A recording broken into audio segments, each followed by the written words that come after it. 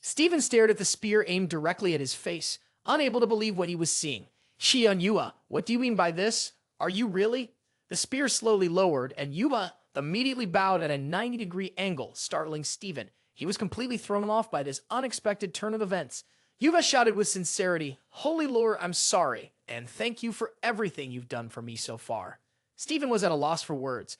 Yuva closed her eyes and continued speaking rapidly. I want to become stronger. I feel like I've reached my limit in the Leo constellation, so now I want to join the Ophiuchus constellation with Jun. She continued, I know you'll be disappointed. I haven't forgotten all the help you've given me. I believe you'll understand my decision.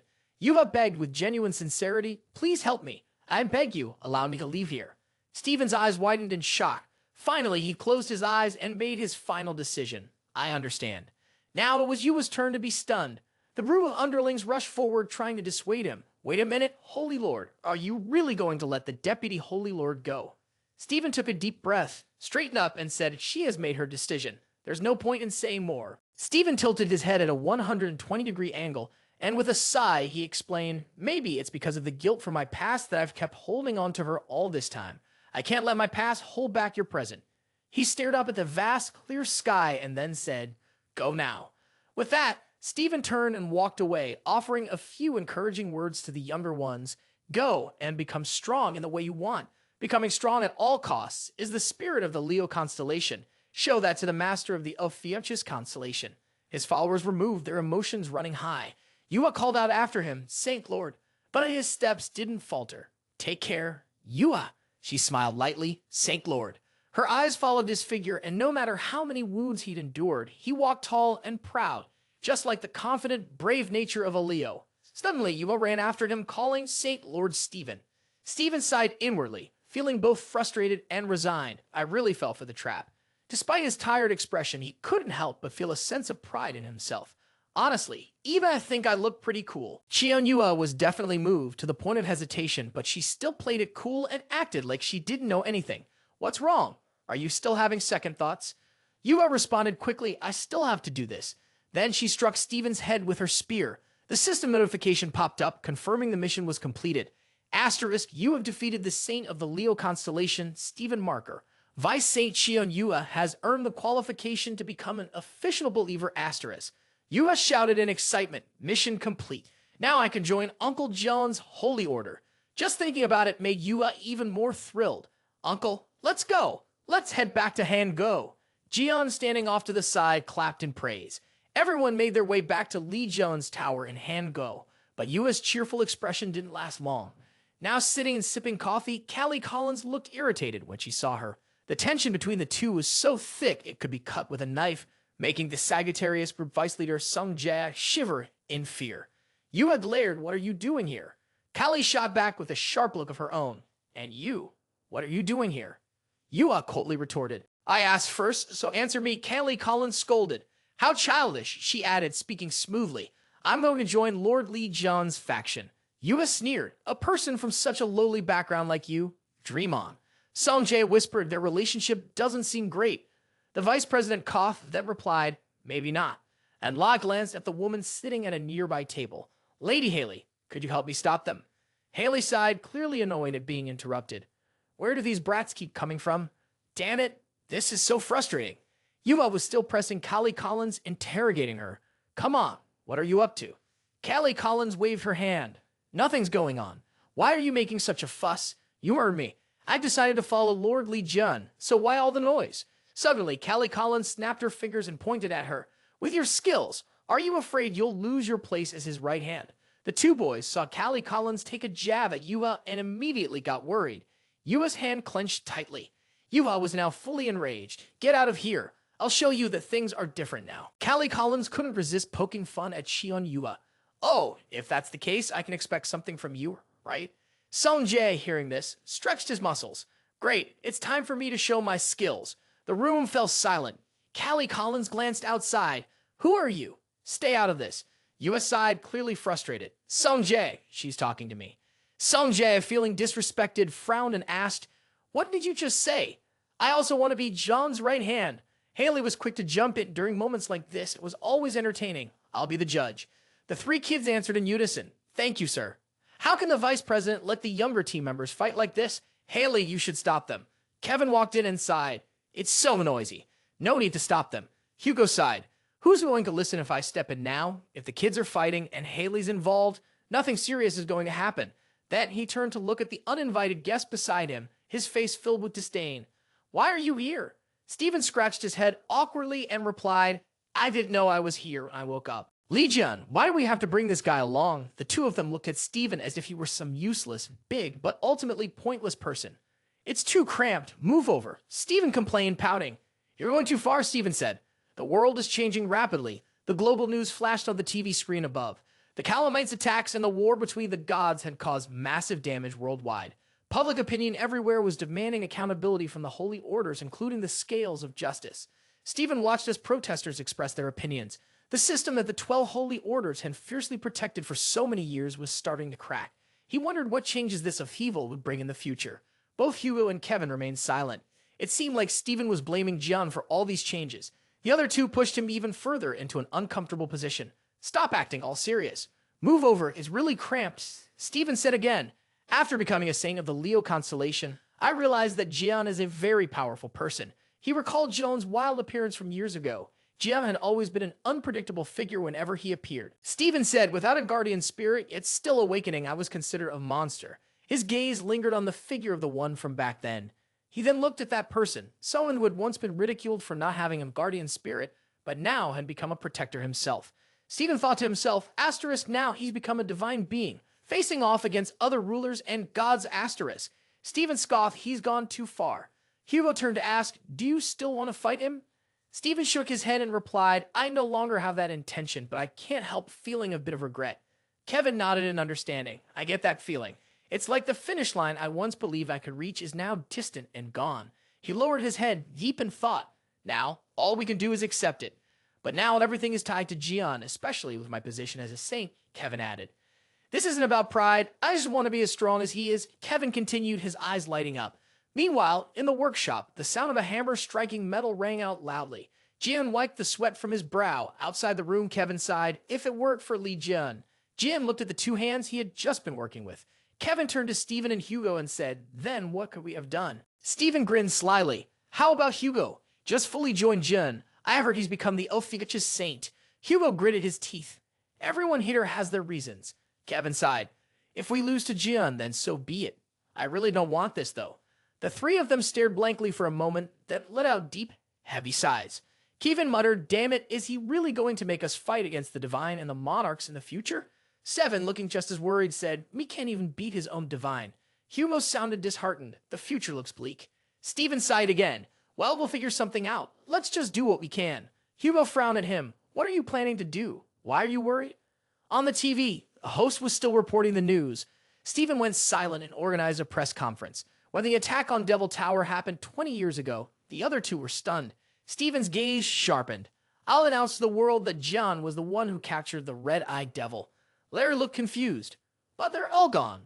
Jian, however, was surprised when he needed to find 3 people, Leo, Sagittarius, and Virgo, and couldn't find any trace of them. Larry recounted they said it was urgent, so they left first and promised to lend me the teleportation skill. Jian sighed in frustration. They're usually so slow, so why the rush now? Suddenly, a strong gust of wind blew through. It turned out that Yua and Kali were fighting each other. Jian muttered, what's going on now? The two were exchanging punches and kicks, sparks flying everywhere. Callie Collins grinned, impressed. You're stronger than I thought. I've heard you've been through countless life or death battles. Seems like it's paid off. Yua hated the condescending tone in her voice. I hate that tone. It's like you're looking down from above. With that, Yua struck Callie with a powerful shove, sending her flying. The force of the blow was so strong that flames erupted from the top of the building. Callie Collins kicked off the wall, still wearing an excited grin. Isn't that the case? You two have been chasing each other around, breaking walls in this building. Callie Collins responded, full of self-satisfaction, because I'm still much stronger than you. Jian watched the battle unfold and sighed. So, are they both competing to beat my right hand? Haley, who was overseeing the fight, laughed and answered exactly. All 3 are full of passion. Jian nodded in agreement, really full of energy. Quite impressive. But she mentioned 3 people. He turned to look at the person nearby, whose face was covered in dirt. He walked closer to the scene, where the young man had fallen face first to the ground.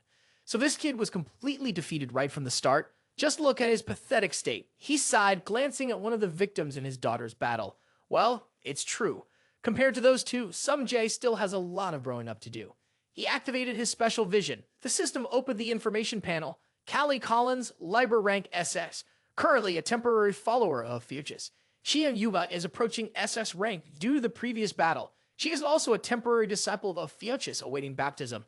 She and some Jazz roam from rank A to rank S due to some recent events. In his mind, he calculated, if I want to make them stronger and more competitive, I probably need to help Sung Jia a bit. Jian turned to Haley and said, first, could you help me get those kids to sick here? Since Haley had the ability to bind people, she immediately agreed, sure. Haley looked at the two still struggling and shouted, stop it. The two girls, one with big eyes and the other with small ones, had no idea what was going on. Then, out of nowhere, they saw a whip coming towards them. Right after that, they were tightly tied together in an affectionate way. Jian smiled, clearly satisfied. Perfect. Despite being tied up, the two of them kept trying to punch each other. They were almost done. You think so? Jian chuckled. You're mistaken. I'm the one who decides. He watched the two girls struggle in front of the elders, then interrupted. Both of you stop. Pay attention. I have something to assign to you. His smile was sly.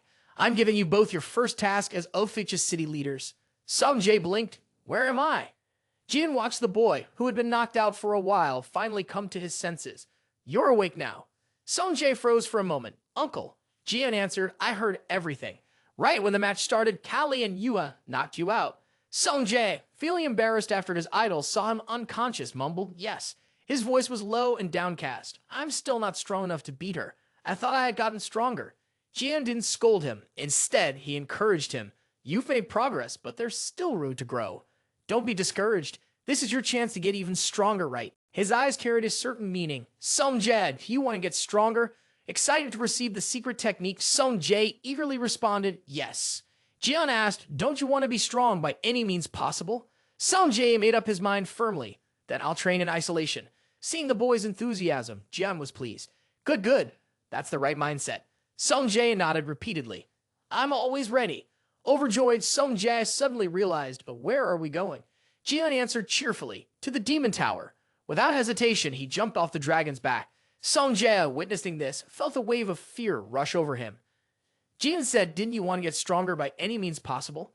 That was followed by Sung Jae's loud screams echoing through the air. Before they even reached the entrance, he had already started crying out in fear. Jian pressed on toward the center of the demon tower, still encouraging Sung Jae, then train in isolation. Meanwhile, far away in Washington, D.C., USA, at the Lion's Sacred Ground, the headquarters of the Leo Constellation Order had been struck, leaving a gaping hole. They hastily covered it with a large banner and their slogan, a true capitalist cliché, read, the building may be damaged, but the meeting must go on. In the room, everyone present was confused. What's going on? Why was there an emergency meeting? It must be because of the recent events. The tower has become a total mess. Someone whispered, are they announcing bankruptcy? Another person quickly responded, didn't you see the sign that says still operating normally? Everyone started guessing, but in the end they gave up. Let's just wait and see what he has to say, they murmured. And with that, the whispers quieted down. A few minutes earlier, Hugo furrowed his brow as he looked at Steven. Is the press conference really going to reveal everything? Can you handle it? Hugo asked, his voice filled with concern. If you're not careful, you'll be accused of deceiving the world, and the other saints will blame you. Steven's face remained completely calm, showing no signs of worry. It's fine. From now on, I'll fix all the mistakes. In fact, this is the necessary step, Steven replied. Kevin looked at Steven's untrustworthy face and scoffed. Are you trying to cause trouble again? When Kevin couldn't convince him, he decided to go along with it. There was no other choice. All right, let's get ready then. Hugo let out a deep sigh and nodded. Let's prepare quickly. Steven froze. What? He asked, disbelief written all over his face. Hugo growled, what did you just say? Hugo snapped back, you think we want to leave? Kevin directly threw a jab, a guy like you, who's lost both arms, here to hold a press conference alone? Hugo was incredibly fed up with Steven, that guy with a brain the size of a grape. Only his limbs seemed to be working. Without the Vice City Lord and the head of the temple, if the Libras charge in, do you think you can fight them off? Stop talking nonsense, just organize what needs to be said for the press conference. We'll save a spot for you. Steven was scolded, but for some reason, his heart felt warm. He shed a tear. So even if it's a scam, I don't have hands. But this is worth paying attention to. He spoke 3 short words, but they were full of sincerity. "Thank you." Stephen opened his eyes, the memory fading. When he spoke again, his voice was strong and steady. "Thank you all for attending this impromptu press conference. Now, let me get to the main point. Do you all remember the press conference by the Aquarius saint Sophie Marty not long ago?" He recalled back then, Sophie Marty had revealed the truth about the red-eyed devil attack that happened 20 years ago in the Demon Tower. However, due to the interference from the Cancer Saint and the events and accidents that followed, the story was eventually forgotten. His eyes were serious, no longer carrying the usual teasing expression, which added an extra layer of gravity to his demeanor. "This time, I will bring the story to light once again. According to Sophie Marty's testimony, the one who caught the red-eyed devil at the Demon Tower was none other than Li Jun. Stephen had just announced the news, and the reporters below were already discussing and taking notes. As expected, that settled the debate, but it wasn't over yet. Stephen dropped an even more shocking revelation. The capture of the red-eyed devil, this time in the US, was also done by Jun. The room erupted in chaos. Wait, I have a question. The auditorium became incredibly noisy. I also have a question myself. Listen to what he has to say. Hugo thought quietly. Up until now, there hadn't been any major issues, yet his heart was still tightly wooed with tension. It would be great if everything ended smoothly like this. He wasn't sure what was happening outside, but with Kevin around, things would be fine. In another area, Kevin held his sword with the tip pointed directly at the person in front of him, his gaze full of disdain. "I never thought I'd see you here." Jean-Louis Moraine, the Cancer Saint. Even with the sword pressed against his throat, Jean-Louis Moraine smiled brightly. "Of course we have to go. Stephen is slandering and falsely accusing our saint. How could we just sit by and do nothing?" Kevin's gaze was filled with utter disdain. "You're really bold. He's just telling the truth." Jean-Louis wasn't angry, he simply dragged out his words. "Oh, is that so?" He flicked the sword next to Kevin's neck and coldly continued. "Then are you going to tell the whole truth, including how you were the one who stabbed Li Jun in the back?" Kevin's pupils contracted. "How can you accept such a ridiculous lie?" Jean-Louis shrugged and replied nonchalantly. "How is it a lie? Thin Bin and I worked together to set up the plan to eliminate Li Jun. The only person who knows what really happened to him is me." He whispered in Kevin's ear. "I'll ask you one thing. Do you remember exactly what happened in Devil Tower?" Kevin ground his teeth. "I don't know what you're talking about." Suddenly, Kevin felt an icy chill run through his body, as if countless chains were holding something back from breaking free. "Why can't I remember anything?" Jean-Louis smiled faintly, watching as the pain made Kevin collapse. "Kevin, you're really pathetic. Let's talk. I'll tell you the truth about what happened back then." He moved toward Kevin like a demon. "Where should we start?" "All right, let's begin from the moment you worried you wouldn't be able to beat Jun." Kevin's hand, still gripping his sword, trembled. "Damn it, I can't move." Still, his words were firm. "I haven't done anything." Jean-Louis focused, channeling more power into his spell. "The one who tampered with your memories, Kevin Hazard, it was you. That's the guilt you feel for stabbing Li Jun in the Devil Tower." Kevin wanted to punch the lies out of Jean-Louis' mouth. "Shut up, you're talking nonsense." In stark contrast to Kevin's struggle, Jean-Louis remained calm. "Not at all, I'm just speaking the truth. I'll help you remember." With that, he pulled something out of his coat pocket. "Take this." He held up a key and smiled a twisted, eerie grin. "Actually, I've lost all my business partners and fallen into a pretty tough situation.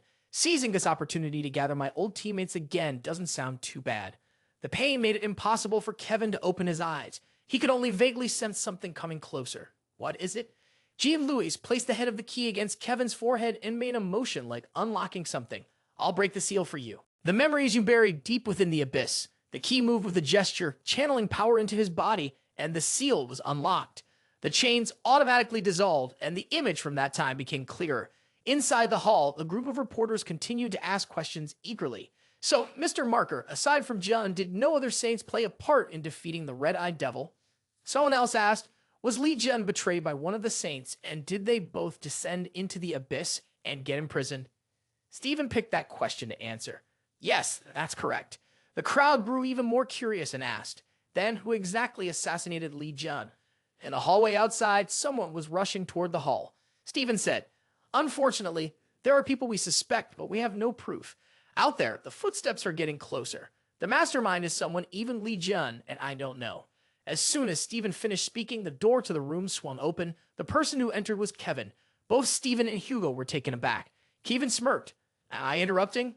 Apologies for cutting into the discussion. His red-eyed devil gaze, charged with dark power, locked onto them as Kevin continued.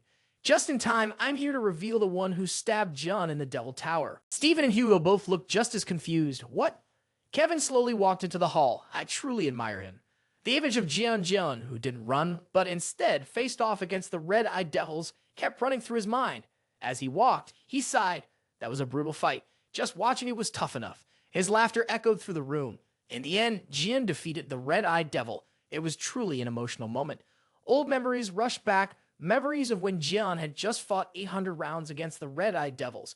Even though he won, for every 1,000 damage he dealt to the enemy, he injured himself 800. His hoarse voice was full of curses. Those damn bastards, they really just left me behind and ran. He gritted his teeth. If I ever catch them. Jian was so caught up in calling out to his teammates that he didn't notice anyone getting close. Because of that, Kevin had the perfect opportunity to stab him from behind. He grinned with excitement as if he had just taken down the strongest opponent. Kevin's expression vividly replayed the memory, twisting his face into an exaggerated mockery, like a fight that took place in the very depths of his soul.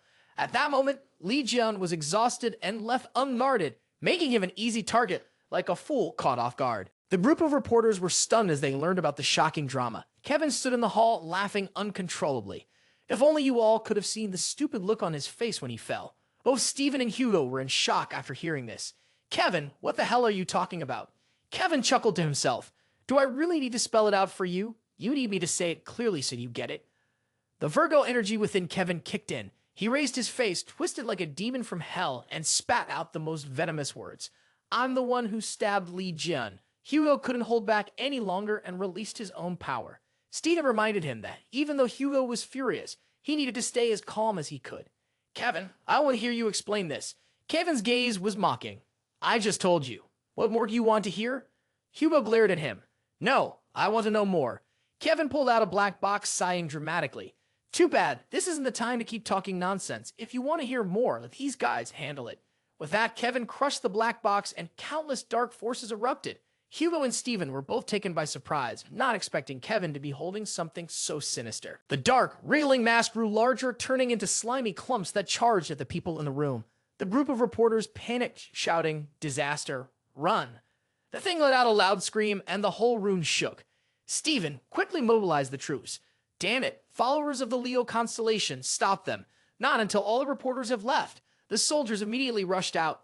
Understood, one soldier replied. Steven rushed to Hugo, his face full of concern.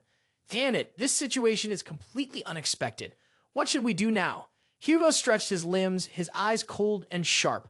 All right, clear the obstacles and capture him to hear the whole story. Steven, though thinking Hugo's words were reckless, knew they made sense. You make it sound so easy.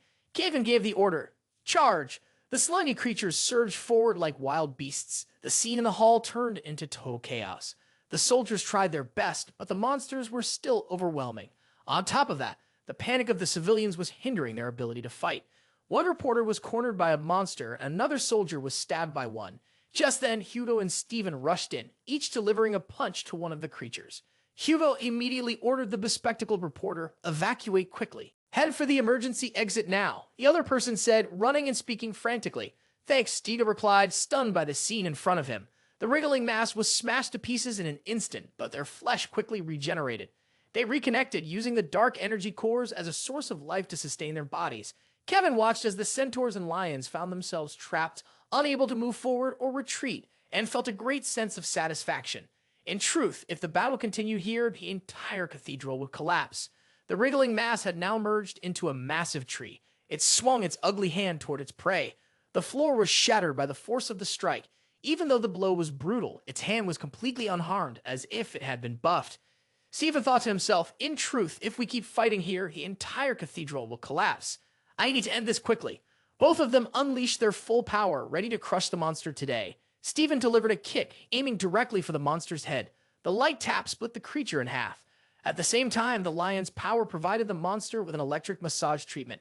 Hugo, blinded by the light, couldn't help but marvel. A person may be broken, but they're never useless. Unexpectedly, the monster managed to bring out its claws. He hadn't anticipated this.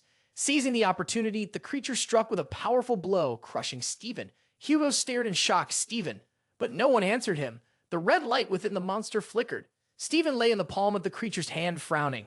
Damn it, am I coming back to life?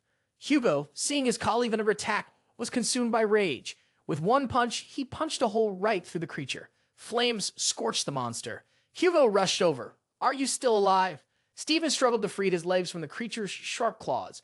Why isn't my skill dealing the damage I expected? Stentor, how are you stopping them from coming back to life? But before he could hope for an answer, his friend was immediately caught in the mind control of the Virgin's manipulation.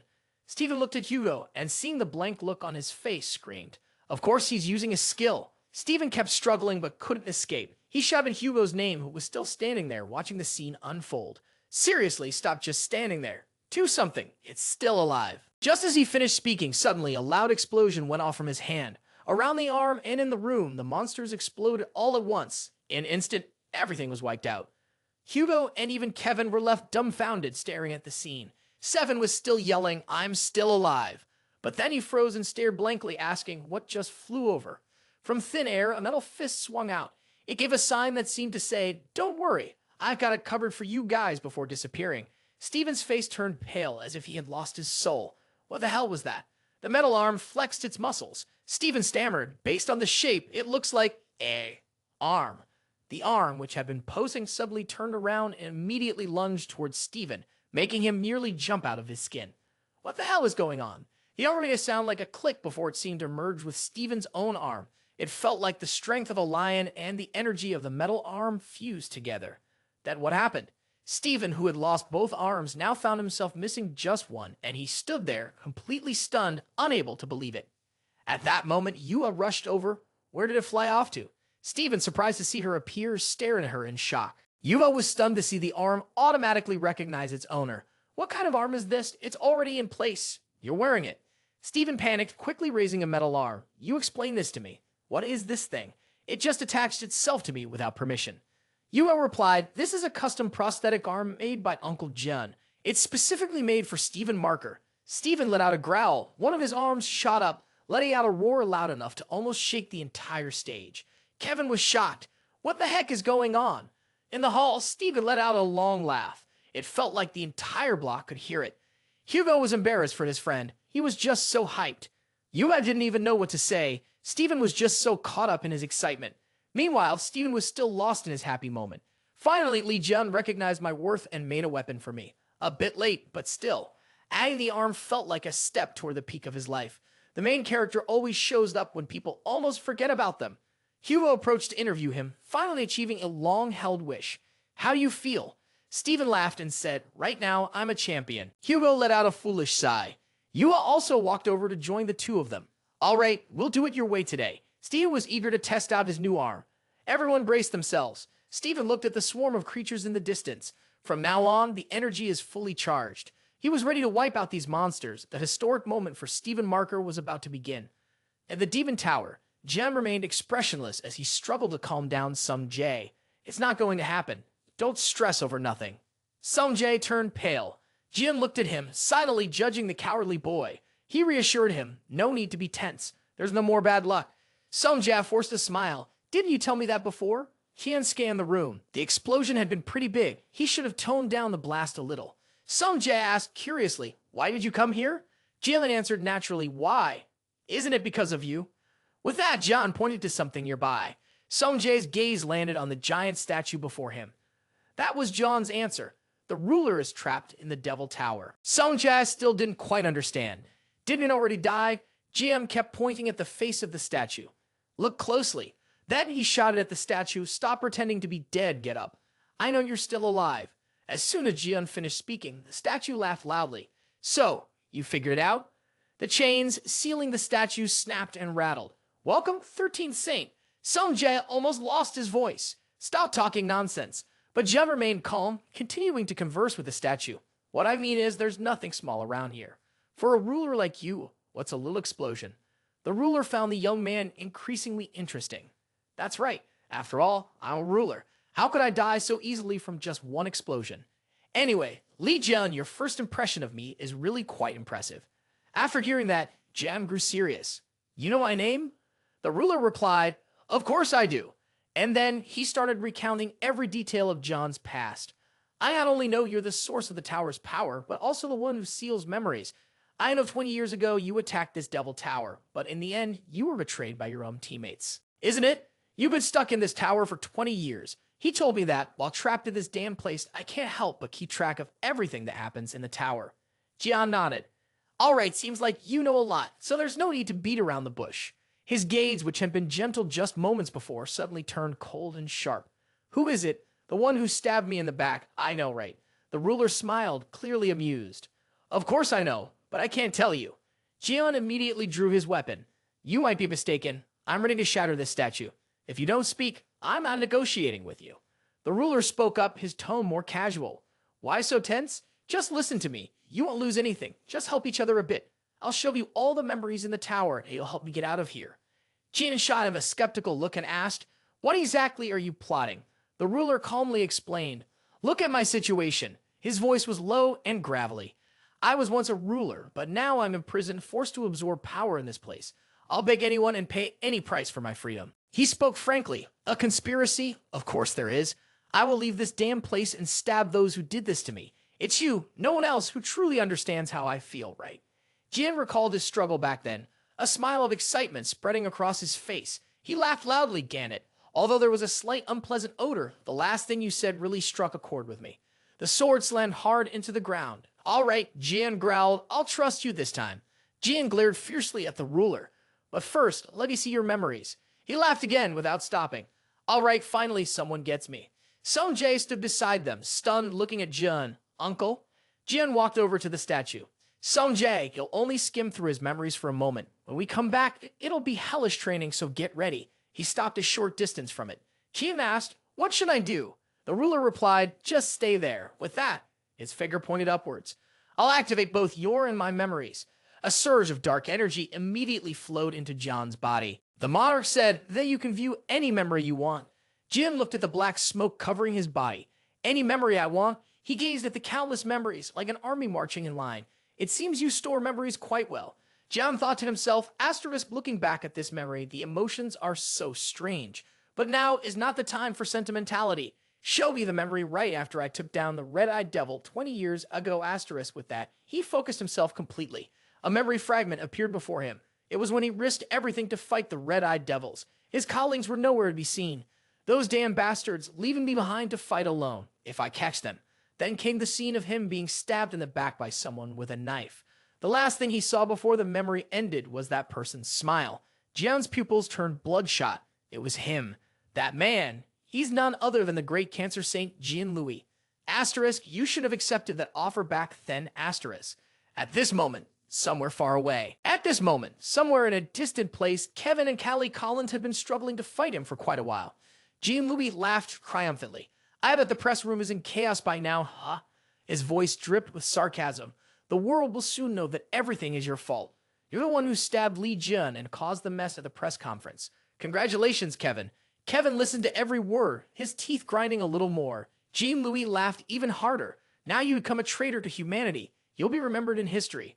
Washington, D.C., just before Stephen's press conference, two figures leaped across the rooftops of towering buildings. It was Callie and Yua. Callie was excited as she thought, asterisk, the first mission in the Ophiuchus constellation. I'll do it perfectly. Jian said it's a simple task. All I have to do is deliver this prosthetic arm to those two. But he stressed, even though it's a small thing, it's still important. This is the first mission for both of us. Asterisk. Back in the present, Callie suddenly shouted, Master Jian, don't worry. I'll finish this mission quickly.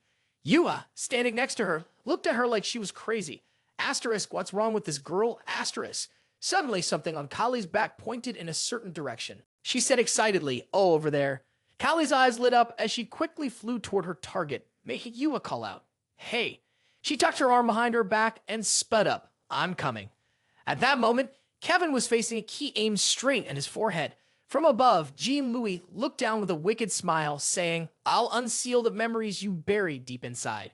In Kevin's now red eyes, the shadow of a person flashed. In his memory, the owner of that silhouette was softly saying, finally caught you. Suddenly, the figure's body jolted strangely. They had been stabbed from behind. The face of the person who did it, grinning menacingly, appeared. Kevin was stunned, realizing. He thought, asterisk, did I stab Jian, asterisk? Jian Louis laughed loudly, replying, that's right. Back then, when you couldn't beat Jian, you crossed the line. You told the Demon King that Jian was dead. Afterward, you took condemnation of the sky as a trophy. But once you caused all that chaos, You were tortured by guilt, so you begged me to seal away your memories. Now do you understand? We've been in this together for the past 20 years. Hearing this, Kevin couldn't help but shiver. His face was drenched in cold sweat, and his eyes glinted with a strange killing intent. He gritted his teeth and asked, Kevin, do you still want to surpass Jin Jin? I'm ready to help you anytime, to gain a completely different kind of power than before. Suddenly, the stone wall behind him was punched through. As Jean-Louis was speaking confidently, he was struck in the face by a pair of legs. His cheek caved in, tilting to one side, and blood streamed from his nose. Callie Collins was the one who barged in. She sensed something and turned to look in one direction. She was surprised to spot Kevin, who was also looking at her. Callie Collins shouted, I found it. She landed with a powerful thud.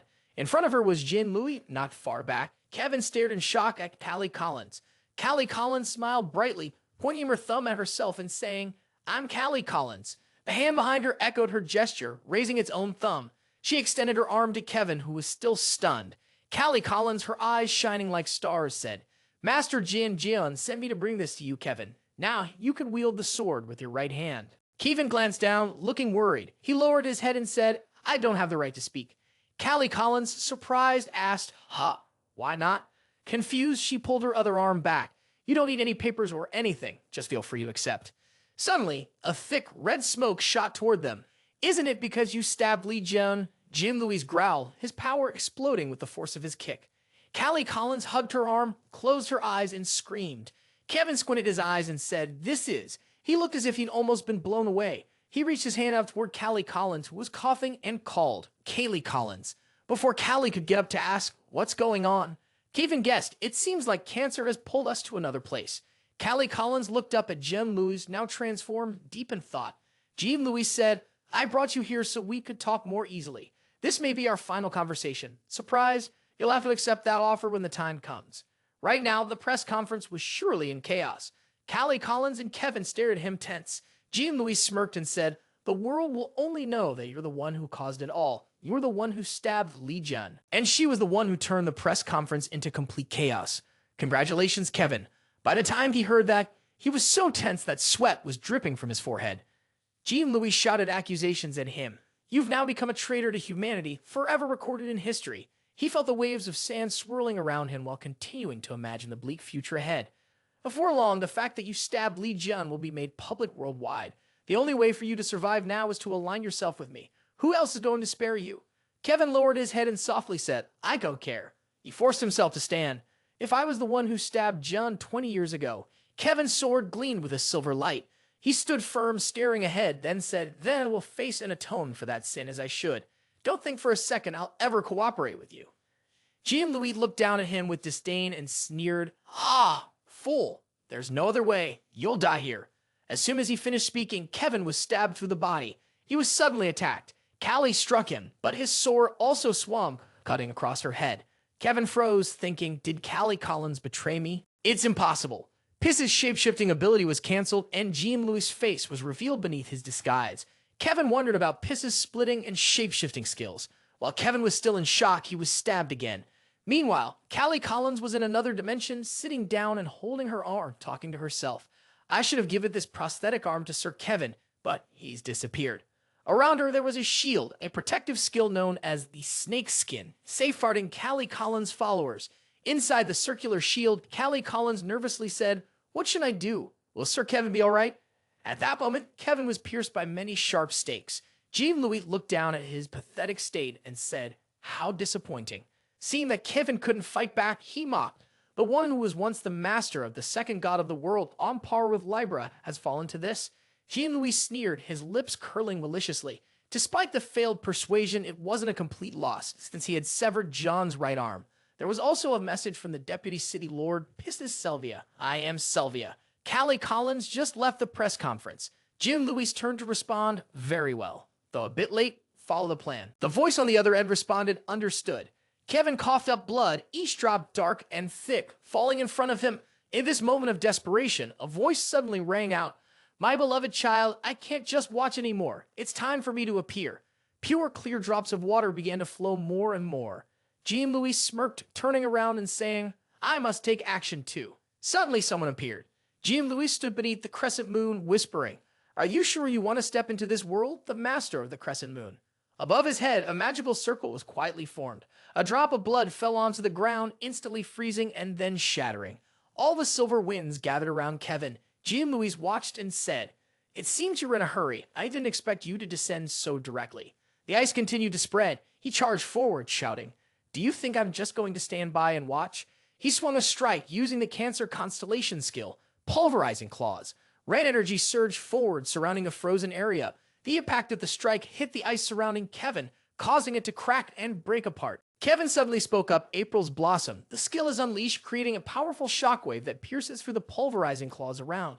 Jim Louis was pushed back by the sharp ice shards, and a large iceberg rose up. A form, built from silver wind, appeared along with a voice. "How dare you touch my people?" The figure slowly took shape. The sharp voice continued to echo. "I can't just stand by and watch anymore." He and Louis looked up, stunned. "You, the Virgin Constellation's Devi? Artemis." She appeared under the moonlight, delivering her judgment. "You will pay the price you deserve." Artemis muttered softly, "You truly are ruthless." She looked down at Kevin and assessed him. What a horrible item. To think that something from a monarch would even have a debuff cast on it. With something like that, I don't have to hold myself back anymore. She stretched her hand forward. A powerful force descended with a voice full of authority. "Disappear."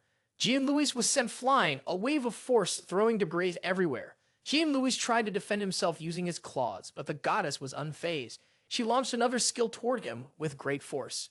Jean-Louis in turn created a shield in front of himself to block the attack. However, he was gradually falling into a losing position. Jean-Louis was pushed to the limit, and in a burst of power, he activated his Cancer constellation skill, Abyssal Dark Star. He shouted, "After all, I'm a demigod. Don't think it'll be easy to take me down." Artemis, furious, retorted, "A demigod? Is that all? And you think you can stand against me? How arrogant." She raised her hand and unleashed a series of even stronger skills. Sharp shards of ice flew toward Jean-Louis. The ice chunk struck the center of his sword, sending a shockwave that forced him to leap to avoid the attack. The red defensive aura around him gradually lost its glow, buried beneath layers of ice. Jean-Louis was hit and angrily yelled, "Damn it." Countless red sparks appeared. Jean-Louis had tapped into all the resources of his Cancer constellation, summoning the divine power. Artemis pointed at him, challenging, "That's right. If you want to survive, you better call him." She frowned in irritation. "You're still as disgusting as ever, Karkinos." Karkinos, with his grotesque appearance, appeared behind Jean-Louis, the divine entity of the Cancer constellation. He growled, "Artemis." Karkinos roared, "Don't even think about standing in the way of my subordinate." Artemis waved her hand dismissively. "Ridiculous." She then looked at Kevin and added, "It was you all who started this." The power of the two gods clashed. Karkinos, with a fiery red aura, enveloped the entire space. The strength of the two gods was beyond any limits. Artemis unleashed her skill, pointing the tip of her sword forward. Suddenly, a scream echoed, causing Karkinos to turn around and ask, "What was that sound?" Callie Collins rushed in, being dragged by the arm. Terrified, she screamed, "Everyone move." Jean looked at her, shouting, "Kaylee Collins." He panicked and called out, "Wait!" But he was struck in the face by the arm. The impact created a powerful gust of wind. Artemis widened her eyes, and Karkinos dropped his jaw in shock. Only Callie Collins, being pulled along, opened her mouth, tears streaming down her face as Jean vanished. Unable to hold it in, she gritted her teeth and cursed, "That stupid girl.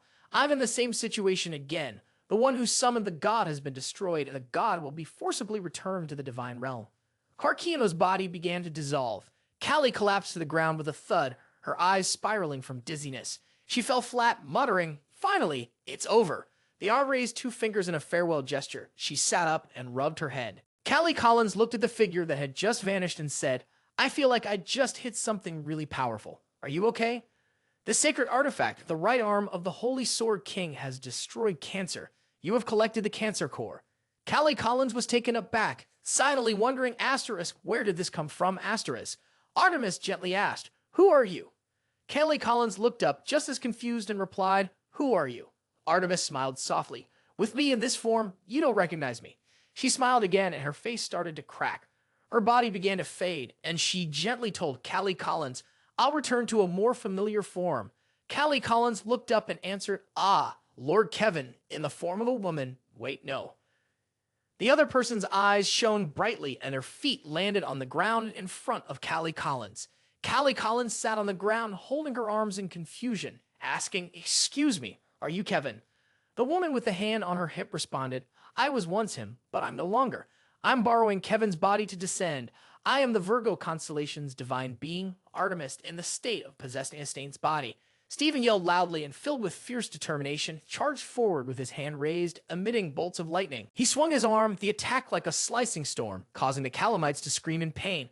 Seeing the opening, Yuba and Hugo immediately charged forward, their eyes blazing with determination. Together, they combined their strength, launching a series of fierce, relentless blows like a raging tempest. The sound of the clash echoed, shaking the air. The Calamites were sent flying out of the building, debris scattering everywhere. Kevin stood frozen, his eyes wide with horror, before collapsing to the ground. It can't be. He quickly turned his head, cold sweat dripping down his forehead. They're Calamites created from the monarch's relics. A flash of the powerful monsters crossed Kevin's mind. Break-level Calamites. How can they be defeated so easily? Hugo stared at Kevin, his voice booming like a mocking bell. These Calamites are nothing against us. If you're serious about fighting, then show us your true skills. Kevin gritted his teeth, his brows furrowing tightly, rage swelling within him. Hugo smirked derisively. Are you still hesitating? Or do you have a problem? Yua added, her voice as cold as ice. Are you just going to stand there and wait? She clasped her hands together, energy swirling around her body. If you're not going to make a move, then we'll finish this ourselves. With those words, Yua shot forward like a cannonball, heading straight for Kevin. Her punch tore through the air, but Kevin managed to dodge just in time. Her fist landed on a nearby Calamite, sending it flying, crashing directly toward Kevin at a terrifying speed. The Calamite slammed hard into the ground, crushing Kevin beneath it. A cue fell out from the impact. Sagittarius and Stephen smirked. Where are you running to? The cue rolled to the feet of Sagittarius. A voice shouted from beneath the Calamites. Damn it! The transformation ability of the Pisces constellation had been undone. A tiny figure struggled to lift the Calamites. Nothing was going according to plan. She was furious. Why wasn't the Saint's power effective against these Calamites, even though the SS-1 Pisces constellation was part of the Selvia's 10 Saints? Selvia spoke up. Yet you're the one using a power I've never seen to attack them. Stephen fumed. My holy relic. Sagittarius quietly picked up the cue. He held it in his hand, and sure enough, it was a fake Kevin. He chuckled softly. That arrogant Kevin hadn't used any of his powers and was only focused on controlling the Calamites. Sagittarius glanced at the object in his hand. It seemed suspicious controlling this relic. The moment Selvia laid eyes on it, her expression turned fierce. The relic of the ruler. Yua stepped forward to block Selvia's line of sight. Hadn't I already warned you about this last time? Yua was radiating a deadly aura. Her acting was absolutely terrible. Her eyes were blazing with an intense, fiery anger. After causing all this chaos, she shouldn't expect to just walk out of here so easily. Hugo's face remained calm, but his eyes couldn't hide his fury. Stephen looked like he wanted to devour the person in front of him. Seeing this, Selvia trembled in fear. She bit her lips, shaking. Why isn't Cancer picking up? Cancer, Jean Louis. On the other side, Artemis' gaze suddenly turned cold. I borrowed his body to descend to the mortal realm. The virgin goddess, Artemis, in the form of a saint. Her face distorted, leaving Callie Collins slightly confused. A fragment of Kevin's consciousness broke free, shouting, Shut up! Get out of my body, you virgin saint! Kevin was furious. Who gave you permission to come down here and change genders again? Get out now. Artemis tightened her grip on Kevin's consciousness. I came down with great effort to save you, and this is the thanks I get. The warrior growled, once you're done, leave. Don't just use the resources of the holy altar without permission. She became serious. What's the point of saving up the resources of the second highest god's title in the world? They should be used now. Why do you always lose your temper when I show up? A vision of Kevin being stabbed through his body flashed before them. Do you think your wound is minor? She scoffed. You were hit by Cancer's entertainment strike. According to my divine knowledge, you're going to die now. Kevin panicked. Does that mean I'm stuck like this forever? Artemis remained calm. Of course, you'll have to wait until the wound heals. Kevin screamed, enraged. This is nonsense. Intrigued by the scene unfolding, Callie Collins raised her phone to snap a picture. This is so interesting. I have to take a photo. Kevin turned to her, furious. What do you think you're doing? Callie Collins casually replied, I'm taking a picture. Don't mind me. His anger boiled over. Stop taking pictures. Artemis waved her hand dismissively. What's the big deal? One picture won't hurt anything. She posed provocatively. In fact, now's the perfect time to take it. Kevin was about to explode, his fury nearly palpable. Stop! Artemis ignored Kevin's shouting, please just stop. She kept posing without paying any attention to him. Stop it. Callie Collins eagerly snapped pictures. Kevin kept yelling in frustration, stop it. Artemis winked. Did you get all the shots? Callie Collins gave her a thumbs up. Yes. She was surprised as she rubbed her head. Thank you for helping me. Artemis straightened up. Thanks to you, I was able to defeat Karkinos in time. Callie looked confused. Huh? Where are you going? Artemis pulled her hand back. Of course, if I'd already dared to trespass Stephen's sacred lion domain, why wouldn't I visit our own holy grounds? Kevin will take advantage of my absence to attack. Callie seemed to realize something. She extended the prosthetic arm towards Artemis. Then take this arm with you. It's the mechanical arm Jin gave you, the one Kevin uses. Artemis sighed. I can't lift that arm. Callie Collins looked puzzled. Huh? Artemis turned and walked away. Kevin was desperately refusing. If he takes that arm, he'll really cut all ties with me. He even threatened me. Callie, curious, said, please tell me the reason. Once again, light beams appeared as Artemis used the special powers of a saint to return to the sacred land. She turned her head back. First, handle the matters of my sacred land, then I will go directly to Jin and explain everything. Her gaze turned toward Callie Collins. Please send my greetings to him, and thank him for caring about my people. Callie Collins reached out toward the light, quickly flying away. Wait, she paused for a moment, then disappeared. How boring. Callie Collins shuddered. These are the tasks that Lord Jin assigned to me. I failed. The mission to join the Ophiuchus constellation. I can't stand firm anymore. If I meet him, what will Lord Jin think? Meanwhile, Jin stood with his arms crossed, his eyes blazing with intensity. Facing him was the figure of the Dark Force. The figure asked, well? A sinister smile curled on the figure's lips. Have you seen all the memories you wanted to? Jin sighed. There's still something missing. Perhaps it's because the records here are limited to the memories of the Monster Tower. Jin leaned toward the Dark Force. I can't access the Monarch's memories. I want to know about the Monarch's information. He responded, what could you say? His face was serious. I've fulfilled the contract. What you're asking for isn't part of it, Jin retorted. Nonsense. You still dare to pretend that he used his power. I'll synchronize my memories with yours. Jin watched him closely. It wasn't me who said that. Yes, synchronize our memories. The Dark Force seemed to be exposed, meaning you could also see my memories.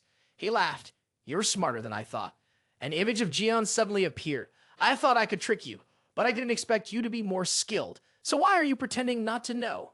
Jin tilted his head, eager to learn more from him. If I can't reveal certain things about myself, how can we continue talking?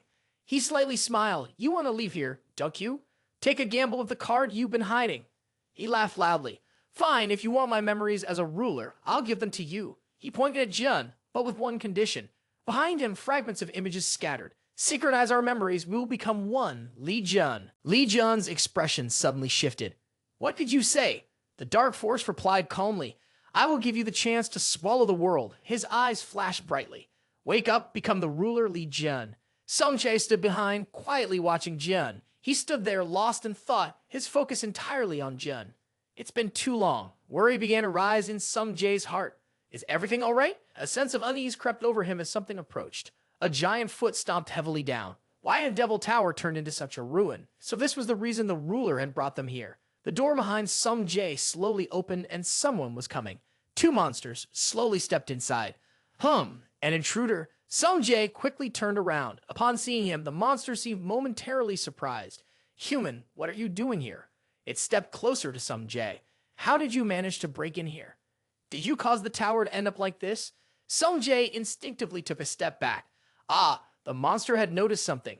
It seemed like the tower's system had been breached. Sung-jae understood that the monster was referring to Jin and turned to see it charging toward him.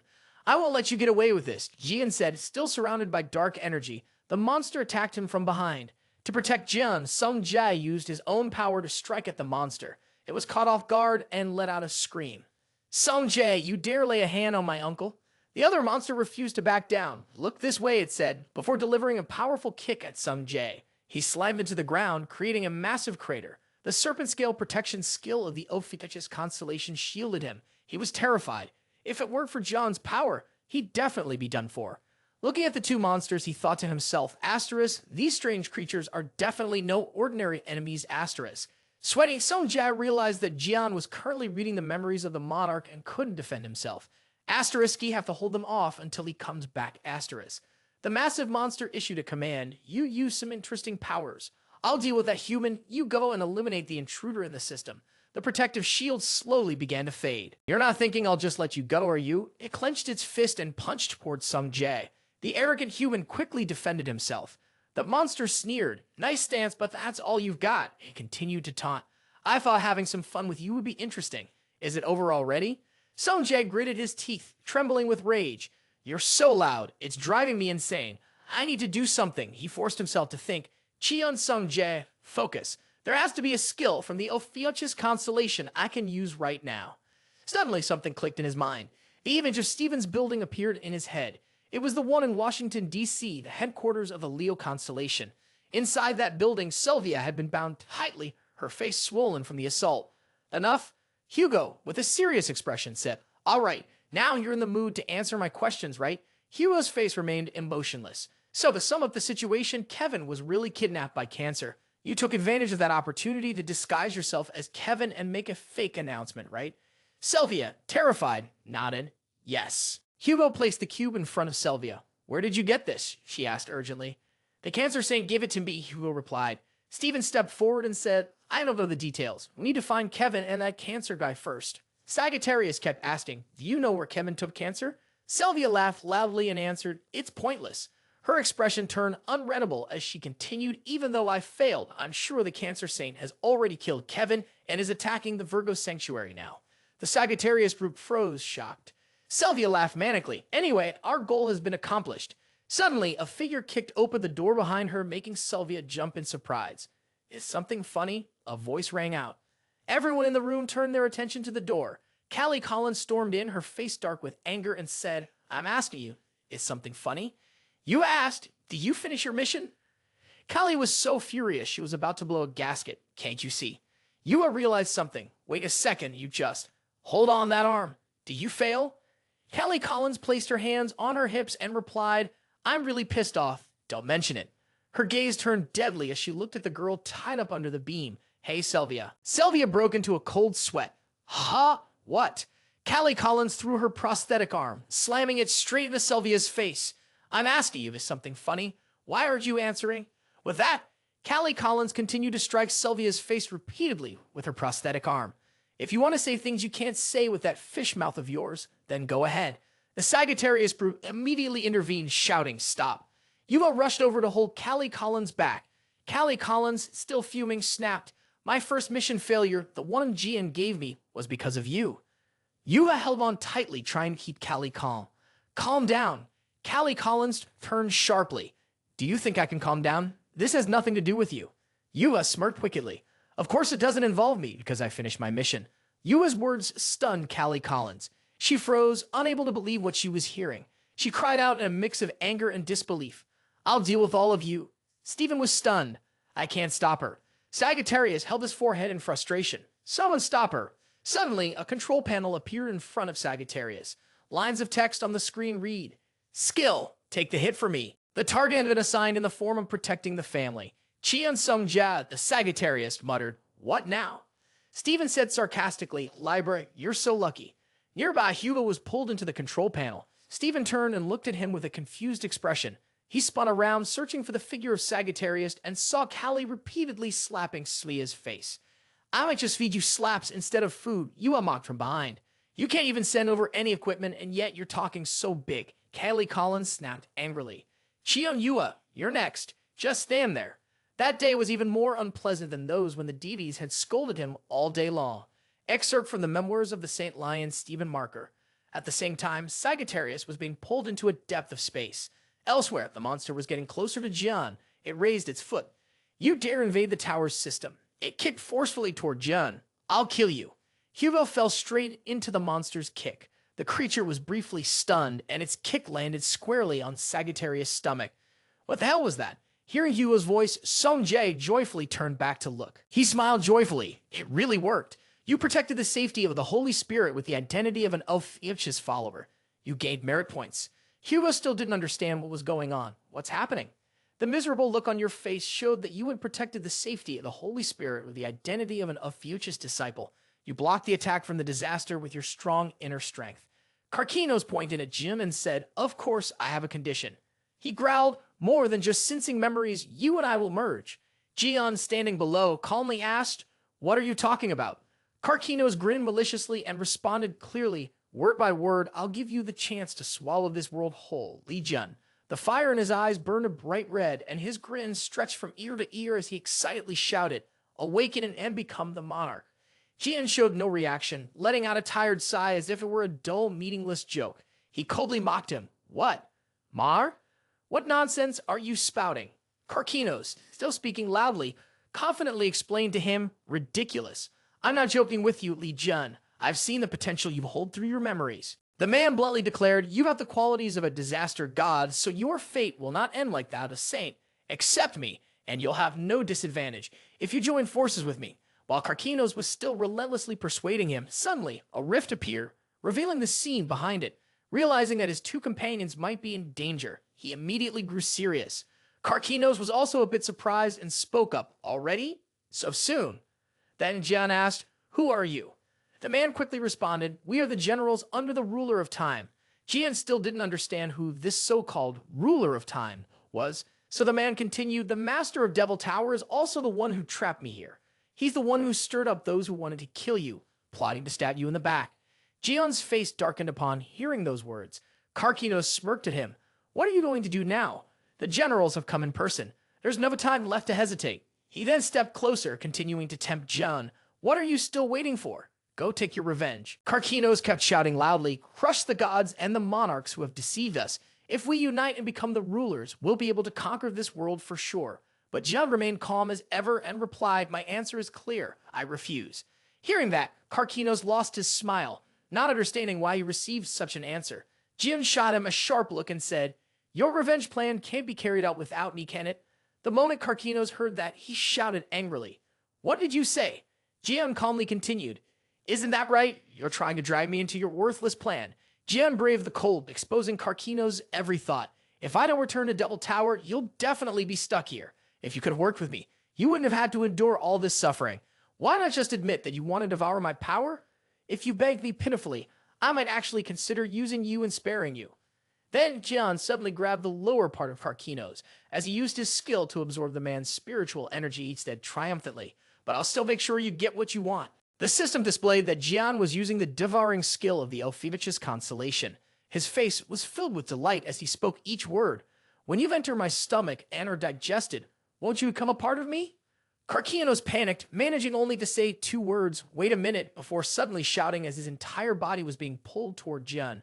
The people below were shocked as they watched the brutal scene unfold. A general, confused, shouted out, "What the hell are those damn humans doing in there?" Some Jazz standing nearby, as confused as they were, replied, "If we knew, we'd have stopped them already." Then both generals suddenly shot forward, shouting for the others to get out of their way. Hugo seemed to predict what they would do next and cursed under his breath. With unbelievable speed, he quickly blocked the path of the two generals, his movements so precise that rocks and debris flew everywhere. As Hugo poured all his strength into the action, he thought to himself, "I don't know what's happening, but I can't let them get close to Jian." But it wasn't easy to stop them. The female general suddenly leaped into the air and angrily declared, "You think you can stop us? I'll crush you." When Hugo hurriedly looked up, he saw her floating above him. Feeling like he was about to be crushed, Hugo immediately let out a loud roar to activate his skill. In his eyes, a bright golden light appeared, his power roaring as waves of radiant energy surged around him. These forces successfully pushed both generals back. Hugo's strength made them struggle. Next, a massive hand appeared in the chaotic space and grabbed the female general. It was Sung Jae's formidable skill. He was controlling a giant shadow, holding her firmly in place.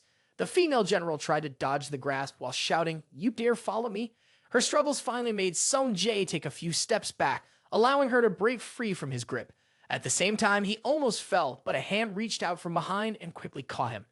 It was none other than Hugo, moving forward with a powerful punch, surrounded by sparks, creating an effect that made the female general cautious. Without hesitation, he threw a decisive punch straight ahead, aiming his ultimate strike at her. The general didn't know which way to dodge as that punch was coming straight for him. But surprisingly, Hugo's target wasn't them. The fist only skimmed past the male general's shoulder. A massive energy blast shot through them, crashing into Devil Tower and shattering it into pieces. It turned out Hugo's goal was to destroy the tower. The two generals stared in confusion at the scene, unable to believe everything was unfolding this way. Before they could even blink, a powerful force slammed into the male general. Hugo took advantage of their momentary daze and kicked him hard in the stomach. The male general was knocked back, reeling from the sneak attack. The female general stepped back as well, quietly speaking to her ally. This is turning out to be more complicated than we thought. The male general fell to the ground, responding to her. It's not that we underestimated them. These humans really do possess the power of a saint, and the one in front of us doesn't just have the strength of a saint. The female general wondered who they were, but the male general gritted his teeth, making a decision. With no other choice, he pulled out a round object, something like a clock. It was still emitting a dark greenish mist, mysterious and unsettling. Hugo, seeing it, fell into deep thought and silently wondered, "What is that? I have a bad feeling about this." The general stood up decisively, holding something that looked incredibly powerful. Then he suddenly shouted, "In the name of the great time monarch, I command." He reversed the time of Devil Tower. As soon as he finished speaking, the object in his hand immediately broke apart, each piece floating in the air. The dark green mist began to spread more intensely, gradually forming tendrils that looked like roots, embedding themselves into strange symbols and characters. It covered everything around them. Both of the boys stared in confusion at the strange sight, rows upon rows of them sweeping across in front of them. The tendrils seemed to be lifting the shattered pieces Hugo had broken earlier, putting them back together. It was clear that it was restoring Devil Tower, just as the general had said, reversing its time. Hugo gasped, astonished, and said loudly, "The tower that collapsed is being rebuilt." Suddenly, a hand appeared from nowhere, grabbing his leg. It wasn't just a skeleton hand, but part of a massive body with 3 terrifying skulls. Hugo witnessed the scene and suddenly blurted out, "Disaster." Then he remembered something John had said before. The red-eyed devil wasn't the real disaster of Devil Tower. It was its manager. That person had the power to resurrect the disasters that had already disappeared. At that moment, Hugo truly understood the meaning behind the resurrection of the vanished disasters. Meanwhile, on John's side, the system kept notifying, "The monarch's power is controlling the tower, and the devouring skill activation has been blocked." Jian frowned, his gaze shifting to the glowing blue light from his hand as he muttered, "Well, look at that. I don't know what you're up to, but daring to block my skill. Not bad." Across from Jian, Karkinos was tightly bound by thousands of chains, a terrifying sight. Just then, something appeared in front of him, pulling John's attention away from the situation. After recognizing what it was, he growled, "Ha, damn it, a greeting." The words on the blackboard clearly appeared. "You have a letter. Step at a time, Mar." Jian immediately shoved the notification aside, ignoring it. His voice came out in a roar of frustration. "Let me finish my meal first." The sentence was cut off, and the system activated the Devour skill, breaking the command of the monarch. Karkinos was slowly fading away, but he still tried to tempt Jian. "Stop." Karkinos gritted his teeth, shouting at Jian, "Think about my offer one more time." Jian sneered, curling his lips into a mocking smile. "Accept your fate, and I'll take care of the revenge for you," Jian said coldly. Then he continued using his power to seal Karkinos. A bright red gem began to glow in the center of Karkinos' chest, catching John's attention. "Oh, is that the core?" Jian said with a smug laugh. "Genuine, huh?" Jian pulled the gem toward him and opened his mouth, saying, "I'll enjoy this." Suddenly, a strange voice echoed, "Didn't expect it to be this hard." Jian's body froze instantly. Jian immediately dropped into a fighting stance when he heard the system notification in his ear, warning that the monarch's power was appearing from all directions. Karkinos was being torn apart by his strength, but he still forced himself to speak. "You're daring to come here without knowing where this place is? Time Monarch!" Karkinos screamed at the mysterious man in the black cloak. He emerged from the thick, swirling smoke. The Time Lord, leaning on a cane, slowly walked forward. He even politely adjusted his hood. Jian narrowed his eyes, watching him with caution. "Is that the Time Lord?" In the blink of an eye, the Time Lord had already taken the red stone in his hand and flashed a cheerful smile at Jian. Jian's overwhelming power instantly erupted, his entire body wrapped in a deadly aura that seemed to darken the sky. Jian coldly spoke, introducing himself. "It's an honor to meet the Time Lord. I've heard of you for a long time. You're the one who stabbed me in the back, aren't you?" Jian's face was filled with fury. He demanded an explanation from the Time Lord, even accusing him of trying to steal his meal. "You must have prepared yourself for this," he thought. The Time Lord stood in the thick black smoke, eyeing him with a mocking tone. "You worthless, useless leader that is the source of energy for Devil Tower. I can't let it fall into anyone else's hands." "Shut up," Jian growled. He suddenly leaped into the air. The white serpent immediately bared its sharp fangs, lunging at the Time Lord. A blinding flash of light from the serpent pierced through his body. Jian gritted his teeth in response. Despite being bitten directly by the snake, the Time Lord stood firm, unharmed. He smirked, his lips curling in a sneer. "Impressive. How is it that you've gained such power after only recently awakening?" Standing beside him, Karkinos immediately intervened, his voice full of concern. "Stop, John. Your power isn't enough to challenge the Time Lord. You'll be crushed. The Time Lord laughed mockingly. A useless ruler. Who's worried about whom now? You should be more concerned about yourself.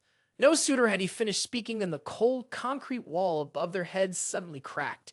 Countless grotesque hands, squirming and twitching, crawled out like monsters from hell. Karkinos gritted his teeth, while the Time Lord's voice grew colder. My followers have reversed the time of the tower. Do you know what that means? He asked suddenly, and without warning, thousands of spiked hands shot toward Karkinos, aiming to crush him. Karkinos had no words left to say.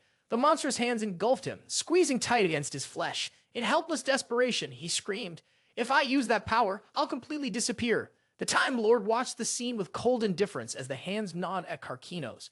But Karkinos remained defiant, roaring as if to tear the very fabric of space apart. To maintain the demon tower, I must survive. The Time Lord shrugged, his gaze darkening. You're mistaken, he said, grinning wickedly. I'm not trying to protect the demon tower. He tilted his head slightly, his voice a low, cutting whisper.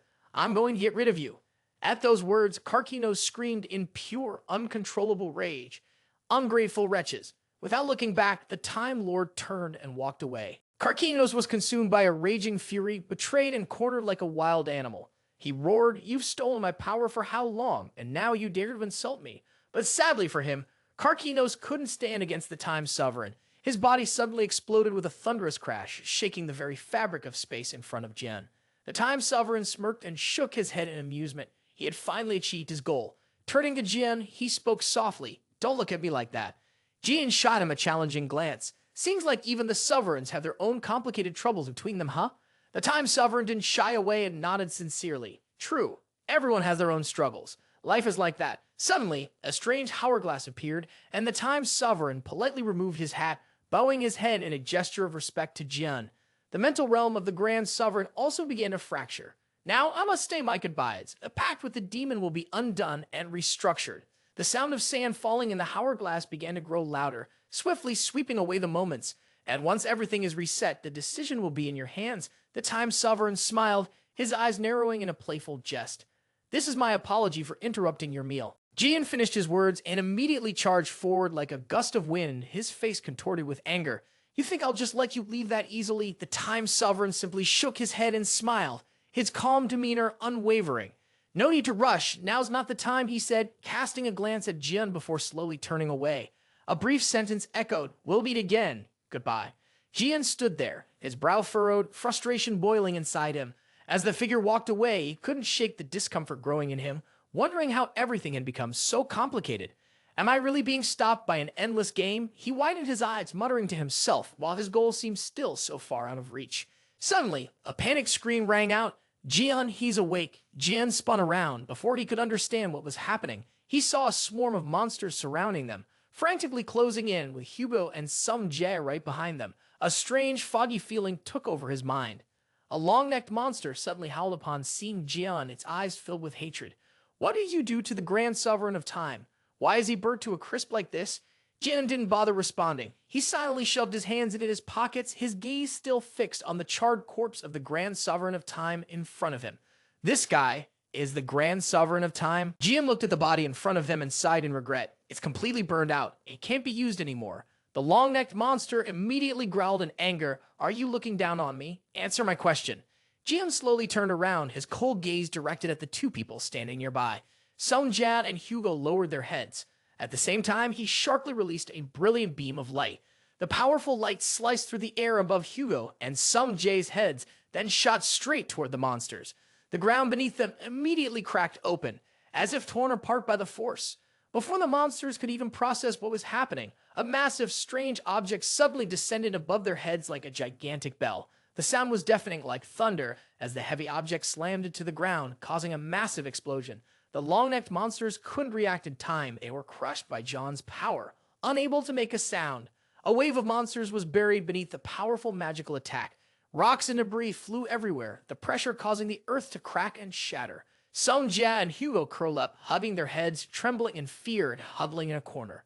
Jian calmly observed, his eyes still cold. The minions of the Time Lord, he muttered, his voice emotionless. Then he waved his hand, delivering a strike as if to intimidate the monsters. They trembled, their faces pale, looking at Jun in terror. His voice rang out, sharp and irritated. I'm very displeased with your master. The Dark King who just got burnt to ashes is also your doing, understand. The massive-headed monster roared angrily, his teeth clenched in fury. He charged toward Jun as if he wanted to unleash all of his rage onto him. You damn humans dare to insult the king, he shrieked, immediately transforming back into his ugly primal form, his claws and fangs bared, ready to strike. We will tear you apart. His scream echoed through the air, filled with menace. At the same time, Song Jia stumbled backward in terror, his eyes fixed on the monstrous creatures, revealing their true forms right before him. He swallowed hard, silently thinking, every disaster has at least a red-level threat, and Uncle has been facing them here for 20 years. In his confusion, a hand suddenly landed on his shoulder. Song Jae! Jian stood beside him, his voice soft but serious. Do you remember what we talked about earlier? The hellish training here? Song Jae snapped out of his daze and quickly replied, Ah, yes. Jian stepped forward, then tilted his head and looked at him with a cold gaze. Before we start the training, I'll show you a brief demonstration. Watch closely. Song Jae nodded eagerly. Yes, he suddenly felt a surge of excitement run down his spine.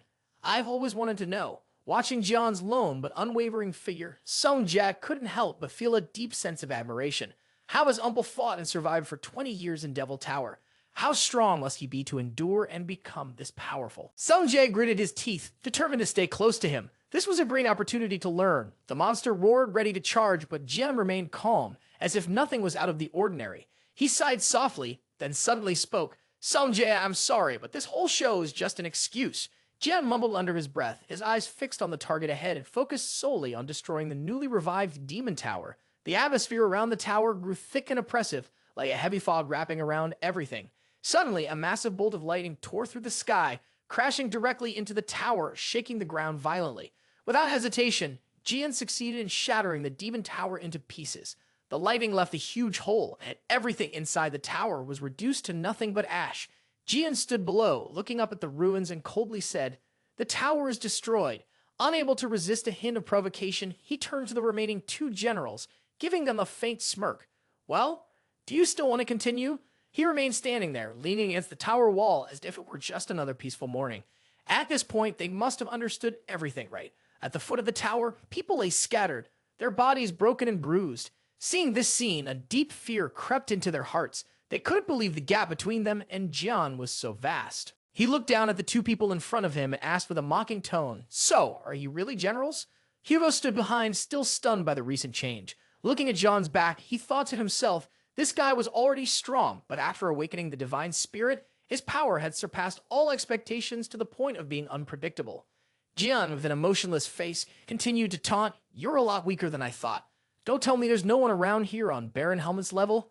At this, the 2 people in front of him suddenly got angry, their pride flaring up. The male general yelled angrily, Shut up! How dare you compare us to someone who's already been defeated, even if they had the strength of a monarch? Jian stood firm, arms crossed, listening to him rant without changing his expression. If you had been granted power directly by a monarch, dealing with people like you would be nothing but a joke. Hearing that, Jian nodded slightly as if he understood the issue. He thought to himself, it's probably like the relationship between a deity and a saint in the same star system. These Calamites must also have a relationship between the monarch and their generals, but they could receive any special powers like Baron Helmet did. After thinking for a moment, Jian looked down at the 2 of them again, his gaze sharp. So the real issue is just about being on equal footing, right? As soon as he finished speaking, both generals simultaneously let out a sound, their faces blank, clearly not understanding Jian's meaning. At that moment, Song Jae jumped in from behind, his face lit up with excitement, and shouted, Uncle Jian is truly something else. Just one move, and those generals couldn't fight back anymore. However, he pointed at Jian and teasingly asked, What about fighting that guy? Jian laughed in amusement and turned to ask the generals. Both Song Jae and the 2 generals froze, their minds racing, confused by the strange question. What do you mean?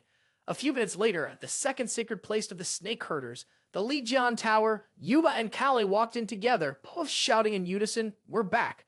But unlike Yuba's cheerful mood, Callie looked exhausted, as if she had just come from a long battle. Hearing their call, Jian turned around, flashing a happy smile. Oh, both of you are back already? Smile on my shoulder is happy to greet you, but Hugo's sitting behind us, looking as blank as a piece of paper.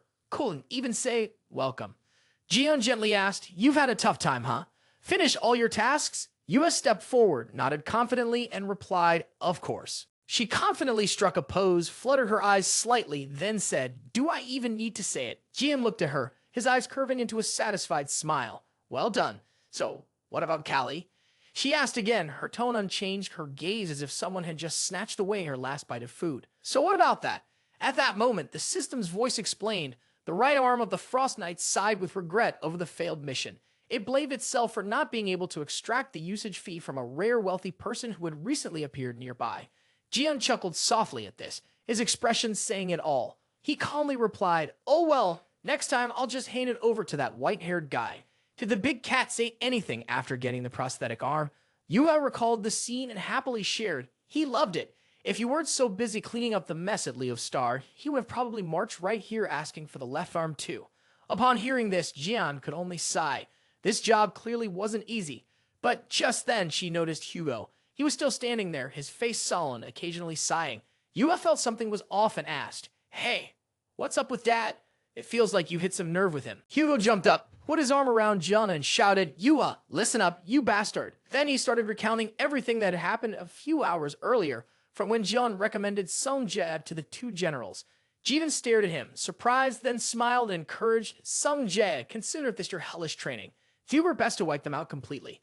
The words made Song Jie panic. He yelled, "Uncle, what do you mean? This is too much for me." Jian calmly replied, "It's fine. I've already weakened them."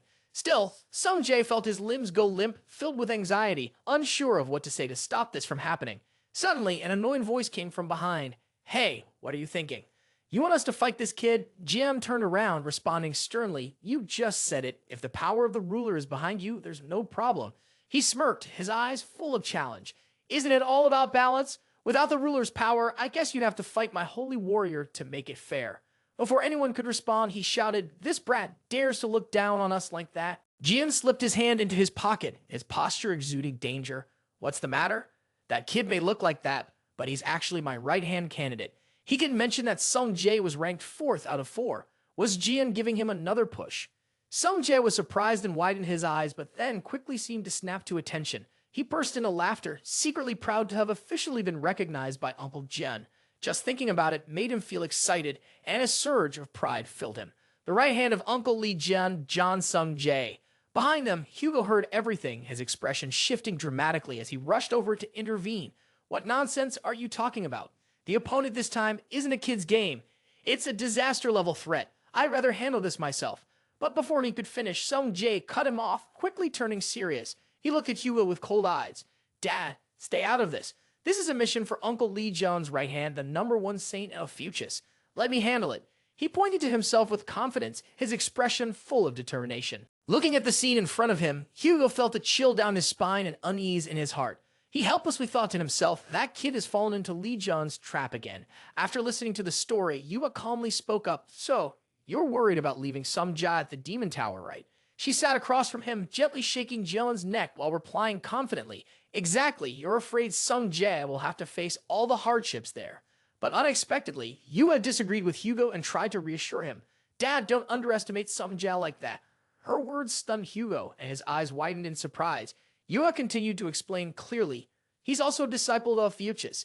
If he's determined to become John's right hand, then he must have the resolve to match it." She emphasized further, "Actually, Sung Jie has already been through crisis before, hasn't he?" Callie, who was standing next to them, nodded in agreement. "That's right. It takes strong resolve to do it."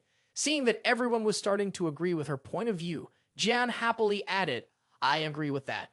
If you're too worried, you can stay here, but if anything happens to Sung Jie, at least you'll be able to go to the Demon Tower right away." Hugo then turned to Jian and asked, "What about you?" Jian quickly regained his serious demeanor and responded, "I'm heading to Virgo. I heard that Rotten Crab finally decided to make a move." He gritted his teeth, his eyes flashing with anger. "This time it has to end completely. I'm so tired of this pointless game of cat and mouse." On the other side, the person mentioned remained calm, a cigarette hanging from his lips, cold and composed amidst the chaos. Suddenly, a command rang out. "Virgo has pulled back its defenses, keep pressuring them. This attrition strategy will give us the advantage." The voice of the commander was urgent, continuously urging, "Taurus, take the lead and form a trap up front.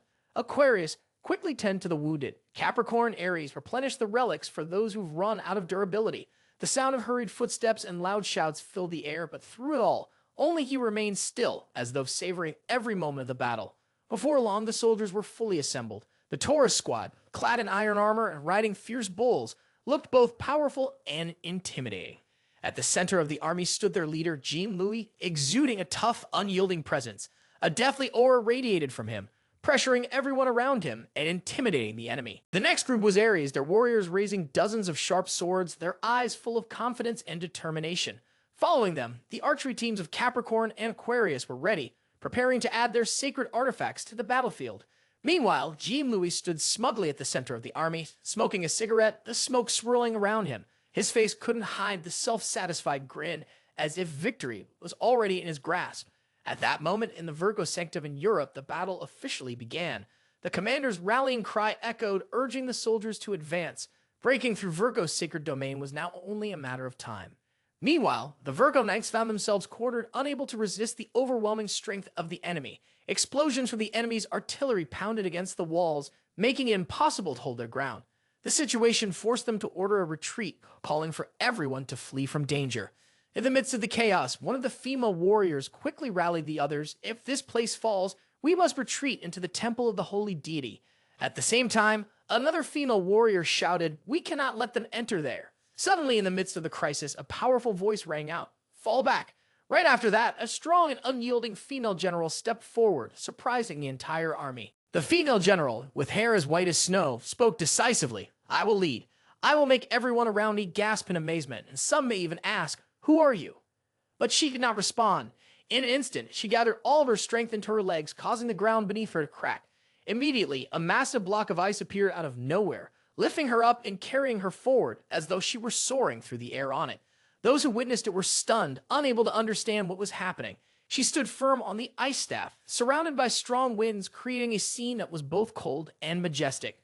Then, the general shouted loudly, and a shining sword emerged from the ice, its blade as sharp as her own fierce spirit. Her eyes, visible through the mask, were bright and intense, her gaze cold and sharp, every breath releasing puffs of white smoke. It seemed she was ready to fight to the end. Her voice rang out, powerful and clear. "O holy warriors, your divine deity is here. Do not fear. Fight the enemy." No sooner had she finished speaking than she charged forward. The entire group of holy warriors immediately gripped their daggers, marching steadily toward the enemy, shouting in unison, "The deity is with us." On this side, the majesty of the Holy Spirit caused the soldiers to step back in fear, whispering among themselves, Isn't that the Holy Lady Virgo, the Holy Spirit? How can we possibly defeat the Holy Spirit? Wait, is she really a woman? The question reached her ears, and with a sigh, the Holy Spirit angrily shouted, "Don't be afraid, do you hear me?"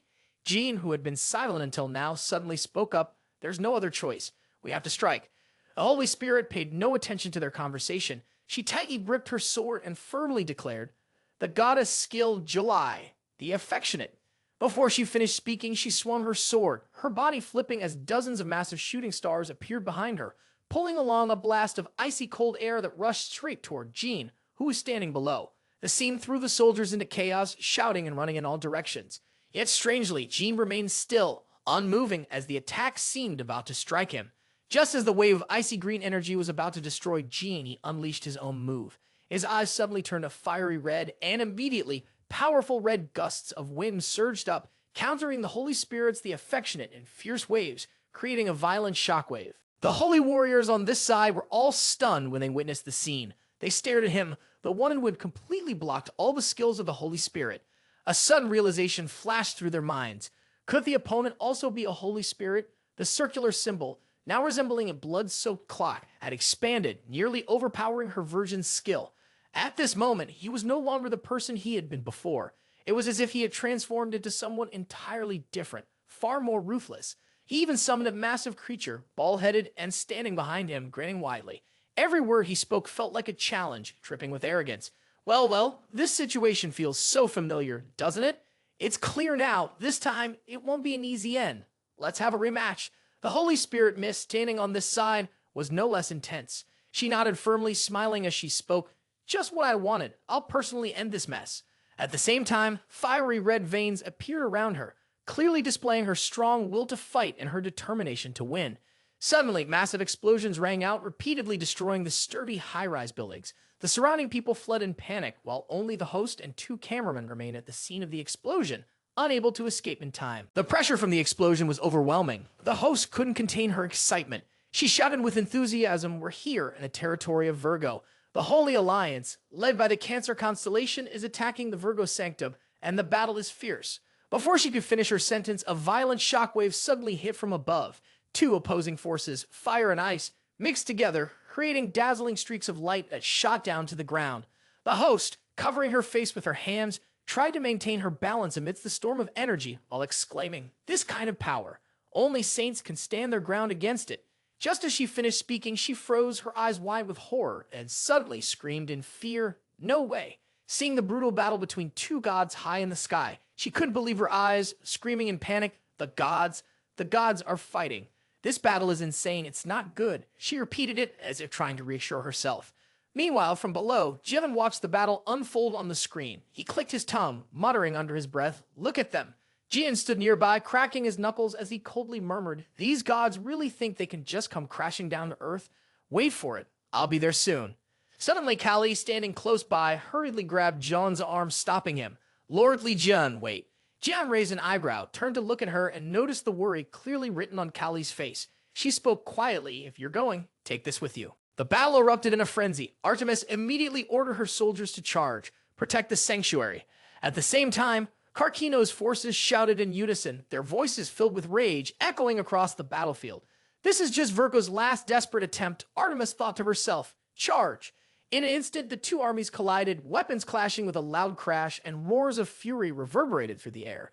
The Cancer leader and Artemis stood at the heart of the chaos, raising their arms and shouting commands to their troops. From now on, this will be a real war of attrition. Drain the enemy's resources just like Li Jian did with the lions. Watching the scene unfold, Artemis remains silent, her eyes following the movements of the enemy. It looks like they're going to use the same tactics Li Jian employed against Narashima. A thought flashed in her mind, and she began to taunt, her voice full of challenge. "It seems like Cancer has unlimited resources. We are the gods seated in second place in the world. If this turns into a war of attrition, it's you who will suffer." Karkinos, the leader of the Cancer army, silently nodded. "You're right, but this army is an alliance of the lost sanctuaries without their saints." He soared into the sky, his gaze cold and sharp.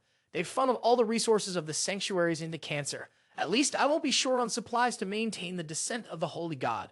Karkinos smirked, his grin full of confidence and arrogance. The Virgo commander Artemis lowered her voice as she observed him, her expression showing no attempt to hide the seriousness of the situation.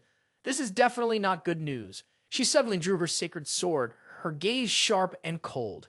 "Then, I'll end this quickly." In the blink of an eye, a towering mountain of ice shot up from the ground, causing all the soldiers on both sides to gape in shock. Murmurs spread throughout the crowd. "What is that? A royal skill." They all looked up at the sky in disbelief. "Unbelievable. The sky. It's freezing." Just as the whispers died down, an incredibly powerful force shot up from the mountain's peak, piercing the sky. Karkinos laughed, his eyes lighting up as if he couldn't contain his excitement. At the same time, he spurred his horse forward like a predator pouncing on its prey. "That's Virgo's royal skill. Everyone get back!" Karkinos shouted, his voice filled with a sinister laugh. At the summit of the mountain where the Virgo commander stood, she looked down calmly. With a simple motion of her hand, the sky immediately froze over, chilling the air to an eerie degree. "Royal skill, frozen sky," she whispered, her gaze distant. Karkinos didn't slow down. He charged forward with a wicked grin. "This time you've done your best," he admitted, his tone full of admiration. Artemis continued to unleash her power. The sound of her commanding voice echoed through the air, strong and resolute. The blade of her sword began to sink deeper into the earth with each strike, each one brimming with power and a chilling frost. Suddenly, dozens of sharp, gleaming swords shot toward the Cancer army, aiming directly at them. Karkinos immediately unfolded a thick black net, trapping each sword and pulling them into the deep darkness. The scene was so unbelievable that Artemis couldn't believe her eyes. She gasped, speechless. "What? Everything is being swallowed by the darkness?" Karkinos laughed loudly, a smug grin on his face. "A black hole star can do this. Just like its name, it's a dark abyss that devours everything in the world." As Artemis' army was being sucked into the black hole, screams of panic echoed everywhere. "What the hell is happening? I'm stuck."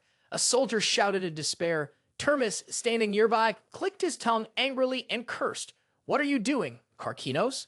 At that moment, Artemis felt a sharp, sudden pain spread through her body, making her collapse to her knees, clutching her chest and crying out in agony. Her whole body seemed to tremble, and her vision blurred. From a distance, Karkinos looked at her with cold, piercing eyes, a satisfied smile curling his lips. Is it working now? Since the goddess is in this state, it'll take some time to break through your mental barrier. Artemis felt a presence like an invisible hand creeping into her mind as if each painful, cruel sensation was being poured into her brain.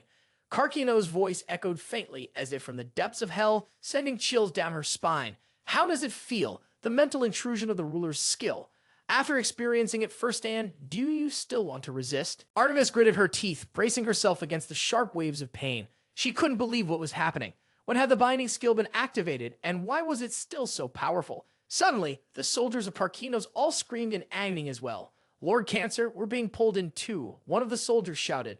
Karkinos, pretending to be surprised, replied casually, Oh no, I'm sorry. I couldn't tell the difference between friend and foe.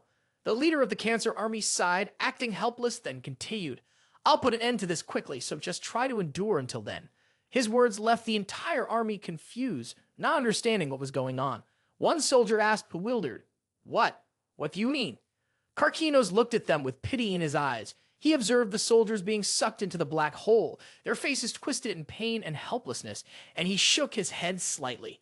Such a pity, isn't it? But go ahead, keep groaning as you're dragged in.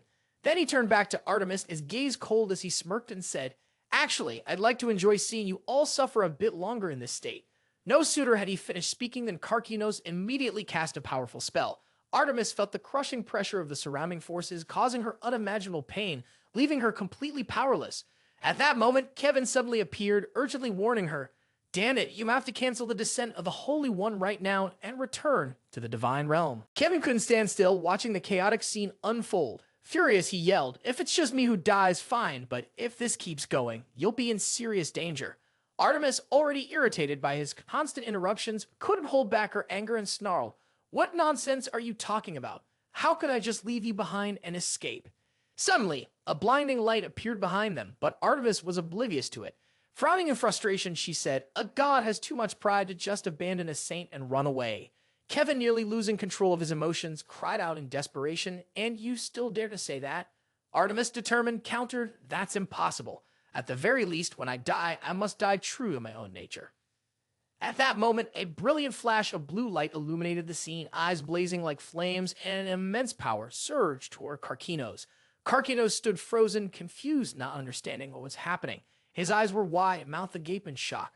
The Verno army stood still, staring, helpless to comprehend the strange sight before them. Suddenly, from above, Jian descended, his sword raised high, his eyes filled with fiery excitement. The moment Artemis recognized him, her eyes went wide. Li, Jian. But Jian paid no attention to anything around him, diving straight down with deadly precision, aiming directly for Karkinos' head. Jian swung the sharp axe with a quick flick of his wrist, and in an instant, the blade pierced through Karkinos' body with ease. Karkinos, still trying to grasp what was happening, stared in shock at Jian's sudden appearance. His anger quickly flared, and he yelled, Jian, what are you trying to do? Jian simply shrugged nonchalantly and replied coldly, What am I doing? I'm just returning the favor, giving you exactly what you did to me, just like how you tormented me in the Demon Tower. Karkinos glared at Jian, furious. Jian raised the axe again, his eyes cold as ice. He looked at Karkinos with a slight smirk and ordered, Speak, Karkinos. Why aren't you answering? Jian stood there, arms crossed, his eyes following the battle through the mirror in front of him. Suddenly, a voice came from behind him. How do you feel? A provocative smile appeared. Have you seen all the memories you wanted to see? Jian turned around calmly. Yes, I've seen them. His gaze sharpened as he stared intently at the mirror. The reflection shook him to the core, a knife plunging through a heart. A hooded figure grinned maliciously. Jian spoke coldly, So it was you? The figure flinched, realizing they had been caught. It was Jian, though his face, twisted and distorted, made the scene even more chilling. Jian drew his weapon, his hands quickly moving into a battle-ready stance. His gaze was so cold. It seemed like it could cut through the very air, radiating a deadly aura that made everything around him hold its breath. Speak, Jian. What will you say? Jian's voice rang out, his eyes sharp like knives. But Jian remained silent, refusing to admit anything. What are you trying to say? Jian continued, his voice icy, clearly holding back his fury. Li, standing nearby, suddenly spoke up, Jian, don't jump to conclusions. It might not be him. Jian responded softly but firmly, his foot sinking into the swamp. You can pretend to be innocent, but what you're doing only makes me want to crush you even more. His gaze hardened, his body tensing as dark greenish-blue energy swirled around him, as if it wanted to devour everything in its path. Jean, standing close by, couldn't help but frown, his hands clenched, his breath growing more urgent. Burn this swamp down, he roared, a wave of dark power spreading out and setting everything it touched ablaze. The soldiers around them were caught off guard. Damn it, he's in danger. Save the commander, block Lee, one soldier shouted, and everyone rushed forward, but suddenly, a blinding red light exploded into the air. Seconds later, they only saw rocks and earth being blown away, the heavy atmosphere shattering into a deep crimson hue. The soldiers stood frozen, eyes wide, not understanding what had just happened. A massive dragon, exhaling its final breath of fire, soared into the sky. Everyone stared up in shock. That's the black dragon. Red eyes, it's red eyes. Jian stood facing the group, close enough to speak. You should know your place, he said, his voice full of menace. If you want to die, feel free to interfere. He turned his head, his cold gaze locking onto Jean as if to end the conversation right then and there. The other man trembled, but gritted his teeth, anger burning inside him. He knew this madman had burned the entire dark swamp to the ground. The situation was too dangerous now, and there was no chance of winning. Jean stepped into the mud, each stride full of resolve. Jean stood at a distance, watching, feeling the tension radiating from him, the weapon on his shoulder a clear warning. He knew everything had spiraled out of control, and this man had completely lost his mind. A dark aura slowly enveloped John's body, thick and shadowy. Sensing the change, Jim didn't hesitate for a second. He lunged forward and shouted, "Where do you think you're going?" At that moment, a sharp sound echoed from behind. Karkinos, seething with rage, yelled, "You dare step on me to climb up." But Jian quickly blocked the attack with his weapon. He gritted his teeth, his eyes cold as ice, and snarled, "I won't spare you." Jian showed no fear. On the contrary, a mocking smile spread across his face. "Oh, really? Don't you remember the time when someone stepped all over you?" He deliberately brought up Karkinos' past, pushing him further into a frenzy. Karkinos let out a fierce roar, the sound echoing throughout the space. The roar of the cancer deity, Karkinos, sent a chill through him, triggering memories of a humiliating past that pushed him into a wild, uncontrollable rage. His full power erupted, sweeping away everything in its path. Jian tried to block the devastating attack. Above, 5 vibrant circles representing the zodiac signs appeared, emitting a dense, dark energy aimed at the battle. Jian's brood stood frozen, eyes wide in disbelief at what they were witnessing. The circles continuously released more energy, growing stronger with each passing second. Other deities began to emerge, and the followers who had made pacts with the cancer deity, Karkinos, quickly sent reinforcements, powering him up. At the same time, Karkinos' roar resounded again, this time even more powerful, shaking the ground beneath them. Mud and dirt flew up, pulling soldiers from the crowd and sending them into a panic. "Are we trapped?" One of them screamed, while others shouted in unison, "Help, I'm stuck. Where's Lord Jean Lauren?" Jian paid no attention to the cries around him. His gaze was fixed solely on one point in the distance, on the cliffside. From there, the system's voice warned that the power of the Dark Star was destroying everything. The environment could no longer withstand it. Kevin gritted his teeth, struggling to come up with a solution. Damn it, he thought, if it weren't for the binding skill of the monarch. Kevin tilted his head back and looked up, feeling as if a heavy stone was pressing down on his mind. Finally, he asked himself, this choice, who am I really doing it for? He stared at the zodiac circles, then sighed. Isn't Karkinos devouring both your resources and abilities? The system notifications were silent, and the Cancer Alliance's gods remained unresponsive.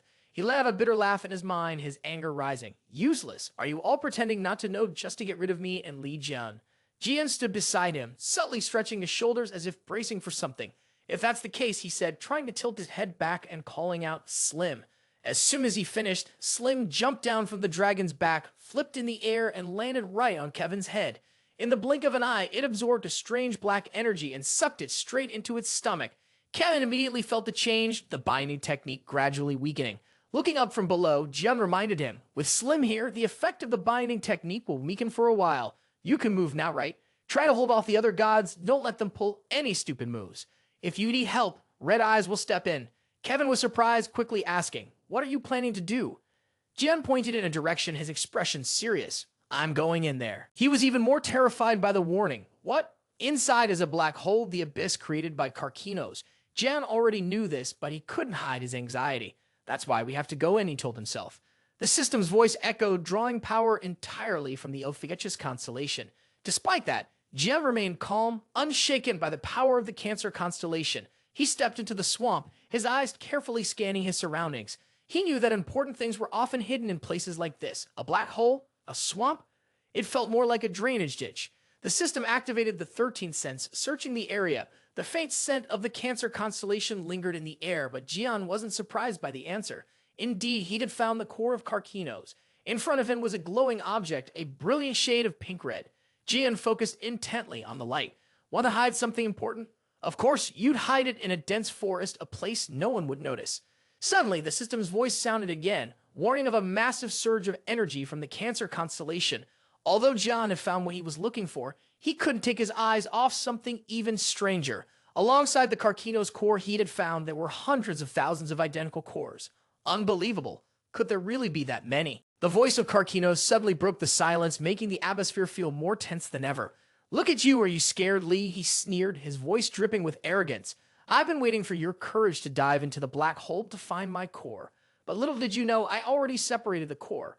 Jian's eyes suddenly glinted with smug satisfaction. No matter how impressive your detection skills are, do you think you can recognize the real core? Karkinos stood there, his expression changing as if he had realized something. You damn it. Why is the Cancer core in your hands? Jian didn't rush to answer. He casually shoved his hands in his pockets, his face unchanged. My new recruit works quite efficiently. He smirked, his voice taunting. It's already here. You just said you had to pick out the real core, didn't you? Quite a hassle, huh? At that moment, Jian didn't hesitate and took a bite of the stone. Karkinos clearly hadn't expected this. What's this? He seemed a bit annoyed. What are you doing? Do you even know what that is that you're eating? Jian stayed silent, his eyes still fixed on the stone in his hand, his expression unchanged. I guess calling you rotten makes sense now, huh? You really do stink. Eating dirt from the Demon Tower would taste better than this. Hearing that, Karkinos' face turned bright red with anger. Stop complaining about the taste. Jian shrugged, clearly uninterested. It's dying. What do you expect me to do? At that moment, the system's notification echoed. The strength of Cancer is contaminating Ophiuchus' body, beginning to infiltrate. Ophiuchus intentionally refusing to activate any healing skills. Let things get worse by the minute. Without hesitation, Jian popped the rest of the stone into his mouth and smiled faintly. Good, keep taking over. My body is yours now. He wiped his face with one hand, his gaze cold. The more you take over, the easier it will be for me to emerge with this power. At that point, dark streaks appeared on John's face, and his eyes gleamed like fire. His 13th sense suddenly alerted him. A stone began to shine brilliantly among the other similar-looking stones. It was the core of Cancer, the true nucleus of Karkinos, standing out sharply and sparkling strangely, unlike the others. Seizing the opportunity, Jian rushed toward it. Found it. It was then that Karkinos realized John's plan and shouted, his voice full of fury. You bastard. From the very beginning, you were after it, weren't you? That's why you swallowed my core. Jian stared intently at the stone, his mouth admitting, of course, I'm not crazy enough to eat that nasty thing. He drew his weapon and swung it hard at the core stone. Come on, the system immediately announced. The Cancer core has neutralized the power of condemnation of the sky. The destructive force of condemnation of the sky has been weakened. The Cancer core absorbs the power of Baron Iron Helmet's scythe, and the core's energy resembles calamite's. Jian furrowed his brow as he looked at the stone, still intact after his strike. This is tougher than I thought, he muttered. Even after using condemnation of the sky and the Baron Iron Helmet's scythe, nothing had been able to damage the stone. Just then, Karkinos charged forward. You think I'll just hand over the divine core so easily? A heavy blow from the front struck his chest, but Jian remained in the same stance after delivering his strike. Too loud. Quiet down so I can think. Jian's cold gaze reflected Karkinos' crimson eye. Suddenly, his eyes turned bright red. The black dragon appeared out of nowhere, darting toward them. It took a deep breath and unleashed a fierce flame. Karkinos was lying on the ground, writhing in pain from the blows he had taken. He kept groaning, no way. How could you find my position from all the way out there in the endless abyss? At that moment, an announcement from the system echoed, saying that condemnation of the sky had shared its location with Crimson Eye, the Master's command.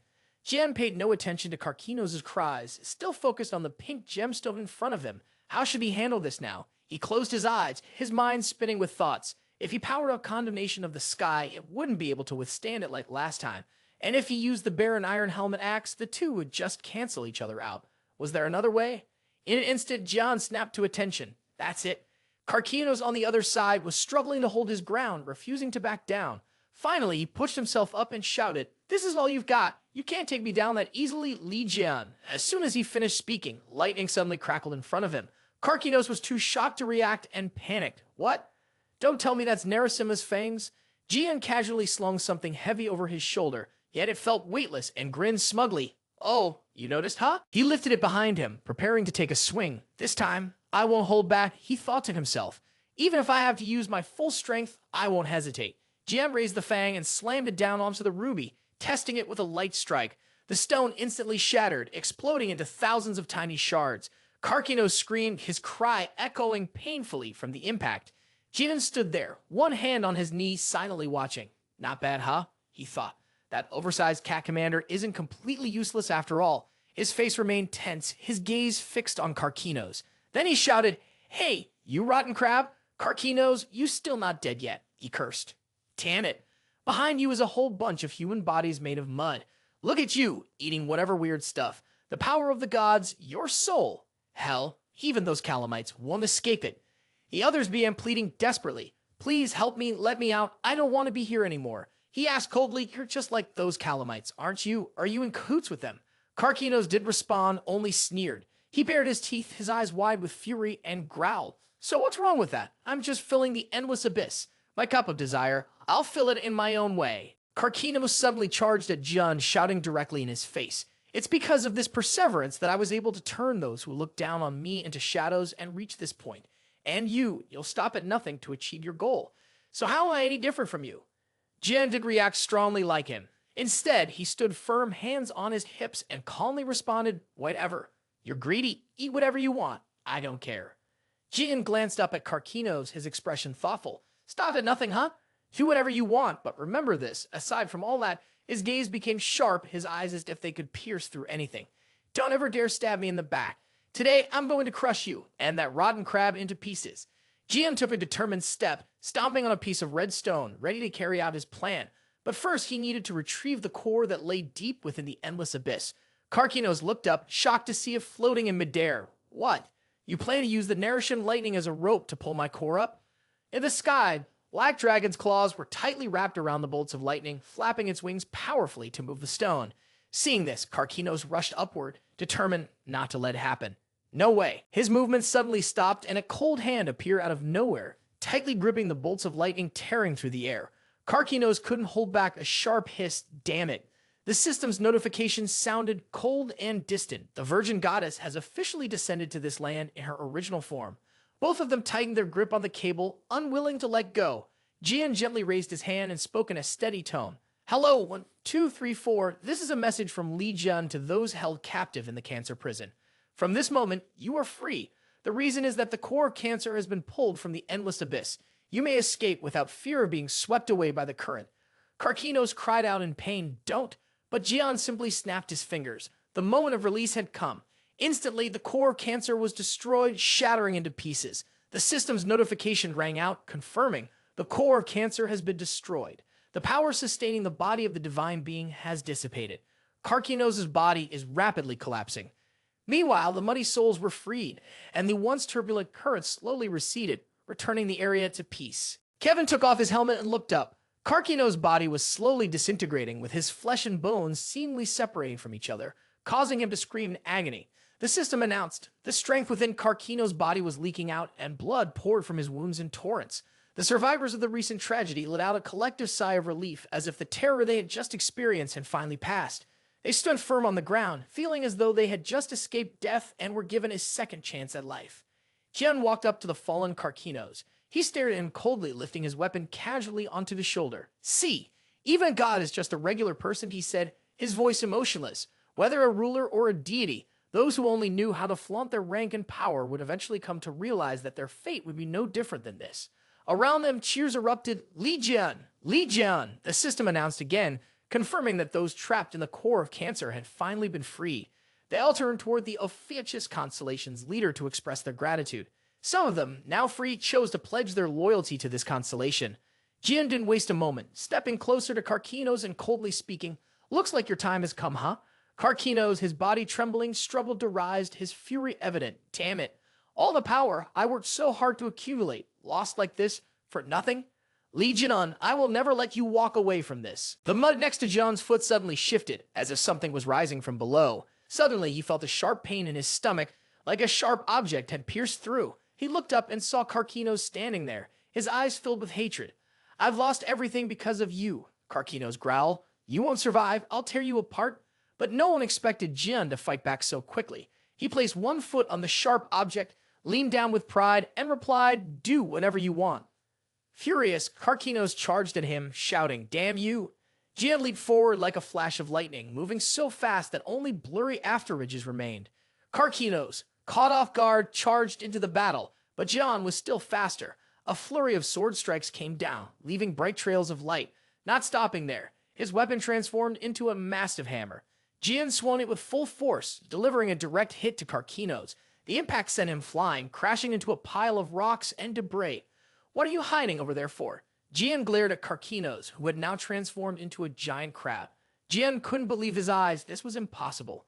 No, this can't be real. The system notification echoed, and the divine spirit Karkinos trembled as his true form was exposed. Jian chuckled softly, his tone dripping with mockery. How hard did you try to hide your pathetic appearance? But now, look at you. Your disguise is shattered. The system's voice continued, and a furious killing intent toward the divine spirit Karkinos flared even more. He could unleash the power of death at any moment. Jian smiled with excitement and charged straight at Karkinos. Around him, a massive dark green-black sphere enveloped, its power radiating strongly, expanding through the space. Karkinos, witnessing this, was left speechless in shock. Suddenly, behind Jian, a colossal serpent appeared, coiling menacingly. I told you, Jian whispered, his voice filled with resolve. Today, you're going to die. Once again, the system chimed. The divine spirit Karkinos was now in a state of extreme weakness. His strength was nearly gone, and the only energy he had left was the power of death, which he could use to crush his opponent. At that moment, sharp rays of light shot directly toward Karkinos, causing him to scream in agony. His body began to disintegrate rapidly. Even so, Karkinos forced out, Li Jian, do you really think you can destroy me? You don't understand the consequences of destroying a divine body. Do you even know why even the most hostile of gods avoid completely hunting each other down? Because when you do that, you become the enemy of all the divine spirits. Jian wasn't worried by his threats. Don't worry about me, I'll drag all your friends down to hell with you. His cold words echoed as his power quickly took over the zodiac circles. A notification system appeared, signaling that death was not only targeting Karkinos, but was also draining the power granted to him by the gods. Immediately, all the gods stopped aiding Karkinos, turning their backs and abandoning him. The once mighty resources of the Cancer Pantheon were now completely depleted. At that moment, the circles suddenly emitted a brilliant light, but soon they began to fade. Karkinos, filled with rage, roared, "You bastards!" He hissed through clenched teeth, his body starting to break apart, fragments falling off. You pushed me away long ago, and now you run. His overwhelming fury turned his hair silver, as if the power of finality had seeped into each strand. It's too late now. Where are you going to run? Jian stepped closer, his voice as cold as ice. Once you fell into my grasp, everything was over. You and your so-called crustacean species. All of you will vanish, leaving only the fading face of Karkinos. Don't think you can end it all just by getting rid of me. Karkinos shot back, his voice full of defiance, even as his body continued to disintegrate. Someone will inherit my place, and then Cancer will have a new god. He roared, sooner or later you'll meet the same fate as me. As soon as the words left his mouth, his face shattered, and he only had time to let out a pained scream. Debris flew everywhere, falling to the ground like rain. At John's feet lay the aftermath of a brutal battle, a chaotic scene so intense that even Kevin and Artemis, who had witnessed many fierce fights, stood in stunned silence. The soldiers around them stared up in disbelief, unable to process what they had just seen. A divine being, someone they had always feared, had been destroyed. He had remained suspended in the air, his expression calm, as if nothing out of the ordinary had happened. The system's voice echoed, announcing that the divine beings were in a state of panic. They couldn't make sense of what was going on, unsure of what was truly happening. The worst fear they had dreaded had finally come true. He tilted his head and looked up at the colorful circles spinning in the sky. You can wait, Jian said, his voice unwavering. Once that crab is finished, it'll be your turn. His cold declaration echoed through the air, silencing any thought of resistance from the divine beings. They quietly withdrew to the divine realm, leaving behind only one ominous warning. Just wait and see. A few seconds later, the colorful circles began to fade, vanishing into the stillness of the space. Jian suddenly looked down, his gaze landing on a puddle of mud at his feet. A figure struggled to crawl out of it. Breathing heavily, then whispered, "This can't be happening." He stumbled forward, cursing under his breath, "Damn it, you dare to kill even the Holy Spirit." Suddenly, a powerful strike hit him in the throat, knocking him off balance. Jian immediately grabbed his severed head, lifting it high in front of him. "Look here," he said, his voice full of challenge. But Jian showed no sign of anger. "I completely surrender," he said calmly. "Now, even the Holy Spirit can't stand against you." Jian sneered, "Cursing your own tongue is probably the only smart thing you've said. Go to hell, you bastard." But Jian wasn't backing down. On the contrary, he kept provoking. "Without the Holy Spirit backing me up, how long can I last? There's a saying, your enemy becomes your friend. Want to hear my honest thoughts?" Though his words seemed playful, as soon as Jian finished speaking, he threw the head far away. The backstabbing at the demon tower was so damn satisfying, he added coldly. Jian said nothing more. He simply extended his foot and stomped hard on Jian's body without hesitation. "Die, you bastard!" His claws sank into Jian's stomach, and blood sprayed out like a bright red river. The soldiers standing nearby were stunned, unable to believe their eyes. "Lord Jean Louis is dead. It can't be," they shouted, panic spreading through them. "That's the one who killed the Holy Spirit," another soldier cried. "We can't face him. Run." They hurriedly turned and ran, each step seeming to escape the chase. The group behind them kept their eyes locked on the retreating figures of their enemies, slowly fading from view. "We've won," one person shouted. Instantly, the air filled with excitement. The girl in front of them softened, her face lighting up with joy as she heard the cheering, filled with excitement. "Long live Lord Li, long live Virgo." She bowed her head, a sincere gratitude swelling within her, and spoke clearly. "Thank you, Lord Li. It's because of you that our fortress is protected. On behalf of Virgo, I offer my heartfelt thanks." But before her words of thanks could finish, a sharp voice interrupted. "Wait, Jian," his face cold and his gaze determined, spoke up. "Don't rush to create this fake atmosphere of peace. We still have much to do." Kevin, who had been celebrating just moments ago, now stood frozen, along with the soldiers around him. No one had time to react as Jian pulled out a knife, aiming it directly at Termes. With a serious tone, he spoke firmly. "When I recalled my memories from the Demon Tower 20 years ago, one strange scene stood out clearly in my mind." His eyes radiated a chilling aura of hostility. "New Moon, you had a long conversation with Libra and Cancer, didn't you? We climbed the tower to face Red Eyes. Can you explain to me what that was all about?" Artemis fell silent, her face suddenly tense, unusually serious. 20 years ago, during the red-scarred raid at the Demon Tower, a sharp blade slashed across the body of a monstrous creature. The attacker was Jian. He carefully surveyed his surroundings, his gaze stern. "Damn it," he thought to himself, "these calamites are everywhere, like a swarm of roaches infesting the tower's floors. No matter how many he took down, their numbers never seemed to dwindle." Jian pondered deeply. Clearly, there were still many survivors. Either they were regenerating, or more were being continuously sent from somewhere within the tower. Hugo, standing beside him, broke the silence. "Jian, everything seems fine here. We should move forward, right?" But Jian shook his head, disagreeing. "No, Tifsu, go back into the tower and stop any remaining calamites. The rest of you, gather up and keep moving forward." Tifsu blinked in surprise, eyes wide. "What? What do you mean?"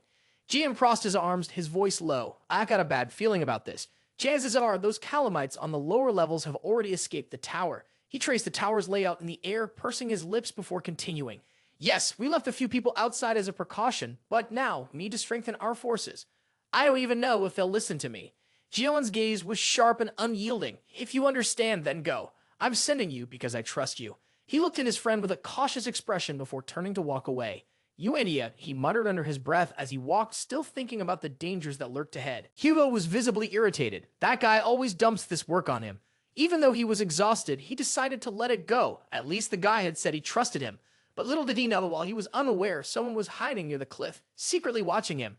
A blade flashed, coming dangerously close to the girl's face, and Kevin's firm voice cut through the tension. "Stop!"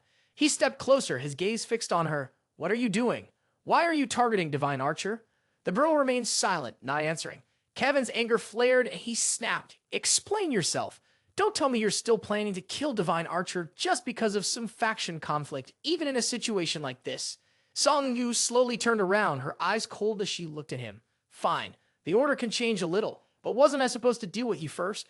At that moment, a soldier from behind Kevin lunged at him, making him realize the danger from the dark faction. But as he was about to counter, bright golden threads suddenly appeared surrounding him. Kevin was stunned. His sharp eyes darted behind him. "That bastard. How does he have this?" She gave a mysterious smile, her left hand creating a powerful whirlpool of water, while her right held a scale, the symbol of balance. Pisces quickly activated her silent barrier skill. Meanwhile, Libra didn't hesitate for a second and immediately triggered her golden ratio skill. Kevin watched them, his eyes wide in surprise, and exclaimed, "You have Libra's beads." Suddenly, a shadowy figure charged at him, attacking without warning, striking him hard. Kevin barely had time to grit his teeth before a wave of pain hit him, nearly taking his breath away. The figure placed 2 fingers on his forehead and cast a spell. Less than a second later, Kevin collapsed, his body drained of strength. The figure let out a relieved breath, almost having ruined his plan. Pisces turned around and explained calmly, "We're inside the demon tower, so the god's mental barrier is weakened. It can be easily broken by the king's skill." He slowly got to his feet, feeling as if they had narrowly avoided failure. Is this really the time to say something like that? He smiled, his eyes full of self-satisfaction. With a serious expression, Pisces continued, "Luckily, silent barrier protected us. Divine Archer didn't notice the change." She turned her head, moving away from the attention of others, making sure not to reveal any weaknesses. Meanwhile, Hugo continued walking, completely unaware of the chaos unfolding around him. Pisces sighed and admitted, "It's my fault. I'm not used to ambushes like that." She glanced at the fading camouflage and suddenly realized the person standing before her was none other than the Holy Libra, Giselle Lawrence. The man looked down at Kevin, his eyes filled with deep thought. So what should we do with this poor Virgo? He thought.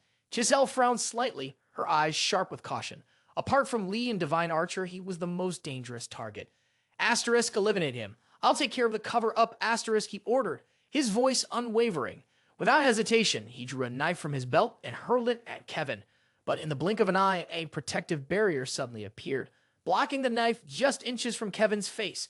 The man froze, stunned, staring at the shield that had materialized in front of him. What? He couldn't believe his eyes. A system notification immediately popped up. The Virgo constellation Artemis has created a protective barrier. Grinding his teeth, the man gathered all his strength, refusing to give up. He continued attacking, trying to break the shield, but all he saw was his own power being repelled, pushing him back. Giselle stood in the swirling wind, casting a brief glance, silently cursing. Damn it, it's that stupid divine spirit again. Always pampering this Virgo idiot. He sneered inwardly. Suddenly, Artemis appeared, followed by another system notification. Artemis has appeared in the form of a spirit. Due to the influence of the demon tower, Artemis' power has been significantly weakened. She looked down at Giselle, her gaze cold, and then asked challengingly, Libra, what are you planning to do with my precious disciple Without a moment's hesitation, Artemis' words cut through the air. What else? I'm just taking this opportunity to eliminate the nuisances, the ones who follow Li Jin. This scene is easy to set up, there's nothing difficult about it. He died in the battle against the Calamites inside the demon tower. Artemis growled a warning, don't push your limits, Astra. I can't stop you from acting on your own because of certain restrictions, but I won't stand by and let you trample on my side's interests. Giselle sneered, oh? Then why don't you act right now and stop me? Artemis gritted her teeth, visibly angry but unable to do anything except hold herself back. Well, of course, it's because the demon tower has weakened part of your strength. Giselle didn't miss the opportunity and pointed at her, taunting. Don't get too confident, Artemis. I'll let slide when you refuse to join the plan, but most of the divine beings have already decided to eliminate Lee during the demon tower raid. If you keep interfering, you're going to have trouble. A scale dangled from her finger as Giselle continued, her voice dripping with challenge. I don't want to make unnecessary enemies with the divine beings either, so I'll give you a choice. Choose Artemis. 1, save Kevin and keep silent about this forever. 2, face me, face the divine beings and the entire demon tower. Giselle stared at the scale, quiet, as if weighing a decision that could change her fate forever. Giselle was so angry that her whole body trembled, but in the end, she bowed her head in defeat. Fine, just don't touch Kevin, she said, her voice tense. Dan had been standing silently next to them this whole time, but now, he spoke up. Good thing we understand each other. Giselle looked around, still not fully at ease. He started rummaging through his pockets, then looked at them and said, all right, but just to be safe, we need some kind of guarantee. Suddenly, he appeared in her hand. Here, she said firmly, we need a guarantee. Giselle didn't say anything, but quickly placed the key on Kevin's forehead. Immediately, a red mist appeared, enveloping him. I'll implant a mental restraint skill into Kevin's mind. Artemis watched in stunned silence, her eyes wide with amazement. She had seen Giselle's power before, that dark, chilling strength hidden behind the Libra. Yes, it was exactly that. A terrifying shadow loomed behind Giselle, grinning maliciously. Artemis exhaled sharply and finally spoke, the power of a monarch. Jian's face tightened as he heard this. So you know everything and still kept quiet? He snapped, unable to hide his anger. Kevin, caught off guard by the revelation, exclaimed in disbelief, "What were you thinking, accepting this?" She lowered her head and softly said, "I'm sorry, but there's nothing more I can do. Virgo alone can't stand up to Libra, nor can she deal with the Calamites or the Kings." She paused, took a deep breath, then continued, "But after Leon is revived, I believe we'll have a chance to escape this situation. I've done everything I could." Kevin couldn't stop blaming her. The problem started when you trusted that person in the Demon Tower. "I'd rather die than survive without doing anything." Artemis, her eyes red, almost choked on her words. "To save you, I had no other choice." Jian remained silent, his mind spinning. Pieces of the puzzle slowly began to fit together. The white-haired man had met with Sebastian. Maybe it was Jean-Louis in disguise, or perhaps Libra had orchestrated everything. He looked at the key in his hand and suddenly realized something. The real issue was Libra and his royal power. We've confirmed that Libra is making alliances with the kings. It's obvious he's using the royal skills, but there's something off. The key, a mysterious object used by both Dark and Libra after killing Jean-Louis, seems to be the key to everything. While John was lost in thought, all he could hear around him were the voices of Kevin and his arguing. Kevin snapped, "Virgo, how can you be so heartless?" "Miss added, my disciple, this is too much to bear." Jian felt a deep sense of disappointment, as if everyone had abandoned him in this moment. Jian shouted, "It's too noisy. Be quiet for a moment." Kevin turned back and replied, "You're the one who should be quiet. You know everything, but still stay silent, and now you're telling others to be quiet." Jian grew even more upset. "I'm really frustrated right now." Artemis, standing nearby, watched the two argue, unsure of how to step in. She felt awkward and simply stood there, watching in silence. Finally, Jian spoke up. "Anyway, you helped me fight those monsters. Like Artemis said, you stood by my side, so we're even now. No more debts between us." Hearing this, Artemis's face brightened. She quickly clasped her hands and asked, "Really? Thank you so much." At that moment, Li Jian, standing beside them, glanced at Kevin, who was shrouded in the shadows cast by the smile. He looked at him curiously. "What are you going to do next?" Kevin furrowed his brow, stroked his chin thoughtfully, and said, "Take this." He handed something to Jian. Jian looked at it with curiosity. "What is this?" Kevin smiled, locking eyes with him. "This is my symbol of power, a round emblem with a four-pointed star in the center." Jian's eyes widened in surprise. Kevin continued, his tone firm and determined. "Li Jian, I'm giving you full authority over the Virgo faction." Just then, a notification echoed from the system. "Saint Virgo Kevin Hazard has officially requested to join your army." Artemis couldn't help but be stunned. His eyes widened and his voice clearly showed his surprise. "What do you mean? Are you saying you want to leave the temple?" Kevin calmly responded, unhurried, "No, that's not it. I'm just repaying a debt." He slightly turned away, his eyes showing seriousness. "It was Li Jian who kept the temple safe. I've never mentioned the old debts, and the events in the Tower of Demons have been kept quiet. I understand how you all think, but for me, this is something I can't accept. You understand, don't you?" His voice became firmer, a bit colder. "You have your way, and I have mine. No matter how you and Lee settle your debts, I'm simply repaying mine in my own way." Silence fell. The soldiers listened quietly, and even Miss stayed silent, pursing his lips, unsure how to react. Kevin slowly knelt, one knee touching the ground, his posture solemn. This time, I kneel out of respect. He didn't say anything more, just looked at everyone with sincere devotion. "I, Kevin Hazard, the saint of the Virgo constellation, on behalf of Virgo, would like to express my deepest gratitude to Ophiuchus for your invaluable support." His voice was clear and respectful. "From today on, all the power of the temple will be transferred to Ophiuchus. I declare that under your leadership, both temples will join forces and grow together. Please accept our request."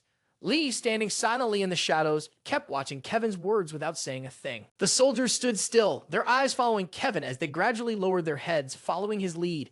In the end, they all knelt and bowed before Jian in a deep gesture of respect. Witnessing this, Artemis couldn't help but feel surprised, her eyes widening in shock. Jian, too, couldn't refuse. He sighed softly before speaking. "Then thank you. I will accept it. And you, do you have any objections to this decision, Artemis?" Artemis closed her eyes and responded quietly. "How could I object? He's right." She was the last to kneel, and her words came out like a firm pledge. "I will place the future of the Holy Order in your hands, Li. I hope you will bear this heavy responsibility." As soon as she spoke, a notification echoed through the air. Virgo has joined under the banner of the Ophiuchus Holy Order. Behind Jian, a symbol of a serpent slowly appeared, marking the sign of his new power. All of Virgo's resources would now belong to Ophiuchus. A monumental record was etched into the sacred scriptures, further increasing Ophiuchus' prestige and elevating its divine standing. Jian couldn't hide his radiant smile upon hearing the announcement. The gemstone emblem in his palm shone brightly. He thought to himself, asterisk, so a holy order can actually submit and join another holy order asterisk. At the second sanctum of Ophiuchus on the rooftop of Li Jian Tower, Jian raised the stone, his eyes fixed on the sparkling light reflected in the sunlight. Soon, the weight of his workload would increase drastically, and he would once again be buried under an endless pile of tasks. But then, a flash of light gleamed from the stone, making Jian pause. He squinted toward the sun and whispered, there's still something else that could be mine. He realized the truth, but simply smiled calmly. Looks like I've gone in circles for nothing, he muttered to himself. Suddenly, from below the tower, a voice called out, Uncle. Jian looked down and saw Yua waving, eagerly waiting. He raised an eyebrow, stood up, and spoke in a warm voice, You've been waiting for a while, haven't you? He slipped his hand into his coat pocket and continued. Today, I need to clean up this backlog of work, but first, I'll perform the purification ceremony for Yua. In another corner, Hugo leaned his chin on his hand, his face full of annoyance. He muttered to himself, Damn it, that annoying Li guy told me to follow him if I cared about some Jia, but now he's blocking the demon tower. What am I supposed to do now? A notification immediately popped up on his screen. Access to the demon tower is restricted until Saint Qian Sum Jie completes his training. Do you have permission to enter? Hugo sighed in frustration, muttering under his breath, This is the authority of the deity. What can I even do? Hugo glanced down at the system panel, his eyes flickering with a hint of confusion. Wait a second, I'm the Saint of Ophiuchus. Why can't I get in? He muttered to himself, then quickly noticed a message on the screen. Access denied because you are only a temporary Saint of Ophiuchus. You'll be allowed entry once you become an official saint. Hugo sighed, his voice heavy with disappointment. Oh, come on. He closed his eyes, lost in thought. Actually, this is something worth thinking about. Should I really become an official saint of Ophiuchus? The question hovered in his mind, but soon his resolve returned. No, I can't. I can't go back to being the one who always followed Lee around. Just as he made up his mind, a series of notifications popped up. Sagittarius deity urgently requests, please don't leave. Sagittarius deity asked if you'd like something to eat. Sagittarius deity offers to help pay off the interest on your home loan. He could only shake his head in helplessness and muttered, What is this? Can you offer something more interesting? Upon hearing this, Apollo could only sigh, unable to even cry. Moments later, a powerful beam of light suddenly erupted from a distant tower, shooting straight into the sky. Hugo quickly turned to look in that direction, his voice barely audible as he said, What's going on? Immediately, a system notification rang out. The baptism ceremony for Yua has begun. You know what to do, so go now. The voice of the centaur echoed, firm and serious. Jian, Yua, you can't do this. The system blinked again, and the centaur furrowed its brow, speaking with determination. You've already answered. Now it's time to go. Suddenly, a hand appeared from nowhere, grabbing the back of Google's shirt and pulling him back. The centaur repeated insistently, You answered already, go. Your body might be fine, but you still need to explain things clearly. Not now. Hugo struggled to free himself, but the hand held tight, refusing to let go. The centaur confirmed, Everything I do here is right. Hugo let out a soft cry, determined to move forward, urging, Yuva, wait a bit. I'll be there soon. Beside him, Yuva stared in surprise at the scene before her. A cold voice rang out from somewhere. Good. Almost got it. This time finish it. She floated in the air, facing a giant serpent. Yua, confused and disoriented, looked around. What exactly was happening? Around her, there was a chaos of noise. The serpent was struggling, trying to break free in its final moments. Don't be afraid, aim for its head. Immediately, Yua heard the serpent's roar. Everything that was happening now, was this someone's memory? The serpent's eyes suddenly widened, and at the same time, a distant look appeared on someone else's face. Jian stood still, unmoving, as the sounds of cheers and excitement filled the air around him. People of this land, rejoice and welcome. Today, the 13th Saint has appeared. Let us send thunderous applause to the one who has fulfilled their mission. Yet Jian didn't react. He remained silent, offering no response. In his hand, it seemed like he was holding the cold, lifeless hand of someone who had passed away. The scene around him remained unchanged, with the people still ecstatic, caught up in the moment. Long live the 13th Saint! Long live the 13th God! Long live humanity! The shouts echoed everywhere. Yua, standing in the crowd, felt a strange sense of youth return to her in that instant. But as she looked closer, she was startled to realize the voice that spoke was none other than Li Jian. She stepped back, suddenly aware that she was standing on the giant palm of Jian. He looked at her, smiling as if asking, What's wrong? Suddenly, Yua snapped back to reality. Jian softly asked, How does it feel? She happily took his arm. placed it on her head, and replied, "Finally, it's done." At that moment, an announcement from the system rang out: Saint Cheon Yua has completed the purification ceremony. The leveling up ceremony has been completed, and her rank has been upgraded to SS. Cheon appeared somewhat helpless, but he sighed and said, "Well, that's good. Can I let go of your hand now?" Yua trembled, gripping John's wrist tightly. "Huh? What did you say?" She kept her eyes closed, her mind lost in a whirlwind of thoughts. What just happened? Should I ask him about it? She wondered. No, it's better not to ask. A sense of confusion enveloped her. What should I do? I can only hold onto his hand a little tighter. Suddenly someone jumped out, startling them both. Hugo's eyes lit up. Hey, so the purification ritual is complete now. A system notification echoed. Temporary Saint of Ophiuchus, Hugo, has activated the God's Ring of Observation skill. The message appeared above their heads.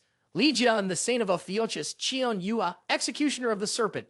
Jian looked at Hugo, smiling smugly. You're late, kid. Yua tightened her grip, her gaze filled with murderous intent. I want to stay with him.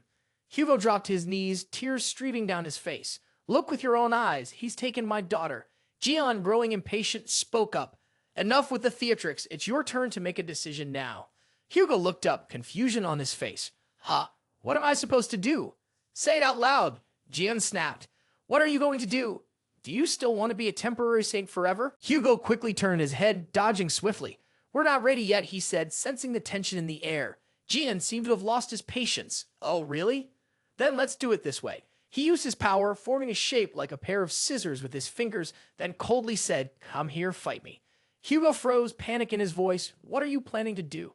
Jian didn't answer right away. Instead, he raised the scissors and pointed them at the chain wrapped around Hugo's head. Cut it, he said. Sever this connection so everything ends neatly. Hugo's voice trembled with worry. Wait, what exactly are you going to do? Before Jian could respond, a burst of light, like a flame, suddenly appeared between them. Jian pulled Yua back, keeping her out of the flame's reach. He didn't seem angry, just smiling as he said, Someone's interrupting, ruining the fun. Still, it's nice to meet you. A voice came from the fire, sounding somewhat displeased, too noisy. From within the smoke, a figure appeared with long golden hair and a sun symbol on their forehead. You finally forced me to intervene, the figure said. Jian stared, realizing, so this is the sun god Apollo. He muttered angrily, Damn disaster god. Another figure ran down the hallway, hurried as if fleeing from something. It was Callie, holding a pile of papers and whistling happily. Callie suddenly remembered the smug look on John's face. You want to become an official follower? Fine, but first bring me 500 pages of handwritten autobiography. Don't forget, you have to write it yourself. Jian finished speaking, leaving a tense feeling in Callie's chest. She frowned, gripping her notebook tightly, cold sweat trickling down her skin. I finished, she said, her voice tight. Those 500 pages were exhausting. Still, a blush crept up her face as she imagined the future, a surge of excitement rising within her. She knew that if she could just get through this challenge, she'd officially level up. At that point, Yua would definitely have to bow down and call her a saint. With a bright smile, Callie rushed out, shouting, Is Lord Li Jian here? She ran up excitedly, her voice full of energy. Lord Li Jian, I've finished. Before she could finish, a flame suddenly erupted, engulfing the pages in her hands. At the same time, a fierce fire swirled in front of Jian and Yua. Jian tilted his head, clicking his tongue in regret. Just so close, yet ruined. Anyway, it's been a pleasure meeting you. Immediately, from the wave of flames, Apollo appeared, his presence commanding, his eyes cold and judgmental. It's too noisy, he said, his voice stern. I had to step in. After a brief pause, Apollo shook his head in frustration and shouted, What a damn wicked god. Kali stepped out, her eyes wide with shock as she stared at the scene in front of her. Yuva was standing next to her, equally stunned, not sure what was going on.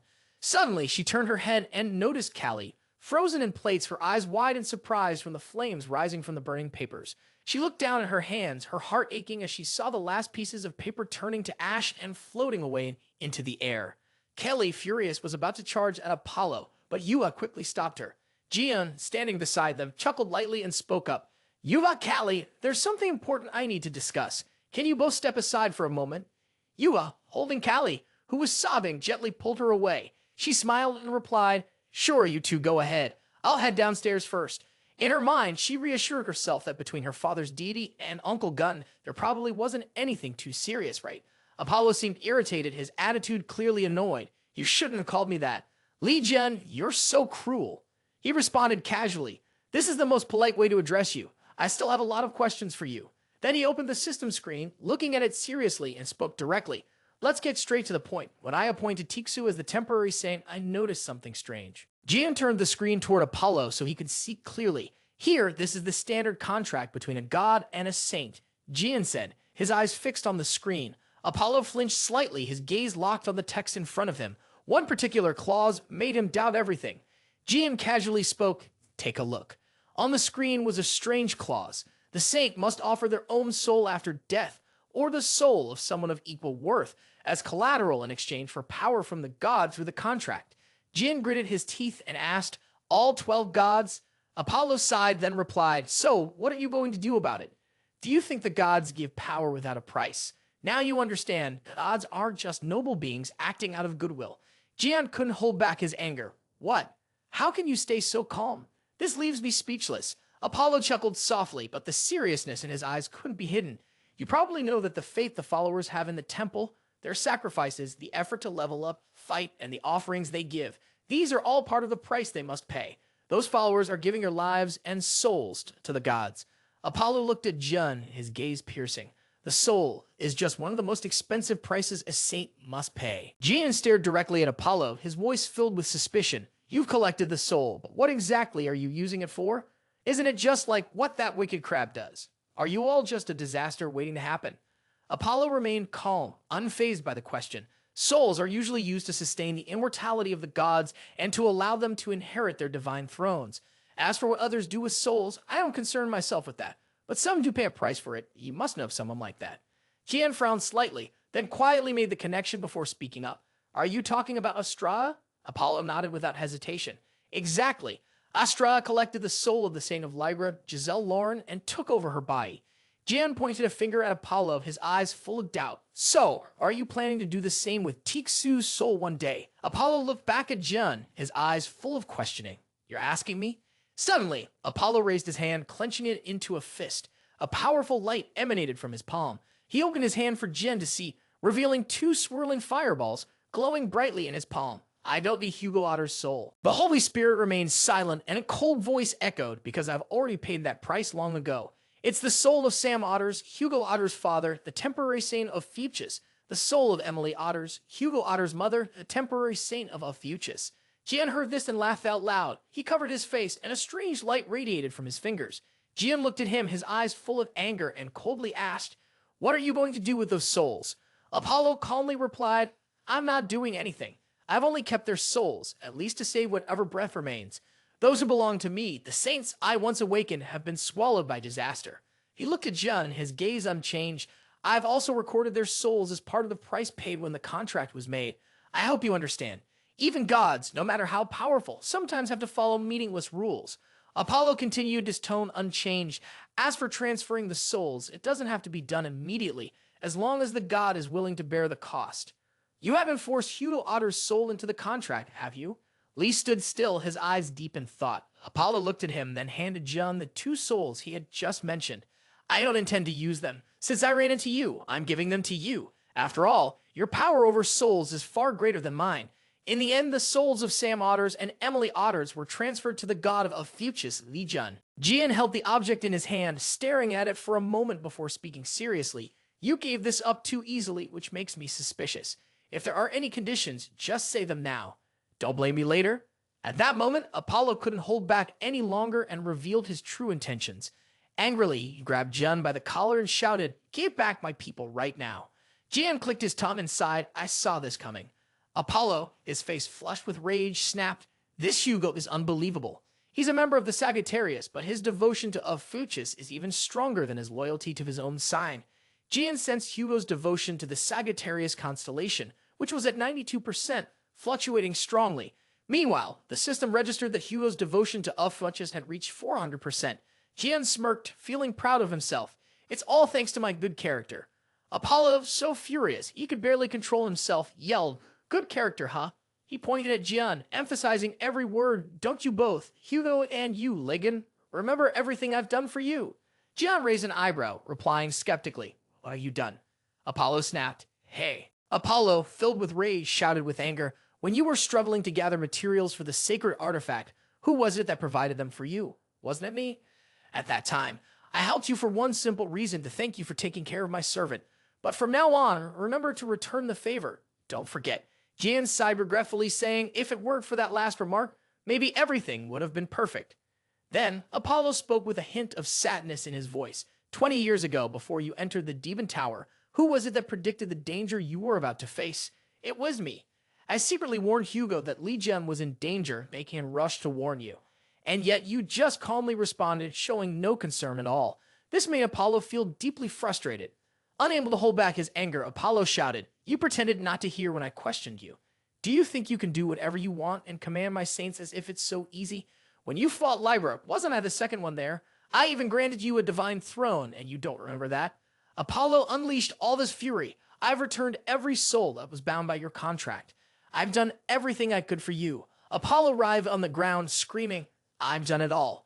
In the room, Hugo frowned, narrowing his eyes in dissatisfaction, and said, "Don't use my body as a joke, rolling on the floor like that." Jian quietly thought to himself, "Asterisk, is this what I become when I lose control?" Asterisk, he pointed his finger and shouted, "Did you get shot in the head or something? Can't you just sit still for once?" Apollo stubbornly retorted, his voice firm, "You think I can just sit still?" Jian paused, his expression thoughtful. After all, his relationship with Apollo was still pretty good. Before being trapped in the Demon Tower, when he gave everything in battle, it was Apollo who helped him the most. Apollo screamed, his face full of anguish, "Oh my God, everyone look. This disaster is repaying kindness with hatred." Jian realized he might have gone too far. "All right, let's just calm down and talk this through," he said. But Apollo would listen. He continued to throw himself down dramatically, pretending to be hurt.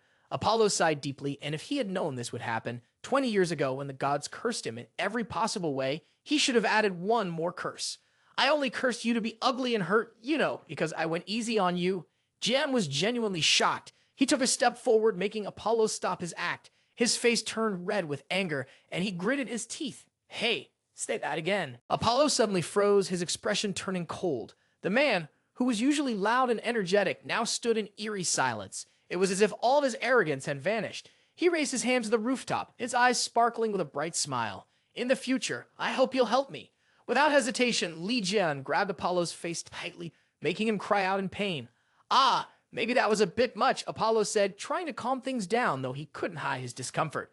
Suddenly, a lightning bolt struck from the battle above, hitting the rooftop and adding more tension to the air. Yua sighed as if he had expected this. "I knew something like this would happen," he muttered, his eyes fixed on Jun, who was burning with fury. "Didn't I always think my body would be crushed from overusing my power?" Apollo said, exhaustion evident in his voice. "And now you're talking about, did you just mention a curse?" Jian didn't respond. He only glared at Apollo with intense rage. In that instant, Apollo noticed something strange. A 5-fingered tattoo appeared on his face. He recoiled, his eyes cold as ice. Jian narrowed his eyes. "Is there anything else?" Though Apollo was exhausted, he answered smoothly, "I'm being honest. Other gods might curse to weaken life, but I only reduced the attraction and made a few minor changes to your appearance." Jian roared in anger. "That's the problem, you fool. This is Otiksu's body. You can't just mess with it."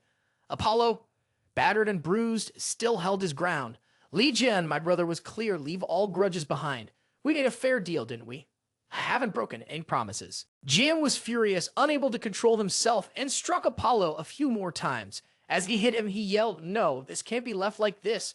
Apollo looked up, his eyes still calm, but his voice carried a hint of worry. "Hold on, let me tell you something important. You should ease up a bit." Inside, Apollo felt a storm of anger building, but he tried to stay composed. "I'm truly sorry for being such a useless older brother. I betrayed my little brother, and that's why he cursed you with a 24/7 surveillance spell. Every action, every small move you make, he'll be watching it all." Jian seemed on the verge of exploding, his fists clenched and veins popping on his neck. "And you're no longer in debt to the young moon. You and that bastard are both dead for sure." Apollo shuddered, his worry growing. "Damn it. What did I do to make you so angry? I did everything for my little brother, and you're still like this. That useless girl." At that moment, a sharp voice interrupted. "Who are you calling useless?" Kevin appeared, his eyes full of condemnation. "That's crossing the line." Jen ignored Kevin's words, lowered his hand, and pulled a piece of paper from his pocket, throwing it forcefully at Apollo. "Enough! Take this paper and sign it." Apollo looked at the paper, confused and unsure of what was happening. "What's this?" "A contract to join the Ophiuchus constellation." Jian stood at a distance, his voice threatening. "If you don't want to die, You'd better sign it. Apollo was furious, his voice roaring like thunder. You bastard of Philechus, what do you think I, Apollo the Great, master of the sun, am? We could talk about an alliance, but being your subordinate? Never. Not in a million years. He kept questioning, his face filled with rage. I helped you with everything I had, but because of pressure from the powerful factions among the gods, I can't go against the tide. You're dragging everyone into becoming your followers just because of a curse. Is that all this is about? Before he could finish, Apollo was roughly interrupted by Jun at the top of the building. Two glaring magical circles appeared, one showing the shape of Ophiuchus and the other the shape of Sagittarius. A new constellation emerged, and the Centaur was officially made a subordinate to the Ophiuchus constellation. The 13th seed of the zodiac appeared with Ophiuchus' magical symbol forming a powerful aura of light. The leadership of this zodiac sign had enough power to erase both gods and the divine realm, making the other gods in the zodiac tremble in fear. For them, this deity was an entity that should not exist. Apollo, his head bruised and bleeding, gritted his teeth and said, "Do you understand now? That's why most of the gods fear you." It was still Apollo with the lump on his head, but this time his expression was serious. He didn't beat around the bush and said plainly, "They are terrified of the power you hold." Jian remained silent for a moment, then raised his hand. The green flame danced on his palm, a silent affirmation that no further words were needed. While my power is tied to life and death, I never expected it to be so destructive, Jian said, his gaze thoughtful. Apollo looked at him, surprise clear on his face. You didn't expect it to be that bad? You used that power to destroy Carinos, Apollo said, as if he couldn't quite believe what he just heard. He slowly pictured the scene of those in black robes gathered around the throne of the Zodiac, each one staring intently at that seat of power. The Zodiac throne is the highest divine position. Apollo continued, his tone serious. Every god craves it. If there's a vacancy, the consequences are inevitable. Jian furrowed his brow, skepticism showing on his face. You mean a power struggle will break out? Apollo nodded, his gaze fixed on Jian. Exactly. And on top of that, you've proven you're capable of eliminating gods who have held that position for a long time. The space fell into silence for a moment, the only sound being their breathing in unison. Apollo broke the stillness, his voice low but full of warning. Many beings will target your life and your power. Not just the gods, but also disasters from uncharted civilizations and cruel overlords. The image of a person in a black shirt with long hair and a mysterious smile suddenly evokes a sense of longing. It's the kind of longing that belongs to superior beings, whose outcomes are unpredictable. Apollo speaks, he said seriously, his voice steady. Sagittarius has become a follower of Ophiuchus.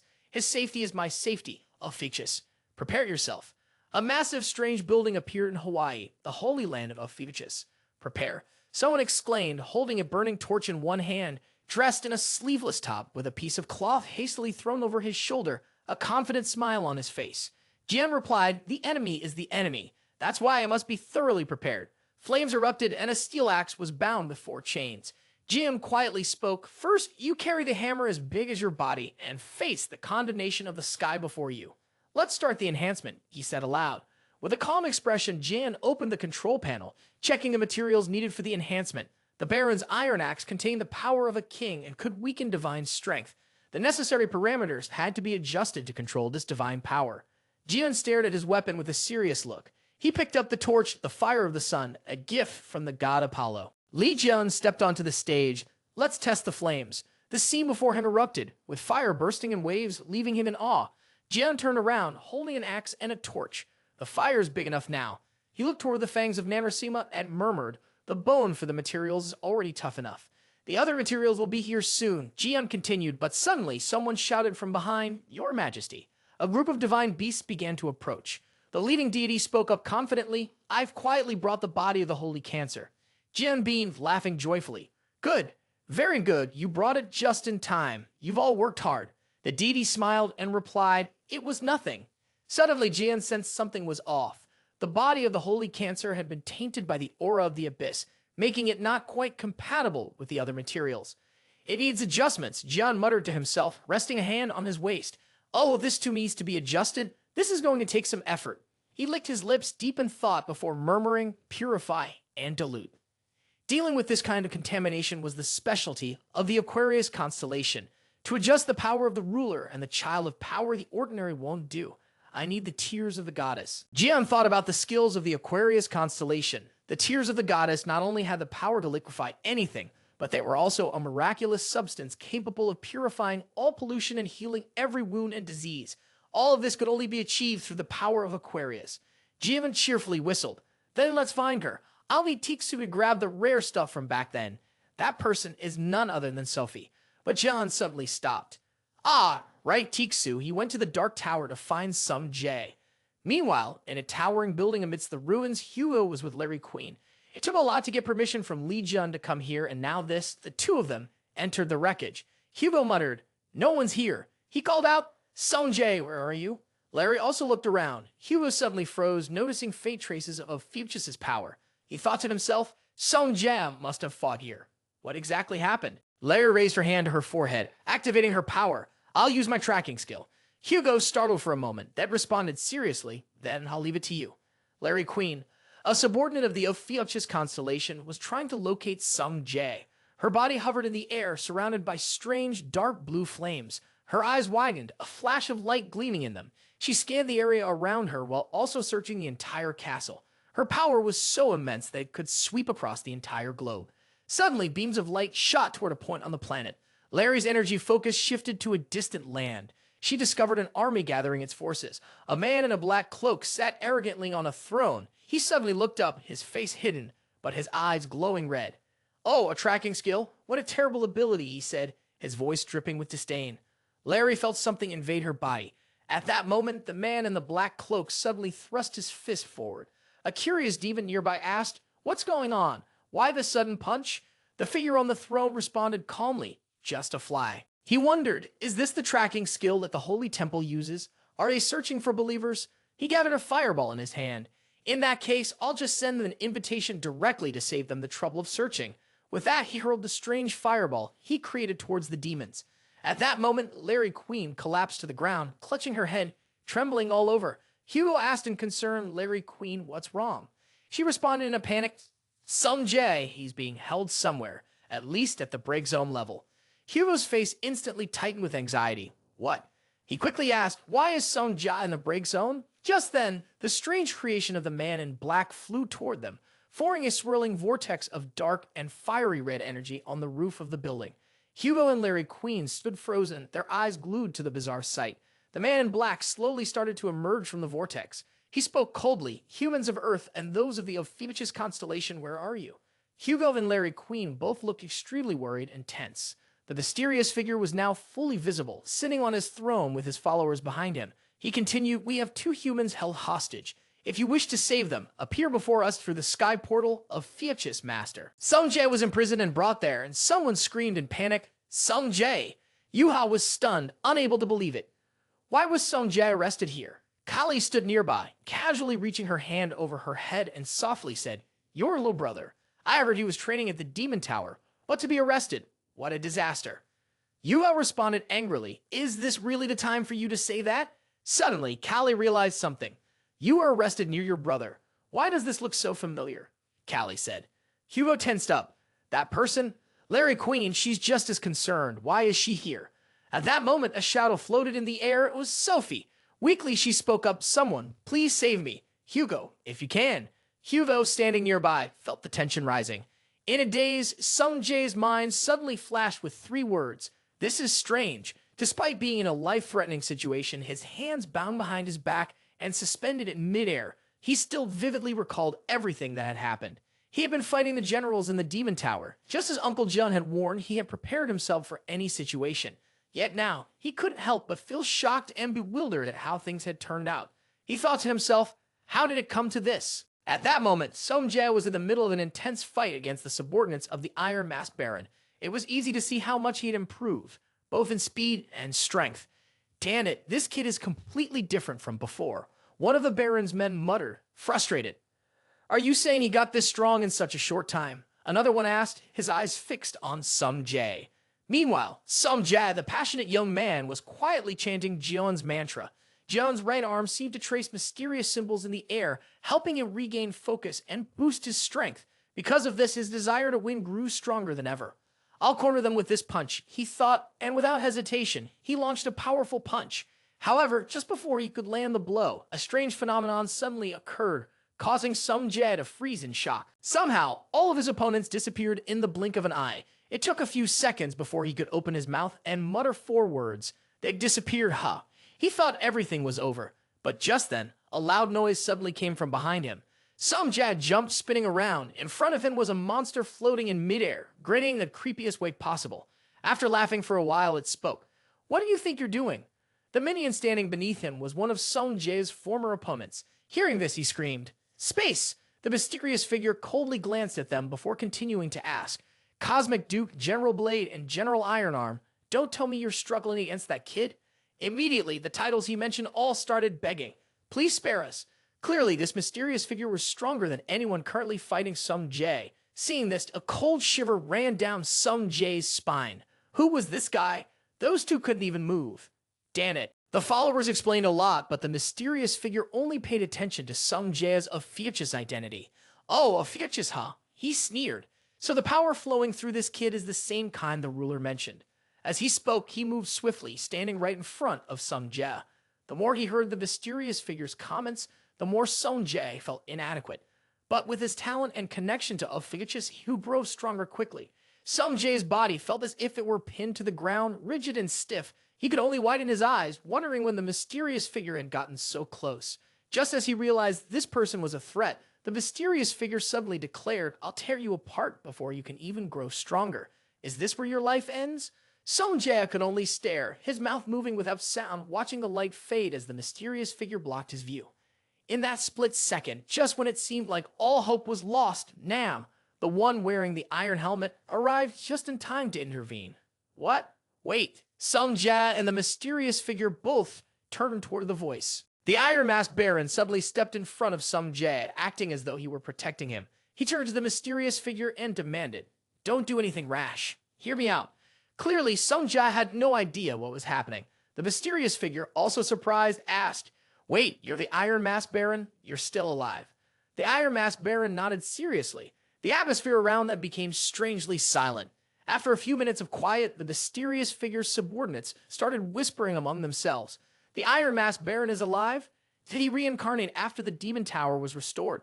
However, the Iron Mask Baron didn't offer any explanation. He simply coldly made a suggestion. "Does that even matter? In my opinion, we should figure out how to use this kid.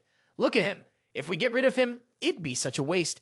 Before anyone could ask anything further, he pointed at Sung Jae and continued, "This is a subordinate of the Serpent God's disciple. What do you think? Should we eliminate him or use him as bait to lure out Ophiuchus?" The Iron Mask Baron's words made a lot of sense.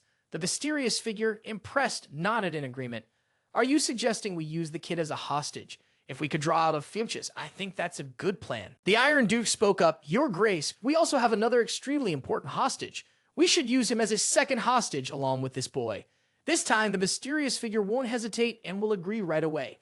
"Fine, let's return to the center of the formation," the Duke replied, and everyone turned to head back to the center of the array as planned. And so, the scene of Sung Jae being held captive in this dark cave unfolded.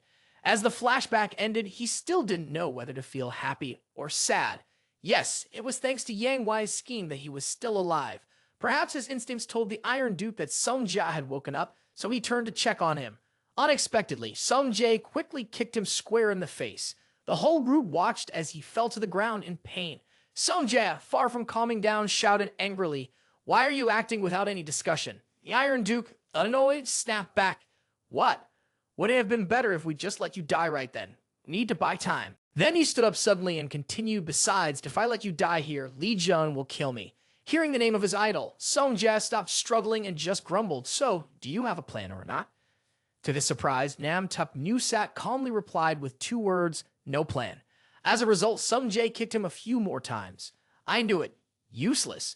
Nam Tup Nusat blocked the kicks with quick reflexes, clearly irritated, and said, "Is this how you talk to the person who saved you?" Neither of them paid attention to Sophie, who was crying in the corner, feeling upset. The mix of arguing and sobbing really created a headache. One unlucky guard, who was standing nearby, couldn't take it anymore and shouted, "You 3 are too noisy, quiet down." When they heard the guard mention the Duke giving a speech, all 3 of them realized what was going on. They all turned toward the front, where the Cosmic Duke was shaking with barely contained anger. He took a deep breath, then let it out slowly, trying to regain his composure. The Cosmic Duke spoke, his voice strangely cold. "Sir Iron Baron, why are you letting the prisoner's nonsense get to you?" "Don't you understand? Since you've come back to life, I haven't seen any of the authority you had before. The Iron Hat Baron was a bit confused and raised his hand, waving it a few times. I understand, I'll be quiet now. Daintling thought to herself, Asterisk, Sophie Marty, you seem to be the only one still thinking clearly here, Asterisk. He walked over to her and called her name. Hey, Sophie Marty. Although 1,000 thoughts were racing through the Iron Hat Baron's mind, such as, actually, I'm not a baron, but Yang Wai in another body. Or, if you keep crying like this, things are going to get worse or even. I understand how you feel, but can you hold it together for no? In the end, all he said was something that could easily be misunderstood. Why don't you stop crying for a bit? With Sophie's fragile state of mind, his words pushed her into a deeper sense of despair. In that moment, a single thought consumed her. Asterisk, I'm going to die today, Asterisk. She believed this might be her last chance to escape. Sophie screamed with all her might, Hugo, save me. After a blood-curdling scream, a series of lightning bolts suddenly appeared in the sky, and the sea began to churn violently. From that scream, a blinding beam of golden light pierced through the dark clouds, shining down to the ground. The light brought with it a miracle that Sophie could never have imagined. The sound and the powerful energy radiating from it made Baron Ironhat rush outside to see what was happening. What's going on? He exclaimed as he saw the light from the sky crashing to the earth, creating a massive explosion. Duke Cosmo's group had just started to take notice. As they rushed outside, the scene before them was terrifying. The ground had been torn apart, forming a deep crater, and there wasn't a single person in sight. Duke Cosmos immediately understood what was happening. Damn it, the hostages, he thought to himself. Amid the thick smoke and dust, Sophie was desperately coughing to clear the dirt from her throat. She didn't realize anyone was approaching her. Suddenly, a very familiar voice rang out, Song Jae, where are you? Dad's here. Sophie couldn't hide her astonishment. She looked up confused. This voice, could it be? Sure enough, the person was Hugo. Seeing her here, Hugo was also surprised. Water Bear, you're here too. Before he could hear her reply, Sophie suddenly rushed over, hugged him tightly, and joyfully called out his name. Hugo, a man with a wife and 2 grown children, struggled to break free from the tight embrace, panic in his voice as he asked, what's going on? What happened? Water Bear, what are you doing? Let go of me. Not only did Sophie refuse to let go of Hugo, but she was so moved that she started to cry. I knew you'd come to save me. Finally, fate has turned around. At that moment, the iron-masked Baron couldn't stand the tension and the annoying sight any longer, so he stepped in to rescue Hugo. Sagittarius, you really need to make such a dramatic entrance. Hugo was stunned and blurted out, Yang Wai, you're still alive. But that wasn't the most important thing on Hugo's mind. He just wanted everything to be resolved. Do something about Water Bear. Please, I think she's lost it from all the pressure. Why is she acting like this? The iron-masked Baron casually smiled and replied, what else could it be? Then he emphasized, she likes you, always has. After that earth-shattering sentence, everything went on as usual. The sea still rolled, the earth kept spinning, and most importantly, it was all being broadcast live for a whole crowd to watch. Yuva and Kali were just as stunned as Hugo Otters, while the demons around them whispered excitedly, what's going on? They said they like each other. Is that a confession? They might actually start dating. Meanwhile, the Duke's crew acted like they were watching a movie, pulling out popcorn and 3D glasses. At that moment in John's area, the image of Sophie hugging Hugo, trembling and in shock, appeared clearly on the magic mirror. And of course, the words, she likes you from the Baron in the iron helmet couldn't be missed. Jen was a bit dazed for a few seconds, then he smiled, but the smile quickly lost its warmth. It was that moment. The Baron in the iron helmet stood frozen by the echoing words, she likes you, she likes you. Even the waves seemed to churn in response, carrying the words far beyond Earth. Seeing Sophie hugging Hugo in that whirlpool, Yua stiffened too. Jiwoo was so stunned she couldn't close her mouth, even though the people around her were still talking excitedly. Wasn't the centaur already married? She blurted out almost mechanically. Really? Hugo held his head and yelled, stop talking nonsense. He shouted, remembering the words Capricorn had said to him. The memory of Sophie suddenly flashed in his mind, her smirk full of cunning. Are you going to lose your kids just like you lost your wife? His eyes gleamed like a devil. She continued, her tone cold. Isn't it the same as being dead? A useless pillar, an unhappy family. You just have to accept it, right? Sophie casually asked, wouldn't it be better if you understood your place as someone who's still immature? Hugo seemed to snap out of it, jumping up. Nonsense. I don't want to be misunderstood, so stop talking crazy. Sophie choked up and teary-eyed screamed, if I don't do this, you'll never look at me, because you can't take your eyes off that damn guy. She gently placed her hand over her mouth, hesitated for a moment, then continued. And also, Sophie blushed, every time you look at me like that, honestly, it's kind of attractive. She said that, then covered her face, lost in strange thoughts. Hugo, sitting next to her, couldn't help but get goosebumps. At the same time, Jian spoke up cheerfully. Tixu, well, we're at this point, why not try flirting with that girl? Find a way to get information about where the goddess's tears are hidden. Hugo shuddered and snapped. You're so noisy, you pervert, so shameless. Jian laughed. The redhead likes you. Hugo, now furious, shouted, Shut up. Jian stopped joking, swearing. Damn it, Tixu is done for. Then he said roughly, Hey, you there. Immediately, Apollo appeared, his face confused. Jian coldly ordered, Possess O Tixu and pretend to be him for a bit. Get that girl to reveal where the goddess's tears are hidden. Apollo, angered, asked, What did you just say? He raised his voice, challenging. You bastard of Ophiuchus, even if Sagittarius becomes your subordinate, how dare you make me go do some flirtation stunt? Jian replied with a deadpan expression. Oh, is that so? The system immediately issued a notification. Saint Apollo of the Sagittarius constellation has violated the terms, orders to be carried out immediately. Under the Ophiuchus constellation contract, the hair punishment was applied and Apollo stood still. His hair started to fall out. Jian, with a stern expression, spoke up. Hey, you better listen closely. Every time you fail to follow my orders, one more strand of hair will fall from your head. He added, his voice cold, Once the hair is gone, it can never grow back, unless it's through my super regeneration or the tears of the goddess. Apollo was stunned, unable to speak. Jian continued, his words carrying an unspoken threat. Do you understand? Apollo, horrified, listened carefully to every word. On the other side, Sophie looked up, her eyes red, staring at the golden-haired figure in front of her. At this moment, Apollo had taken over Hugo's body, smiling gently and saying, Sophie, I'm just as happy and glad to see you again. Sophie, confused, had no idea what was going on. Meanwhile, Hugo, trapped inside, was shouting in panic. What are you doing to my body? Is this Jian's command? He could only helplessly think to himself, I'm sorry. On the outside, Apollo kept up a forced smile and continued his persuasive words. In order to defeat those disasters and save you, I need the tears of the goddess. Will you give them to me? Sophie stared in shock, listening to his words. She hesitated before answering. Right now, it's a bit difficult. The tears of the goddess are the power of the Aquarius constellation's Holy Spirit. Since this is the break zone, contacting that deity isn't easy.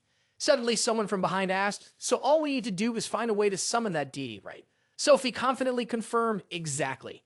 Just then, Sophie froze, her eyes wide with fear as she shouted, My grandson. Jian smirked, a cruel grin that looked ghostly. Sung Jae gasped, Uncle. Even Baron Ironhat, standing nearby, was taken aback. Another voice called out, Master Ophiuchus. The purple demon also spoke loudly, Finally, you've shown up. Sophie collapsed to the ground, backing away in terror. She pointed at Jian, trembling, and demanded, Why are you here? Where's Hugo? A voice called out, O Tixu. Hugo stood there, lifeless, tears streaming down his face. Hugo tilted his head, his expression dark. Apollo sent a message. I've sent him back. At the same time, a system notification appeared. The substitute endurance skill has been used to switch places between you and O Tixu. Back with Jian and Sophie, a voice suddenly called out, catching their attention. Oh, isn't that the famous Saint Ophiuchus? The demon general stood above them, smiling. Nice to meet you. Jian stayed silent, observing him. The demon general continued, his voice full of arrogance. One who destroyed the demon tower, wiped out the red-eyes, got rid of the tower's guardian, and even forced the cancer saint and the imprisoned lord to show up. Who exactly are you? I've been quite curious. Jian spoke up softly. Let me introduce myself. The demon general didn't miss the chance to boast. I am the general serving the Lord of Time, the dupe of space. Before he could finish, Jian raised his hand, cutting it off. One of the demon general's guards immediately tensed. What skill are you planning to use? Duke, be careful. No one knows what he might do. The demon general let out a small grunt, unfazed. Suddenly, Sophie was struck hard on the cheek by a powerful hand. Without hesitation, Jian punched Sophie in the face, twisting her features. The people around them were stunned, staring in shock. One of the demon general's men shouted, What the hell are you doing? Ophiuchus, weren't you here to rescue the saintess? Jian calmly replied, I am here to save her. Immediately, he turned vicious, growling Data. The servant from the demon general's side continued to shout loudly, This guy is really crazy. I told you, he can't talk normally. The demon general was also taken aback. Jian, unable to hold back, ordered loudly, Hey, water bucket, from the other side of space. I know you're watching. He grabbed her face, lifted it, and questioned, You were just peacefully aligning with that rotten crab to land on Earth, and now you're talking about break zone. What the hell is that? Sophie's eyes widened. The image of Jian shouting at her firmly burned into her mind. She angrily hissed, "If you don't come out, I'll drag you out myself." The demon general gasped in fear. "He's lost his mind. I heard he's insane, and I kind of felt it, but not to this extent." His loud rants, "I mean, how can a god lose all dignity, honor, and camaraderie like this?" The Iron Baron glanced at Sung Jae, puzzled. "It feels like our roles and lines have been switched around."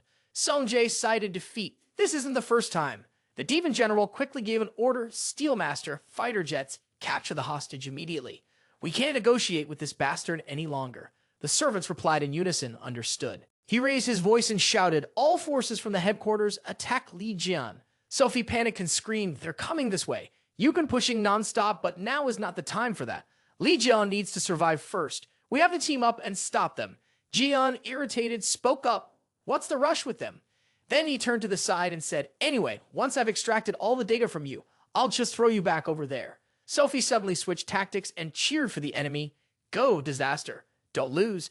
Beat this evil Li Jian." With all her might, Sophie yelled, "I can buff your strength." Out of nowhere, Jian grabbed Marie's head. She froze, confused, and glanced at him, seeing him grin wickedly. His eyes gleamed, and the system triggered the 13th sense. Sophie recognized the flow of magic that the protective deity sent to Sophie Marty. Sophie screamed in terror, clutching her head as cries echoed from above. Jian silently reveled in the moment, thinking to himself, "Asterisk, this is it, asterisk." A system notification appeared, announcing that the power of death was targeting the resources the gods were sending. Remembering the last time when his power connected to the gods' magical circles, Jian thought, asterisk, if I could intercept the gods' resource flow before, I'll definitely succeed this time, asterisk. His transparent hand remained on Sophie's face. Another system message appeared. Asterisk, you have broken the Saint Aquarius mental barrier, asterisk. Something cracked within her body, and a small ball of light flickered. At that moment, Sophie slowly revealed her true form as the god of Aquarius. Jian forcefully pulled her out and shouted, "Get out here now." Immediately, a rush of water surged out, sweeping away all the demons below. The demon general stared in shock and exclaimed, "Is that the god's seat of the holy Aquarius?" Seeing Jian smugly squeezing the neck of the person in front of him, the demon general froze in disbelief. He kidnapped the god from the other world. Jian growled, demanding, "Do you think hiding and sneaking around will solve everything? Water bucket, what now? Have you been exposed?" The holy Aquarius, the holy grail. She gritted her teeth, refusing to answer. Jian, clearly irritated, asked, "Water bucket, we need the goddess's tears, and I'm sure you won't just hand them over, right?" The deity, speaking with obvious disdain, responded, "Of course not. Why should I listen to you?" Ignoring the answer, Jian turned to the demon general and asked, "Hey, what's your name again?" "Toolbox, right? Anyway, I'd like to talk to him for a bit. Can I come back later?" The demon general spat angrily, then added with a sneer, "Ridiculous." The demon general's red eyes locked onto Jian, and he retorted fiercely, "Ah, I get it now. I see. You think this can wait until tomorrow? Fine, if that's what you want. Let's destroy everything."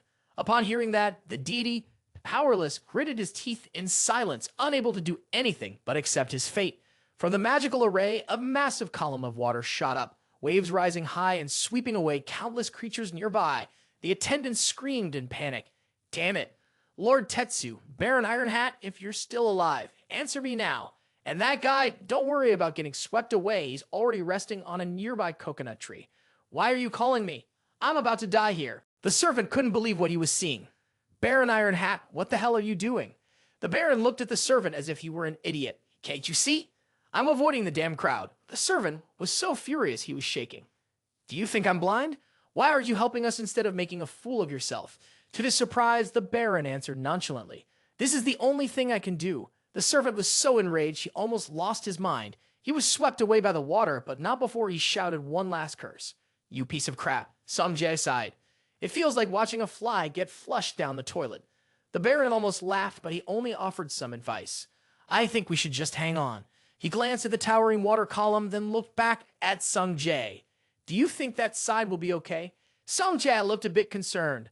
"Uncle, you still don't trust Jian, do you? The Jian you're looking for right now is busy choking someone else's kid." The Baron worried, but for that god, was he going to kidnap a divine spirit from another world and bring it here? Jian gave a grin that could only be described as villainous. "Do you think hiding and doing a few petty things will fix everything? Water bucket, you're trying to hide, but the tail's sticking out. The person working like a madman over there is the Holy Grail, a godly figure, Aquarius. Jian didn't waste time with pleasantries and got straight to the point. Hey, water bucket, I need the goddess's tears.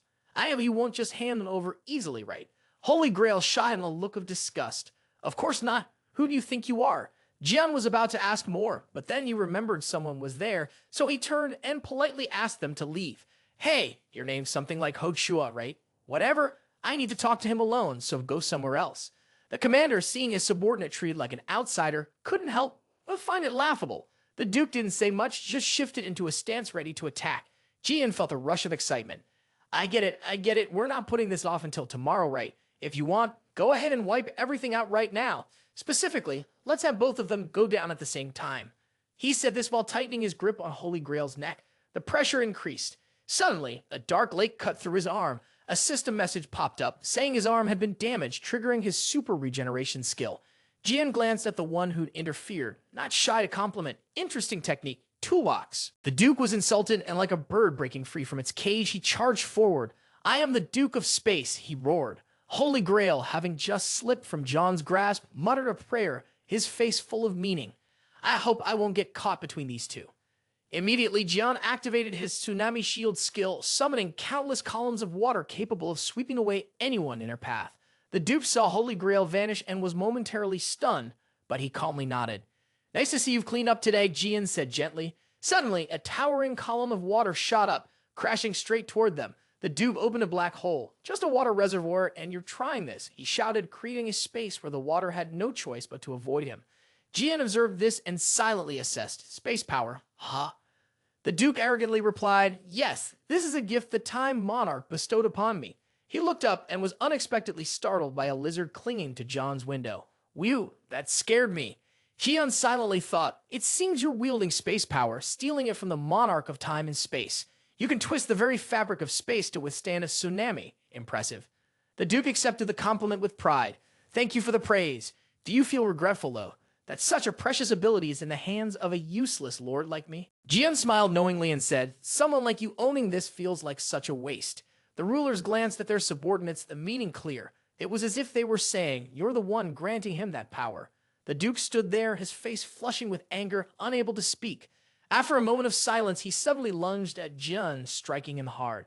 At the same time, waves of the sea surged upward, surrounding Jian. He didn't fight back. Instead, he felt an invisible shield envelop him, as if it had been bestowed upon him effortlessly. The Duke, even more infuriated, clenched his fist and growled, don't steal what's mine. His voice warped with fury. The divine being, watching from afar, remained silent at first. Then their voice cut through the tension. This calamity dares to speak so arrogantly to a divine. I'll let you live this time. But first, I must purify this disaster. Their gaze locked onto Jian, their tone icy and commanding. Jian, do you desire the tears of the goddess? Before Jian could answer, two streams of water, sharp as needles, shot toward his chest. The divine being's lips curled into a satisfied smile, their eyes glimmering. Take as much as you wish. As system notification resonated, the divine being activates the Holy Grail's skill, Tears of the Goddess. Their voice echoed with unwavering confidence, but only on one condition, if you can withstand it. The system immediately updated the information. The goddess's tears had purified Li Jian's bloodline. In just a few seconds, as the goddess's tears touched him, his body turned into a sponge. The system notified that the goddess's tears caused Li Jian's body to liquefy, triggering an abnormal condition. His super regeneration skill was activated, but the goddess's tears and the super regeneration were in conflict. Jian thought to himself, the system is really useful. Even as his body was disintegrating, he still smiled brightly. The Holy Grail declared, I will dissolve you into water and scatter you across the ocean. It looked at the pool of water formed from Jian and smiled in satisfaction. Ha, I did it. I defeated Jian. However, just as it was about to celebrate, a hole suddenly appeared in its body.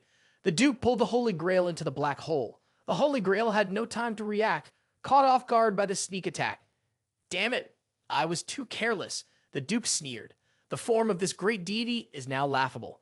The Holy Grail screamed, Duke of Space. It looked at the drops of water splashing on its face and muttered, did Jian turn into water because of this guy?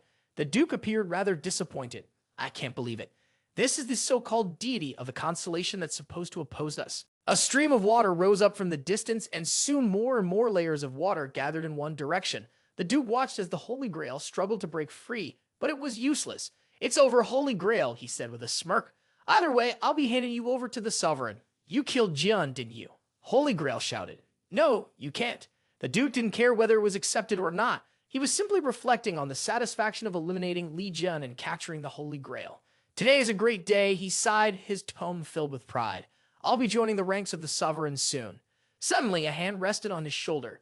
Jian, with his familiar smile, spoke up. Hello, everyone who said I was dead. The system activated the super resurrection skill, allowing Jian to regenerate his body, even after it had been melted down. He threw a punch at the Duke, picking up right where he had left off. The Duke froze, his eyes wide in shock. Even after being reduced to liquid, you can still regenerate, he thought, stunned. But before he could react, Jian's fist was already coming toward his face. In a panic, the Duke quickly chanted a spell to distort space, and a black hole appeared between him and Jian, locking the punch. The system activated, unleashing the deathly power, tearing through the Duke's spatial abilities. Jian punched through the fabric of space with his bare hands as if shattering glass. The Duke stood frozen, staring at him in disbelief. You! Jian's fist landed squarely in his face. The Duke's expression stiffened like a robot, completely unable to comprehend what was happening. He staggered back, eyes wide with confusion. Suddenly, a distant memory resurfaced. The monarch stood high above, coldly looking down. Congratulations, Duke. You finally earned the title of the Space Duke. If you continue like this, you may even rise to the position of monarch. The Duke knelt on one knee, bowing respectfully. Thank you, my lord. But deep inside, his sincerity was nothing more than a facade. He thought to himself, Asterisk, right now, I am content living under the monarch's sword. Next time, I will behead that arrogant Ophiuchus saint and present it to you, Asterisk. The monarch, upon hearing this, didn't know how to respond, but still kindly cautioned, you should stop. The Duke, still clueless, didn't understand. The monarch confirmed, you cannot defeat him. Now awake, the Duke saw his body being physically manipulated by Jian. Jian pulled out his energy core, causing the Duke to tremble in pain. Jian coldly stated, didn't I tell you? He stared at the object still pounding in his hand, feeling that the power from earlier had been completely useless. He glanced at the object again, slowly encroaching upon him, and thought to himself, Asterisk, I will take it. Asterisk. The Holy Grail lay still, its cold gaze locked on the Duke, who was being forced to extract the magical core in the pitiful scene far off. She was frantic with fear and anger, quickly letting the water surround her.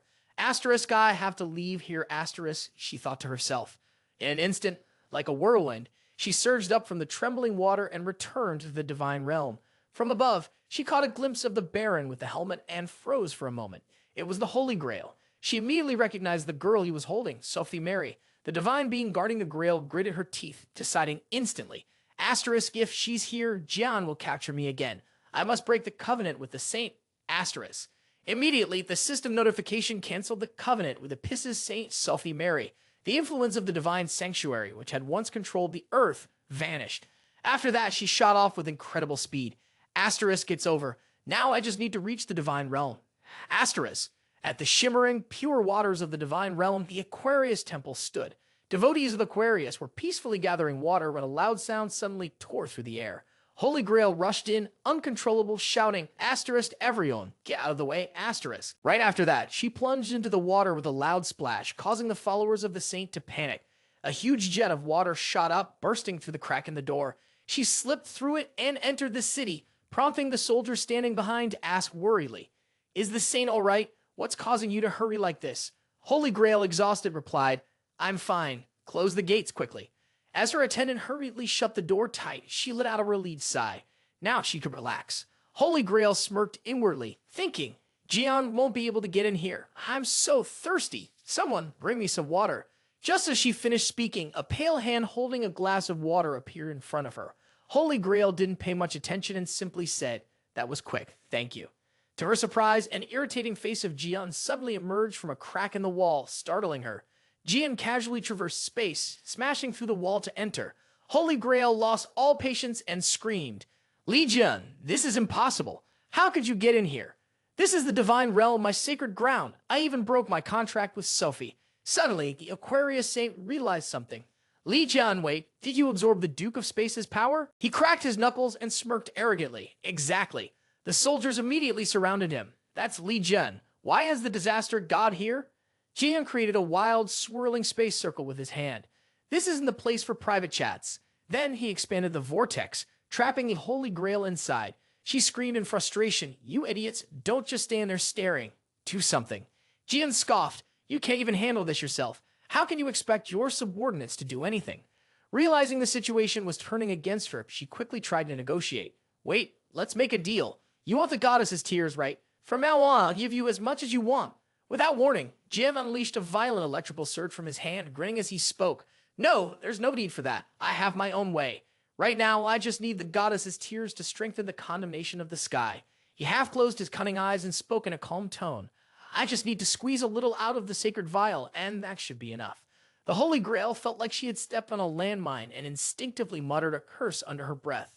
Damn it. Immediately, Jian activated the magic circle, relentlessly pulling her in. The Holy Grail struggled to resist, but it was futile. Wait, Jian, she cried out. You're going to need the power of Aquarius, right? You'll keep fighting against these incurable disasters, buffing, purifying your body with nothing you don't need. Her voice grew more desperate, raspy. I am the incarnation of the Holy Grail. Without me, you'll have to use the Holy Grail itself to harness the power of Aquarius. As things stand, Aquarius is just a pawn. My true form is hidden beneath the vast galaxy out there. If you kill me, you won't be able to find the Holy Grail's location. Jian cut her off. The five sisters, right? Her eyes widened in shock. What? Jian continued, as if remembering something.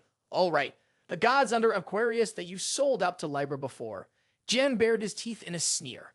They told me how you discarded them like insects, the location of the Holy Grail, and how to use it. The five daughters of Asclepius angrily looked up. At that moment, they were prisoners of the Ophiuchus constellation. Jian sneered.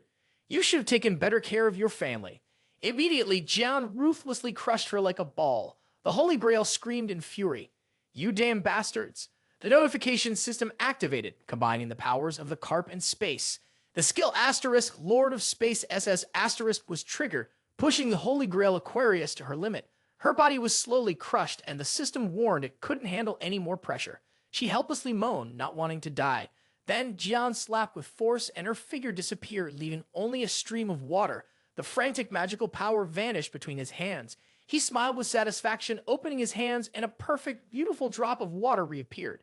Notification system. Successfully compressed Holy Grail Aquarius into the core of the Holy Grail, receiving the tears of the SS goddess. In exchange for this miraculous drop of water, Holy Grail Aquarius has vanished. The palace remained as magnificent as ever, even though the gods had fallen. The five daughters had to calm and explain things to the Aquarius followers who were anxious and causing chaos. Jian said, You asked me to take you to the divine realm, but you convinced the other gods under Aquarius' banner to not revolt. I also replied, because our sisters are high-level deities. If we can give them certainty while they're still uncertain, we can convince them. Since the Holy Spirit is absent, even the slightest shift in public opinion will spread quickly. She added, That's what Allison said. Jian chuckled. Has that old man trained some Jia enough already? Now he wants to be an advisor. Ayaso's eyes suddenly dulled, and she finally looked at the drop of water in his hand. After a moment, Jian asked, So, this is the unwanted outcome, right? Her expression seemed confused. Aso closed her eyes, feeling a sense of regret, even though it was from an old master, but Jian quickly snapped her out of it. There was no time to dwell on those feelings now. Jian, with a serious tone, brought Aso back to the present. This is the divine realm, the home of the deities. Soon, the other gods will notice the disappearance of the Aquarius deity and gather. Before things get complicated, we need to retrieve the Holy Grail and return to the human world. Ayaso spoke sadly. The place where the Holy Grail is kept is protected by the water warriors created by the Aquarius guardian spirit. Jian stood there, his face blank in front of this obvious truth. So what? We'll deal with him. It's not like it's our first time. However, the other girl's gazes showed some desperation. Ayaso, with a heavy heart, asked, Do we really have to face this challenge? The scene shifted to an island in the Pacific, a break zone in the human world. The Pisces saint was kneeling, crying, unable to believe that she had lost all her powers. Shaking in pain, she cried out, I've lost my connection with the divine spirit. What is happening? Behind her, the Baron in the iron mask appeared, mocking her. Now you're abandoned by the divine spirit, just like me. The girl burst into tears. Shut up. Don't hurt me anymore. Stonejay watched the painful scene, sighing, I want to go home. Suddenly, a space portal appeared behind them. Hugo and Ju stepped out. Hugo, looking frantic, called out, Stonejay, are you all right? Stonejay immediately ran to him, relieved, saying, We can go home now.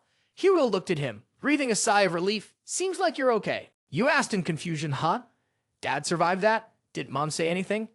Hugo was staring at Songwoo so intensely that it made her feel uneasy, and she quickly looked away. Hugo responded helplessly, Don't ask anymore. That was the most dangerous thing I've ever been through in my life. Then he asked again, but where's Jian? Sanjay thought for a moment, recalling that the Aquarius saint had run off earlier. Did he follow?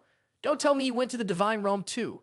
Sophie overheard, panicking as she hugged her head. No way. The Iron Duke, noticing her worried expression and the way she was nervously gritting her teeth, asked, Huh? Why are you so surprised? Is there something between you and Jian? He whispered in her ear, If you're hiding something that Jian would get mad about, now's the time to speak up. He might slap you 100 times and give you 50 more across the face. Sophie ran her hands through her hair, grumbling, No way. If I say. Her eyes opened wide in helplessness, filled with seriousness. It's not about slaps or hits. I'll actually die. From her point of view, this was directly connected to Callie, who had just arrived. Sophie screamed, Why is my life so miserable? At that moment, a bright star in the galaxy suddenly flared up with dazzling light. Moving closer to it was the Aquarian sector of the divine realm, where chaotic and violent waves of water surged. Jian and Aso had arrived at this place. Jian spoke up, Hey, is this what you meant by disinfectant water? Aso, looking confused, replied, Yes, that's it. Jian's eyes flashed. He sighed and said, Water bucket, activating God's gaze skill notification. Before Jian, strange, pitch-black figures slowly began to form from the rippling water. He couldn't help but mutter, always accompanied by nuclear waste, so that's why. Jian sneered, You made these using my data from the Demon Tower, didn't you? The water soldiers that had just been created were copies of him. The system explained, Water soldiers copied from Li Jian, using Aquarius's mirror skill and data from Li Jian obtained from the Demon Tower to create a water soldier copy team. 4 shadowy duplicates of Jian suddenly appeared, rushing forward swiftly, breaking the stillness of the space around them. A blinding flash of green light suddenly flared up. The dark layer covering the light began to crack open. There was a loud explosion, and Jian shot forward where he had just punched. His eyes gleamed with intensity, his expression emotionless, despite the dark currents swirling around him. He glanced over and sneered. Looks like you put a lot of effort into creating this, but in the end, it's just a poor imitation of me. Jian shouted loudly at the entity guarding the large gate, which was attempting to attack him. Lowly beings like you think you can stop me? Do you really believe that? He kicked hard at the black liquid, dismissing it with a sneer. Get lost. The force of Jian's kick sent the liquid flying, smashing through and breaking the white stone pillars, with debris scattering everywhere. He casually slipped his hands into his pockets, sighed, and then warned, You should know who you're up against. Jian checked in with Ayaso. I've dealt with the copies. She responded with excitement. Great, he asked. This is the place, the location of the Holy Grail. Ayaso pointed ahead, confirming. Yes, this way. Jian's eyes briefly flickered, and he exclaimed, Oh, it's over there. Over there, a statue of a goddess holding a massive Holy Grail. Look, water is flowing down into the Holy Grail from above, and a stream of greenish energy is radiating in front of me. Impressive. He continued to observe with curiosity, then suddenly asked, Is this the Holy Grail of Aquarius in its true form? Jian muttered softly, His gaze shifted to something else. What's that box? Jian started to feel excited. He bent down and opened the box. His face lit up with surprise. Oh. A satisfied look spread across John's face. At that moment, a system notification appeared, confirming the activation of the God's Eye skill. The system provided details about the specimen collection for extracting Li Jian's genes, a bloodstained rock fragment, the shield that struck Li Jian at the Demon Tower, and Li Jian's severed hair and toes.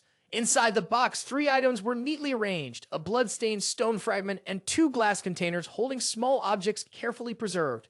Jian observed them for a moment, then asked, Thorough collection. Based on this, are you using it to create a squad of clone bodyguards for me? Ayaso replied, The soldiers cloned from you, Lord Jian, are just a byproduct. Jian, while opening a box, suddenly turned to look at her and asked, A byproduct? She continued, her voice steady. What the Liber Holy Spirit and Lord Holy Grail aimed to create was never to those ordinary soldiers. They wanted to create a replica of you, Lord Jian. It seems they believe that by combining their own powers with your data, it could be fully possible. Jian hesitated for a moment, then stopped and asked, But did they succeed? She looked down, her face darkening as she replied, No, as far as I know, they failed. In the end, they could only create the soldiers we just saw. That's all I know. If in the future, under any circumstances, they continue with that plan, you'll most likely encounter the products they've created somewhere. Elsewhere, Callie was staring intensely ahead. Sophie, looking confused and unsure of what to do, hurriedly asked, What do you want? Stop staring at me like that. Callie tucked her hands into her jacket, slightly hunched over, sighed, and then spoke up in defense. Why do you keep glancing at me? Are you hiding something? Sophie quickly turned away, denying it. I'm not glancing at you. Kali stood up, leaned back, laced her fingers behind her head, pouted, and said, I'm sure I saw it, Auntie. Sophie snapped angrily. Who are you calling Auntie? Kali ignored her, continuing with her questioning. Has he ascended to the divine realm already? Ha, he should come back soon. Sophie felt abandoned and snapped. Are you listening to me? Kali still didn't seem to care, lost in her thoughts. I miss him. Despite Sophie yelling at her, Kali didn't even glance her way. Hey, in the place of Jun, the divine realm beneath the Milky Way, in the secret chambers of the Aquarius Palace, he's saying I got the Holy Grail, and that broken chest has already been crushed. After speaking, Kali turned her head, grabbed the fabric on her chest, and changed the subject. Let's go. Aso screamed in panic. It seemed the other gods had noticed the Holy Grail's disappearance. A notification came from her sister's letter. Big trouble, sis. The gods seem to have realized they're starting to gather in Aquarius City. Jian frowned and said, Anyway, this is the Aquarius City. Do you think they can break in? She calmly thought for a moment and replied, Normally, that's true. But right now, there's no Holy Spirit. If they push, you should be even more worried. The city has no master, so it can be infiltrated. If that happens, all it takes is for the Holy Spirit, the city's master, to appear, right? Aso was surprised. Is that so? Before she could answer, the ground beneath them began to crack. Suddenly, a crack widened, forming a deep pit. Hyun quickly jumped out of the way, narrowly avoiding danger. The warning system blared to life. The sounds of alerts from the spatial management system echoed nonstop. Notice, forced expulsion of unauthorized intruders will take place next week. The space around them began turning red. Strands of light appeared from a mysterious door and surrounded Jian. She screamed in panic, Jian. Jian glanced back, where a masked figure was emerging. He coldly said, You have intruded into the divine realm without permission. From this moment, I will begin the process of expelling you from the divine realm. When they arrived, the other person continued pointing and warned for details, referred to the notice that was sent to you. Hearing us, he asked, What notice? Well, the Dimension Manager has detected an unauthorized presence entering the divine realm. We deeply regret this unlawful intrusion into the great Zodiac's domain. According to the rules, the manager of the divine realm has the right to enforce expulsion, even from the sacred grounds of the Zodiac. Asov, standing nearby, was shocked. Did the Dimension Manager interfere? The person continued, From the moment you read this section in the warning notice, I will begin the forced expulsion procedure. You will be sent to the gap between dimensions known as the lesser divine realm, and no complaints will be accepted regarding this matter. Jian, now growing defiant, responded, I've read it. So, you want to kick me out of the divine realm? The mysterious figure agreed, Exactly. I will begin the expulsion right away. He immediately resisted. You think you're fine? I think I'm pretty big myself, and I've got a ton of luggage to carry. Do you think this space crack is big enough to fit me? Anyway, I'm leaving the divine realm soon. I'll be the one to open the exit. He gritted his teeth and smashed the space in front of him. A large crack appeared, with blinding light flashing, and the threads of light vanished. The two others could only stare, unable to believe what they were seeing. A vortex formed, warping the space around them. Jian stood there, smiling in satisfaction, looking out. As easy as that, in and out freely. He was incredibly shocked by this power. No way. Did you use this method to get here? Before he could finish speaking, Jan grabbed his head and replied, Exactly. Those who answer correctly get a reward. But do you even want this reward? Jan might just use you. Looking at John's devilish expression, he couldn't help but shiver. What? Jan kept pushing, even though he had said he would leave. There were still some things to take care of. Can you help me come and go anytime? Ignoring the other's groans, he didn't stop. Jian said to Ayaso, Surprised, huh? Yeah. He held a gemstone with a water droplet symbol on it that extended it toward Ayaso. Take it. A system interface appeared, and the image of the core of the Holy Grail Master appeared in the vast space filled with countless stars. At the entrance to the holy domain of the God Realm, people were in a state of panic. What's going on? The presence of the Holy Grail had faded. Two girls were visibly anxious. Why did it turn out like this? What did we do? Everyone, calm down. Immediately, a screen appeared showing four gods arguing. Are you serious? That cursed thing has caused trouble in the God Realm. Hold on, don't judge too quickly. Hey kids, is it true that John has arrived in the God Realm? Enough, I said, bring the Holy Grail here. Despite that, the two girls were still confused, unsure of what to do. The brown-haired girl anxiously asked, When is Jian coming back? The girl wearing the church hat cried out, What do we do? Suddenly, the sound of footsteps and someone speaking caught their attention. What's all the commotion about? All four gods were startled. The voice was. Then, everyone's faces darkened. They quickly asked, What's behind you? What? Can't hold back anymore? causing trouble again? Jian casually replied, "It's a sacred chalice." Indeed, his answer only made them angrier. What on earth was the space-time manager doing, letting that guy cause chaos here like this? Upon hearing his name mentioned, the manager was startled. But it didn't stop there. Two others in the crowd spoke up. He wiped out the Holy Spirit right in the divine realm. You've really gone too far this time. An elder of the group pointed at him, warning, "This is an emergency. We need to enter the Aquarius Palace and eliminate him. He must be held accountable. Gather the entire Holy Church army." The masked girl beside him added, "Exactly. That madman destroyed the Aquarius Holy Spirit, the one who specializes in healing and restoration, right? And he even plans to steal a Holy Grail. You'll pay dearly for this." The two girls nearby were worried, asking, "Master Li Jian, what should we do?" Contrary to their anxiety, Jian responded calmly, "What nonsense are you talking about? Why are you saying there's no Aquarius Holy Spirit?" The girl beside him trembled even more. On the other side, the two gods were growing increasingly frustrated. One of them shouted, "You're the one talking nonsense." The Aquarius spirit, also known as Iaso, casually spread her arms. "Let me introduce myself, the newly appointed Aquarius spirit." At that moment, a figure appeared, breathing heavily, smiling brightly, and introducing herself. "Hello, everyone. I'm Disinfectant, Iaso." Right then, a notification appeared. Previously, Iaso had been a deity under the Aquarius constellation, a prisoner of the Ophiuchus constellation, but now she was officially the Aquarius spirit. The four gods in front of her paused at the same time, their gazes fixed on Iaso, who had just been introduced as the Aquarius spirit. A system notification immediately popped up, indicating that the introduction of Disinfectant had seriously damaged the honor of the Aquarius zodiac, all because of a sudden, somewhat crude self-introduction. Seeing the notification, Iaso shyly covered her face. "Don't say that." She pointed at the god with the purple hair and complained, "It was Jian who made me say it." Immediately, the purple-haired god, a deity, appeared shocked. That lunatic not only destroyed the spirits, but now he's unilaterally creating new ones. The red-haired god beside him also showed doubt. Could this really happen? Apollo, looking deeply concerned, furrowed his brows and spoke up. Creating a spirit is a serious matter. Does Disinfectant really deserve to be a spirit? Artemis nodded in agreement. "You're right. Without power, it's hard to gain the recognition of the other gods." Legion didn't hesitate for a moment, smiling confidently. "That's why strength is so important." He placed the Holy Grail on the ground. The weight of it made the air tremble. "And you still have your honor. How could you just stand by and let an ordinary person be hailed as a god?" He turned to Iaso, letting out a quiet grunt. "Show them what you can do." Iaso felt a bit anxious, but she responded immediately, "Yes." She quickly activated her energy, drawing out her power as a surge of water began to flow from the Holy Grail. Iaso stretched out her hands, further strengthening the water within the Grail. Not only that, it began to glow with an ethereal light, illuminating the space around them. The water pressure suddenly increased, forming a massive column of water that shot straight up into the air. Water flowed continuously from the Holy Grail, creating a stunning and majestic sight. As the water column rose higher than her head, with sparkling droplets continuously falling, the gods were left speechless. "It can't be holy water." "Those are the tears of the goddess," one god exclaimed in disbelief.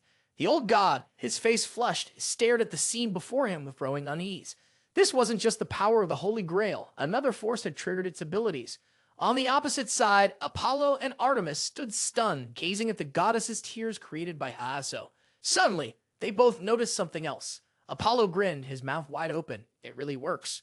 Jian stood nearby, watching Iaso concentrate on forming the holy water, feeling a sense of satisfaction. Good, he thought. It seems it was worth entrusting the core of the Holy Grail's master to her. She not only has exceptional power, but now inherits the Holy Grail's divine strength. It's like giving a tiger wings. As he recalled that moment, Jian suddenly called out to her, "Disinfectant." Iaso was startled and quickly replied, "Yes." Jian held up a glowing blue gemstone. "This is the core of the Holy Grail's master." He smiled gently at her and said, "Take it." He continued, "Take it and swallow it. From now on, you will be the divine being of the Aquarius constellation." Upon hearing this, Iaso's heart raced in panic. She was so panicked that her hands and feet felt all tangled up. "I can't do it." "How could I?" Jian quickly reassured her, "You can do it. It will take time, but the power of this core will gradually merge with you." He paused for a moment, then continued, "Right now, Aquarius has no master. Without stability, everything will only get more chaotic, both inside and out. Becoming a deity isn't a bad thing, is it?" Iaso still seemed uncertain after hearing this, "But can I really do it?" Jian took out the core of the Holy Grail and comforted her. "It's okay, you can do it." I'll handle the others. Back in the present, Aso smiled confidently. In her mind, John's words echoed. She just needed to show her abilities to the other deities. Her body was drenched in holy water, but her expression remained resolute. I can not only unleash the power of the Holy Grail, but I can also wield all the powers that the previous deity used. Though I haven't been a deity for long, I am confident that I am fully deserving of representing Aquarius. The girl who witnessed the scene looked at her with admiration. She's amazing. Is her strength always like this? At that moment, Apollo seemed to ignite with a fiery will. I will definitely support you, he said. Artemis, overwhelmed by Apollo's intense heat, fell silent. I agree with you. This person's abilities are truly reliable, Artemis added. Taurus, unable to hold back his anger, shouted. Those are just the lackeys of the god of destruction. Capricorn also expressed his discontent. I admit the kid has talent, but we can't just let you decide to make them a deity. At that moment, John raised his hand, signaling to Aso. Disinfectant, Jen ordered. That's enough. I'll take care of the internal affairs of the Aquarius constellation, he continued. He looked down at the group below and added, I gathered everyone from the Aquarius constellation here and asked them. No one objects to making disinfectant the Aquarius deity. The people below cheered in agreement. Seeing this, Taurus protested, You're pushing people too far. Jian bluntly questioned the two of them, so what's the issue? As you said, Aquarius is dedicated to healing and restoration. But why does the position of the leader remain unfilled? His expression turned cold. Or what? You want another fight? Just because I'm not speaking up, you think I'm harmless? Taurus thought to herself, Asterisk, you know we're not allowed to use our powers freely in the territories of other constellations, so you're raising your voice like this, Asterisk. She gritted her teeth and spoke up. At least, unless the consent or opposition of the other gods is confirmed, it can be accepted. Jian smirked upon hearing this. So what you're saying is, if the decision is made by majority, you'll accept it? Just then, the system displayed a notification. The god of Scorpio has declared support. More notifications followed. The god of Taurus has declared opposition. The god of Capricorn has declared opposition. They couldn't accept the sudden appointment of a new god. GM concluded 1 in favor, 2 opposed. Then he paused to think, if I count my own vote and those of the people here, the result is a tie, 4-4. GM clenched his lips, his eyes filled with determination as he calculated his next move. When he considered Disinfectant's position among the gods, the victory the others had planned seemed like the clearest route. Just then, Kim-in-hu spoke, laughing loudly. Li Jian, are you really struggling to think this through? She wasn't being polite at all, pointing directly at his face. But what now? Even with you in the mix, the result will still be a tie.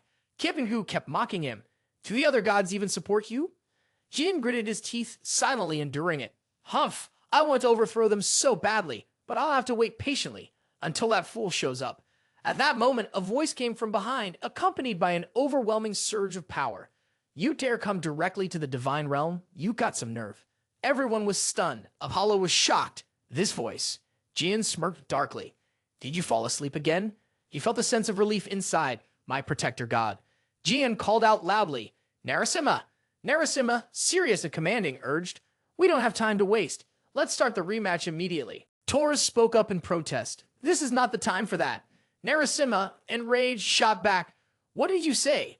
Even the Capricorn god condemns this. We're choosing a new Aquarius saint. Narasimha didn't care, shouting out, What's the big deal? I'll fight that Jian guy. Let them choose the Aquarius saint. Taurus, hearing this, grew angry, unable to understand why this monster was speaking so recklessly. Narasimha turned to look at Jian, who was happily standing in front of him. If the vote goes through, I'll fight you, Narasimha declared. Jian wasn't scared at all. In fact, he seemed even more excited. Does it have the pure water of Aquarius? That sounds even more fun. Narasimha opened his mouth and roared. I agree. His lion-like roar echoed, shaking the ground and causing cracks to form all around. Taurus clenched his ears, tightly gritting his teeth in pain, thinking to himself, that damn idiot. He silently calculated in his mind. We need one more vote. Taurus ordered, contact the Pisces Saint. Try the 23rd time. Pisces, you need to get in touch now. The system displayed a message. Unable to contact. Please leave a message and we'll get back to you later. The Taurus god, seeing this, became enraged. That guy isn't helping at all. The system continued to announce votes for the Aquarius candidate, Disinfectant, to ascend to the throne. A total of 12 gods, with 10 participating in the vote. Out of those, 9 voted in favor, 5 voted against, 3 abstained, 1 vote was for destruction, and 1 god is missing. The voting has concluded. With support from the star clusters outside the Ophiuchus constellation, the Aquarius god disinfectant officially ascended and became the new Aquarius god. Asel, relieved and overjoyed, said, "I did it." Asclepios' two daughters were equally thrilled, congratulating Apollo, who was still holding back a smile. He clapped in approval of Iaso. Artemis, standing nearby, couldn't help but be speechless at the scene. She reminded him, "Relax." At that moment, the Taurus constellation's god appeared. "Lion, what are you doing?" Another god scolded, "You idiot, if you can't do it, at least don't mess things up." With purple hair, another god angrily condemned, "Fool, this god just points fingers. What do you plan to do about it?" Narasimha ignored them and pushed the two aside. "It's too noisy. Don't get in my way, move." He stomped his foot on the floor facing Jen. Narasimha eagerly cracked his knuckles. "Ha ha ha, you're still keeping your promise, right?" GM replied calmly, "Of course, I value my word." Narasimha glared at him. "This time, I'm definitely going to settle the debt from before." Just then, an unexpected notification appeared, causing him to freeze. The message came from the Dimension Manager, instructing the forced expulsion of those who had illegally entered the Divine Realm. Li Jian quickly jumped into the system's deep red void, wearing a mocking expression. "Forced expulsion, huh?" The system displayed another message, leaving Narasimha even more stunned. "The forced expulsion of illegal intruders into the Divine Realm has been successfully completed." His face darkened, and he turned to look at the system staff. The person was trembling. "Forced expulsion." The more he spoke, the more his voice shook. "Expulsion successful," he stammered. Narasimha then turned to look at the other gods. They quickly realized the situation and hurriedly turned away, avoiding his gaze. Finally, Narasimha lost control and went into a full rage. He grabbed the system staff member, swinging him through the air to release some of his anger. The others watched in shock and quickly ran away in panic. The scene shifted to an island in the Pacific, once known as the Black Zone of the human world. Hugo Otters was starting a fire while wondering when will Li Jian come back. He frowned with worry. Once again, that person was making everyone anxious, and his father wanted to bring him back. Qian Sung Jia asked, "What could happen to him?" Hugo sighed, still troubled. "I'm just worried about what he'll do next." Sophie, however, had a different thought. "Please don't come back. Why am I suffering like this?" She thought back to the times when she had foamed at the mouth, dizzy and disoriented. Sophie muttered bitterly, "It's all because of that Li Jian guy." She felt deep sorrow for her past. He would always blame the saint for acting the way he did. Suddenly, Sophie had an epiphany. "Wait a minute, I'm not a saint anymore," she shouted, causing Ju to jolt awake from his half-sleep.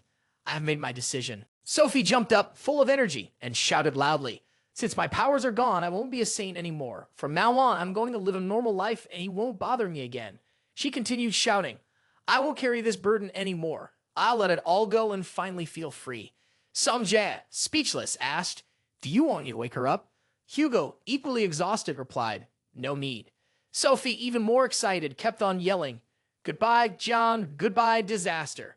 Just then, a system notification appeared, leaving her frozen. A message from the four holy temples of Ophiuchus popped up. The detox medicine from the Ophiuchus constellation's lower body has become the new deity Aquarius.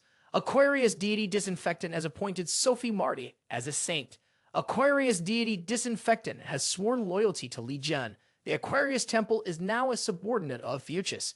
Immediately after, a flood of messages appeared. "Where do you think you're going? Where do you think you're going?" The other three looked at Sophie, who was now on the floor, crying in shock. They all bent down stunned. Kaylee glanced at the scene and muttered. She had an accident. From that moment on, Li Jian started teasing Sophie by calling her Little Miss Accident instead of Pest. And Sophie began to resent Li Jian even more than before.